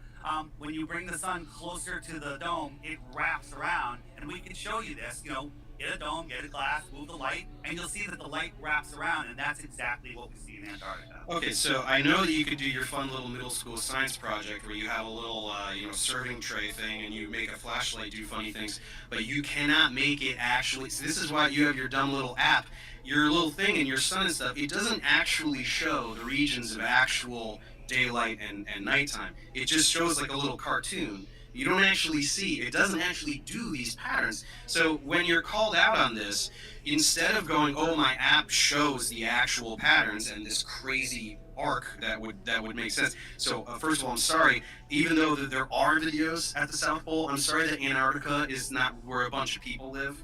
So we don't have all of these videos like we do way up towards the North Pole.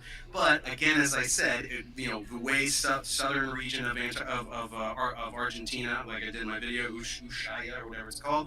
Which cartoon do you like the best showing Antarctica? What do you mean, which cartoon? Which cartoon? There's no pictures of Antarctica from space. Okay, well there are, so that's really dumb. But let me continue demolishing. Okay, stop. I'm going to continue demolishing the idiotic thing you just said earlier. So Bitcoin's at 27,970. Remember, it went all the way down to 8 something, guys. So why can't your flat Earth app do it? Why can't you actually show the regions of day and night? Why can't you look at that and go, yeah, look at that. I see the light illuminating this part of the flat Earth.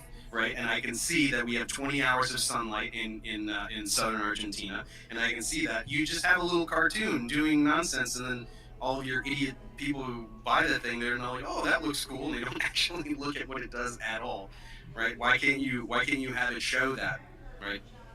It shows pretty accurately the amount of day and night, but I can't show it. Well, I can't show it because if on the latitude line that you're on. It's different where you are, so I have to kind of blend them together. It's just a tool to show. The amount of day and night depends. The amount of day and night that objectively happens in a place depends on your latitude. Absolutely, 100% on your ball too. When I'm in the north, I don't think you understand. I don't think you understand what I just said. No, you don't understand what I just said. No, I definitely know that you're not saying anything. I'm saying that in that town in Argentina, there is an objective time where the sun rises and sets. And where you are doesn't change that. There's no place that you have 17 hours of sun. You have daylight. Daylight is the illumination of the sky. It's not the sun. From the sun? No, the sun is... You're saying that daylight is not from the sun? Absolutely. So, where is it from? What's making the sunlight then? No. The sun is lighting up the sky. It's like a photographer. You have your main light, and then you have your backlight. The sky is the daylight. When the sun is on the east side of your house, right on the horizon, go to the back side of your house, you can read the newspaper. Well, where's that? That sunlight's not, what's it going through your house? It's lighting up the sky. It's scattered by atmospheric particles. That's Tool, I was just thinking about you. Oh my God, you that's said what something. You say, wow, he's a I genius. just said stupid, and I have no way to combat it. How come nobody has filmed the 24-hour sun in Antarctica? They have. You just say it's a lie. No, they have, and you just go, oh, that's fake.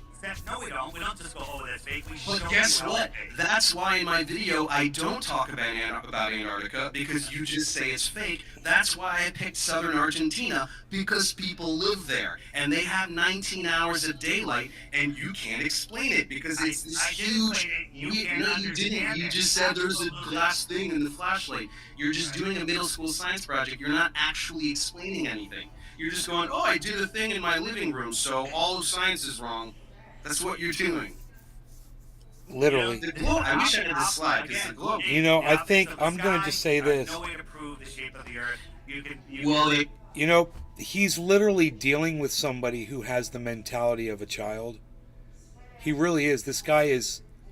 He's got the a mental incapacity compared to average people, and even when reason was used, I mean, I'd want to use. You know, I've got one. I got one right here. You could be living in Arizona. It doesn't matter. Totally flat as far as you could see. No mountains. You could be living in the state of Florida. You could be over by the coast. Doesn't matter. When the sun rises, as soon as the sun rises, you go outside and you look at the top of a skyscraper, or you go outside and you look at the top of a very tall tree, and you'll notice something, and it's something that you can't deny, is that as the sun rises in the morning, only the very tippy top of the trees in these skyscrapers has light hitting them. And as the sun rises, the light comes down the tree and comes down the building like this as the sun rises. Right there. If it was a flat earth, that would not happen. Do you know what a flat earther told me when I told him that? He said, that's the way light works. I go, that is exactly wrong, and I can prove it to you. So I took a styrofoam ball, and I stuck a toothpick in it, and I took a flashlight, and I told him, watch.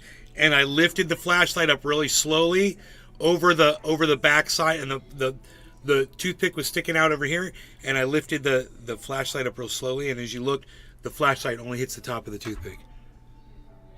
So I said, that's not how light works.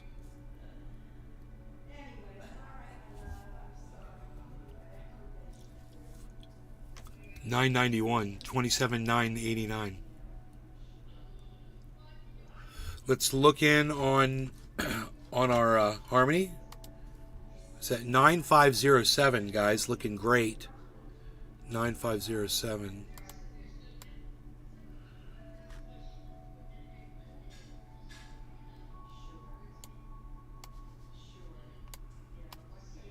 Wow.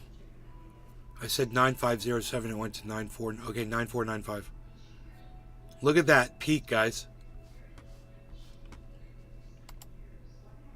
9998 Bitcoin. 9998 99825 995.99. 5 and a 15 quarter 2, 2 and a 15 quarter 10, 10 and a 15 quarter 15, 5 and a 15 10, 10 and a 15 quarter 2, 2 50 quarter 5, 5 and a 15 2, 2, let's go. 3 and a 15, come on, let's go, people. 2 and a 28,000 Bitcoin. Here we go, folks. 3 and a 15 quarter 2, 2 and a 15 quarter 10, 10 15 quarter 5, 15 quarter 5, 15 quarter 2, 15 quarter 5, 15 21, 15 quarter 10, 15 quarter 2, 2 15 quarter 5, 15 quarter 5, 5 15 quarter 10, 15 quarter 10, 10 15 quarter 2, 2 15 quarter 5, 15 quarter and a 15 10 and a 15 quarter 2, 2 15 28,004. 3 and a 15 2 15 quarter 5, 5 and 2 2 15 quarter 5, 5 006. 3 and a 6 to 91. 2 and a 15 quarter gonna have some fun. 5 and a 15 10 10 15 quarter 5, 782. Going right to blue. 3 and a 15 10 691. 5 and a 15 10 10 15 quarter 606. 5 and a 15 10 15 quarter 2 2 15 quarter 5 5 15 quarter 2 2 and a 15 28,000 606. 28,000. 5 and a 15 10 10 15 quarter 2 2 15 598, folks. 3 and a 15 10 10 15 quarter 2 2 15 quarter 5 5 607. 3 and a 15 10 703. 2 and a 10 10 15 quarter 2 2 15 quarter 5 5 5 15 quarter 2 2 15 quarter 2 and a 10 10 15 quarter 2 2 15 quarter 5 5 15 quarter 2 2 5 and a 15 10 10 and 15 quarter 1 1 and 15 quarter 2 2 and a 15 quarter 5 6 and 654, folks. 3 and a 654 5 5 54 413. Almost 420. 2 and a 15 10 10 50 quarter 2 2 50 quarter 5 5 50 quarter 2 366. 28,000. 28,000.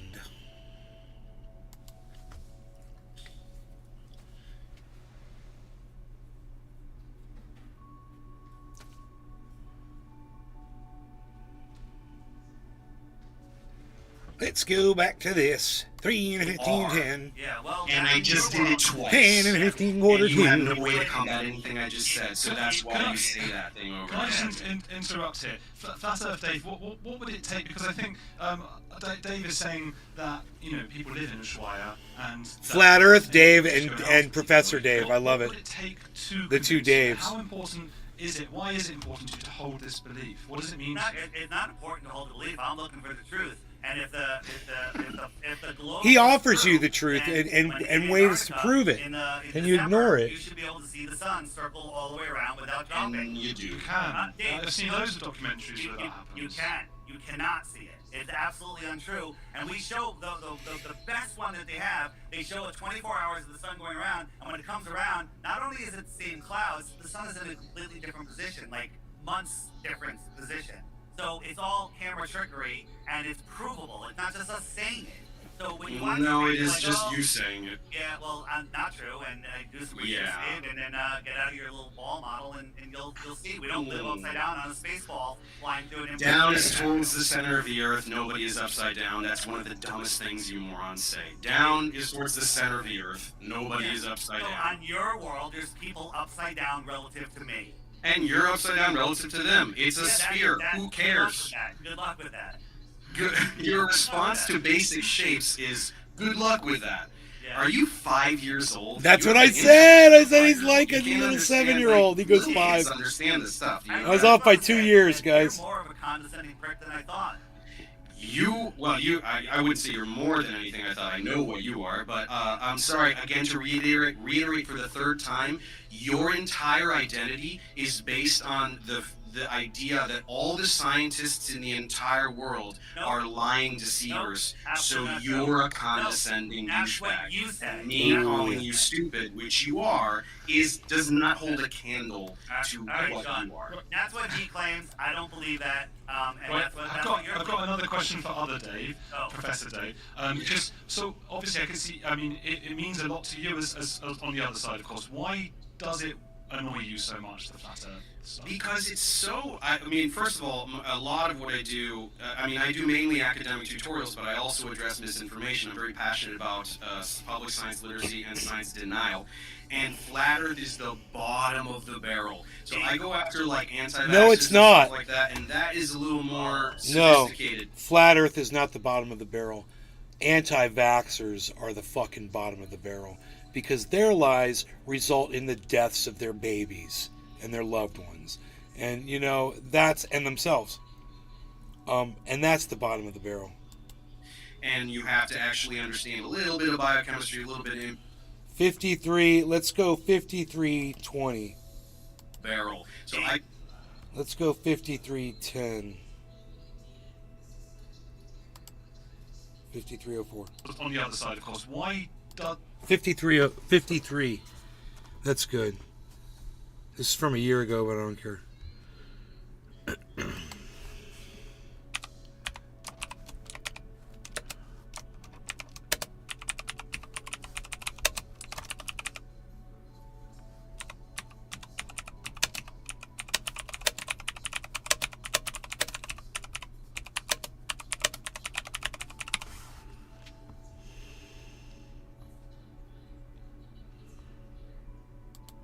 I wonder if he's going to see that.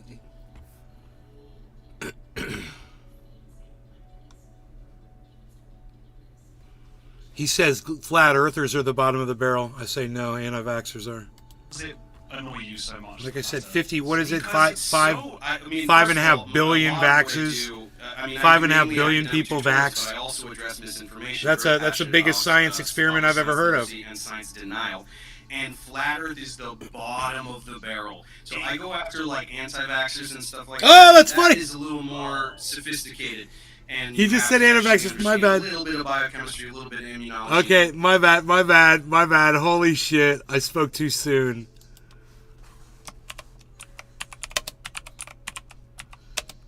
Holy smokes. I spoke too soon, and you seem to agree. That's funny.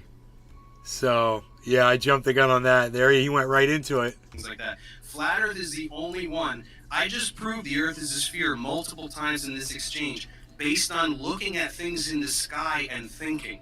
That's how we figured out the Earth is a sphere several thousand years ago. It's like the first thing we figured out. So this is why it's so offensive, because it is a denial of literally all of science. Astronomy, all wrong. Geology, all wrong. Physics, all wrong. It's so unbelievably offensive to the entire human race. That's why you're a douchebag, and me calling you stupid is nowhere near the magnitude of douchebaggery that is your entire identity. Exactly. You're talking to him, not me, right? Sorry, yeah.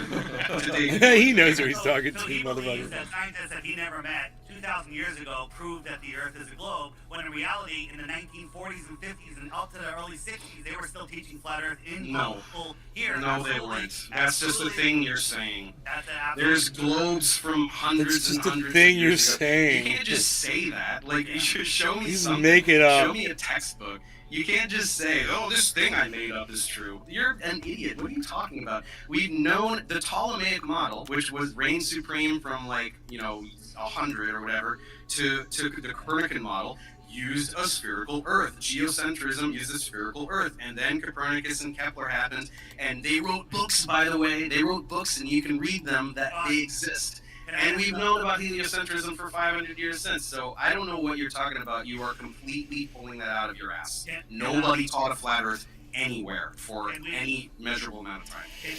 Can we have Dave tell us how seasons happen on the globe? Mm-hmm. Okay.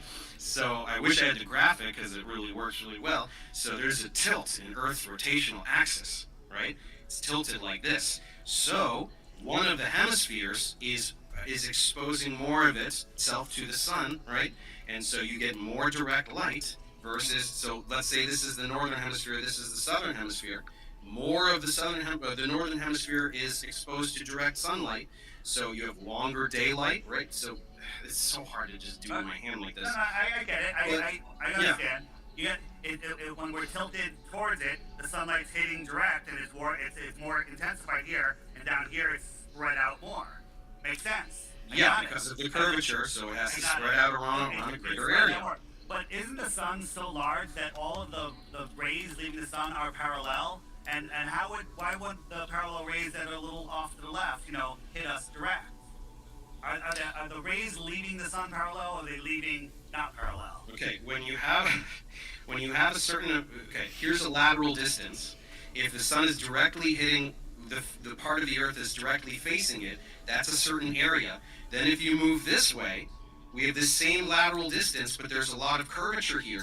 It's covering a greater surface area, right? So can the Earth? Okay, do you want to admit that I just explained that perfectly and that your talking point was invalid? I know. I admit that you explained that perfectly, but I have a great. question. So we have the pole here, and we tilt the Earth. Okay? And can you tilt the Earth this way? That's a tilt also, right? Absolutely. You're just turning it. What are you doing? No. What I'm showing you is here. Here, let's say the sun is over there, and we tilt, and we're now directly towards we have a more direct angle. We're in agreement on this. But if I'm here, and I tilt it this way, well, now the sun is lower. It's now skimming. And it's not hitting as direct. So here's the problem with your seasons. In the north here, in December, when we're 3 million miles closer to the sun, but we'll just ignore that because it's not significant. Yeah, it's not significant, so I don't know why you said it. Well, we're 3 million miles closer. At sunrise, in December, at noon, when the sun is 50 degrees in the sky, and I look at the sun, I can barely feel it on my face. I can't get a tan, right? But in June, when we're farther away from the sun, doesn't matter, and at sunrise, when the sun is literally an 89-degree tilt, the worst possible angle, as soon as it shows up on the horizon, I can feel the heat and I can get a tan. Why is that? Because in your world, it should be arctically freezing every morning all year long. I genuinely have no idea what you're saying. You're throwing out 89 degree. I have no idea what you're talking about. Okay, so you have the sun here, right? The sun, and we're tilted, so it's 34-degree tilt. Well, if I tilted it all the way down to the horizon, so I'm here and the sun's over here, okay, that's an 89-degree tilt, 1 degree off the horizon, right? Any farther it would be below the horizon. The sun's I'm already lost. I have no idea what you're saying. It's because you're stupid, Dave. Right? 5 minutes left, guys. Because you're not saying anything. You're just going. It's because you're stupid, Dave. Nothing to do with anything. So If funny. the Earth is tilted 34 degrees, that's how we're 23 degrees. 23 degrees, whatever. And if we tilted it 90 degrees, the sun would set. But it would set over the pole, which doesn't happen. So the farther 5 minutes left, guys. 5 minutes left. the farther I tilt it, the more spread out those rays are. Well, the spin is equivalent to the tilt. So when I'm spinning away from the sun's getting lower and lower and lower. It's spreading out across the world. It should get colder and colder and colder because that sun is spreading out. You understand that there's always a face of the Earth. There's always the sun is hitting half of the Earth. Not according to the time of day. All right, but The sun isn't always hitting half of the Earth. on the ball it would be, but it doesn't. Yeah. That's not Well, what it does though. So what are you talking about? David, you're not listening. Okay. I am. You're just not saying anything. I can tilt. So if we're tilted away from the sun, we have our winter. If we're tilted farther, it gets really cold because Antarctica or the Arctic is tilted farther away. That's why it's cold in your world, right? But it's not. What do you mean? If we tilt it further, it's not tilted further. It's a 23-degree axial tilt. So what do you mean tilted further? What are you talking about? Why is it colder in the Arctic in the winter than it is in Florida in the winter? I just explained it earlier. I know. It's getting more direct sunlight. Absolutely. So don't interrupt. If the axis is tilted away, then it is. Dude, I just explained this. How do you not get this? No. You're not getting it. Listen. You can just say that, but I actually explained it. You're not getting this. Okay. Dave, we've run out of time. Listen. I'm just going to let you guys tell the viewers where they can find you and support you. So, Professor Dave, we'll start with you. You don't Thank get you it. for coming on, Professor Dave.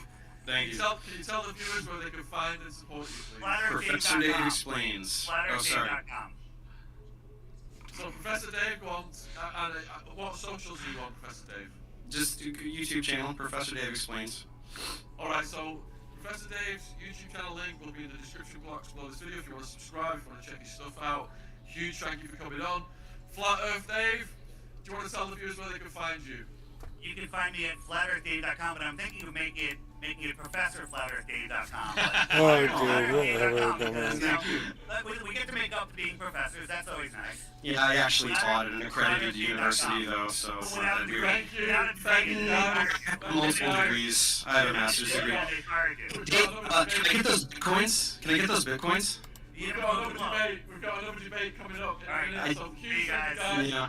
Take care, and you'll All right, bye, buddy. come back on. Thank you for your time. Bye, buddy. Yeah. Good night. Wow. They make for a nice couple, don't they?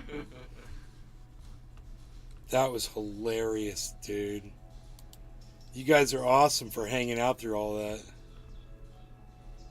It was a lot of fun. Oh, we got a little reversal here. Whatever. Unreal. Whatever. Unreal. Unreal.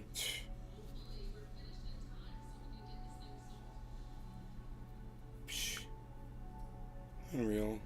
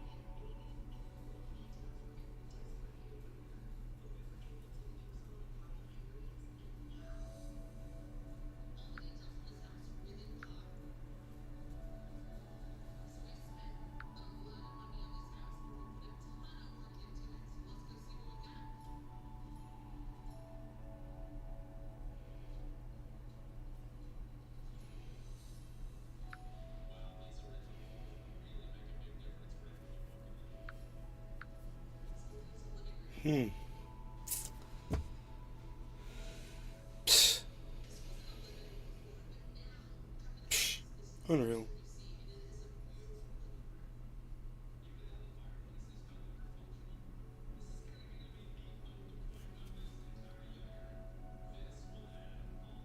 Unacceptable. Unreal, unacceptable.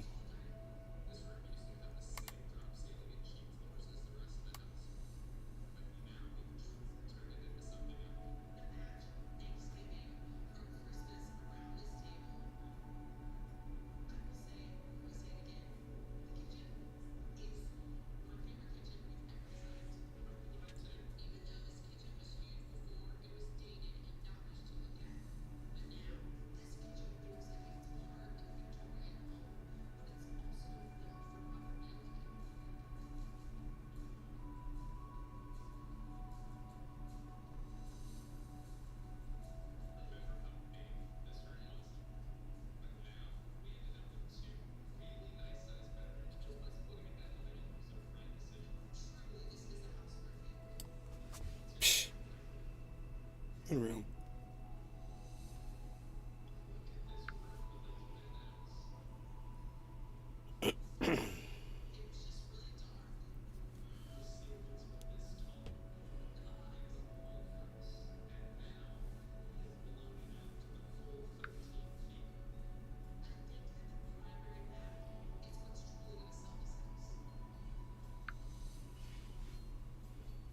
Unreal.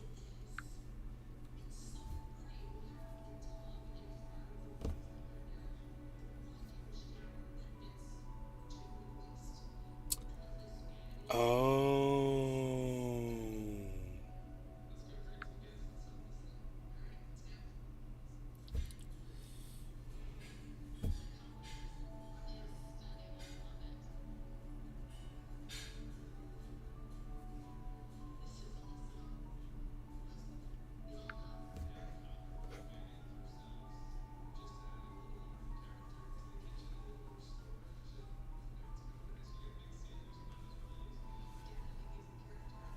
Hell yeah.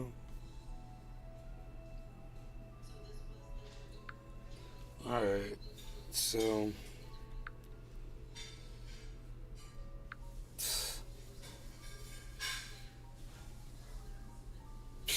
unreal. So unreal. Whatever.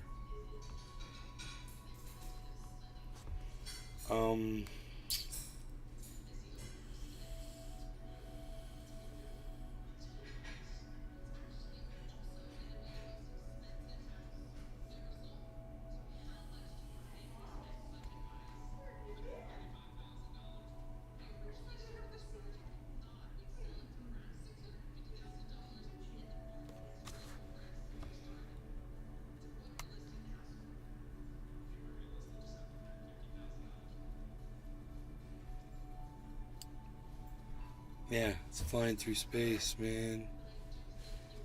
It's flying through space.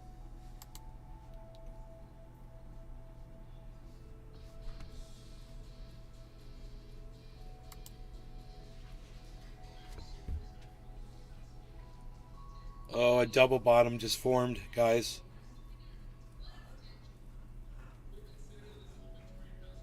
That's good. That's good. So, a big W. That's a good sign.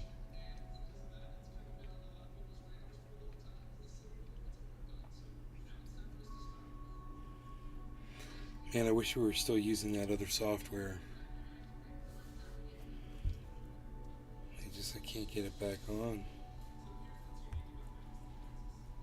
I wonder if there's I get like a candle 1 minute. I like 1 minute candles. You know? Chart. This will only do 1 day. Here's the 1 month. There's the 1 year. It's the all time. God, man.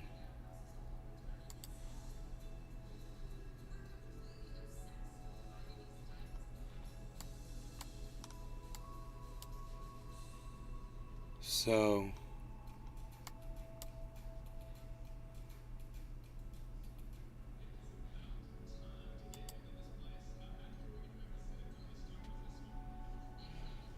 Oh no, man. I want my 1 minute chart.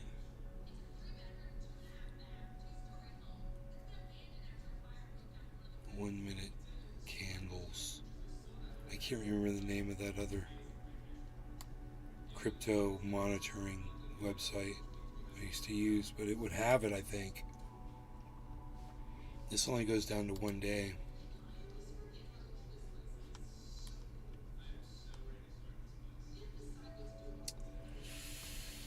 That is not what I want.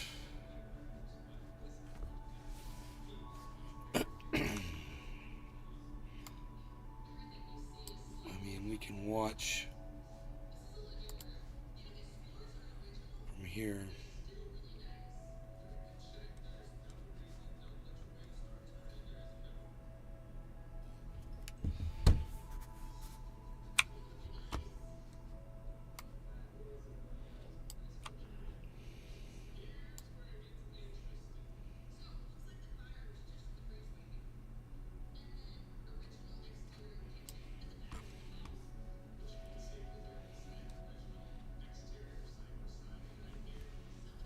Here we go.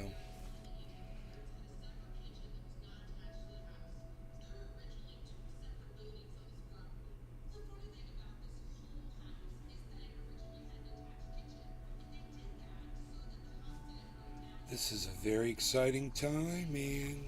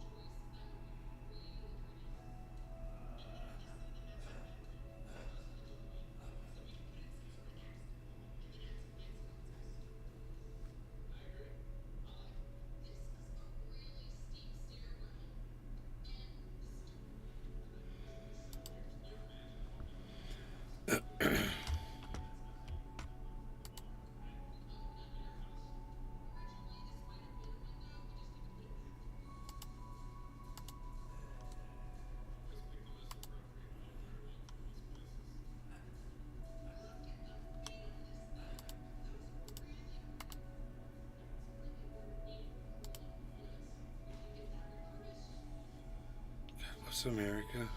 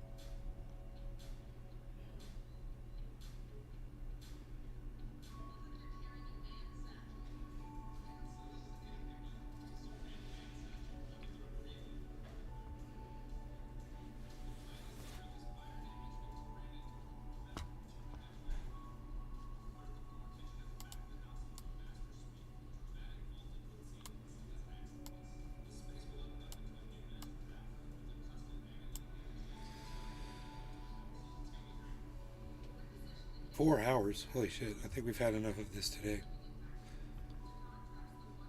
That's enough of this. You guys take care. I will see you on the next show. Thanks for watching. Bye, everybody.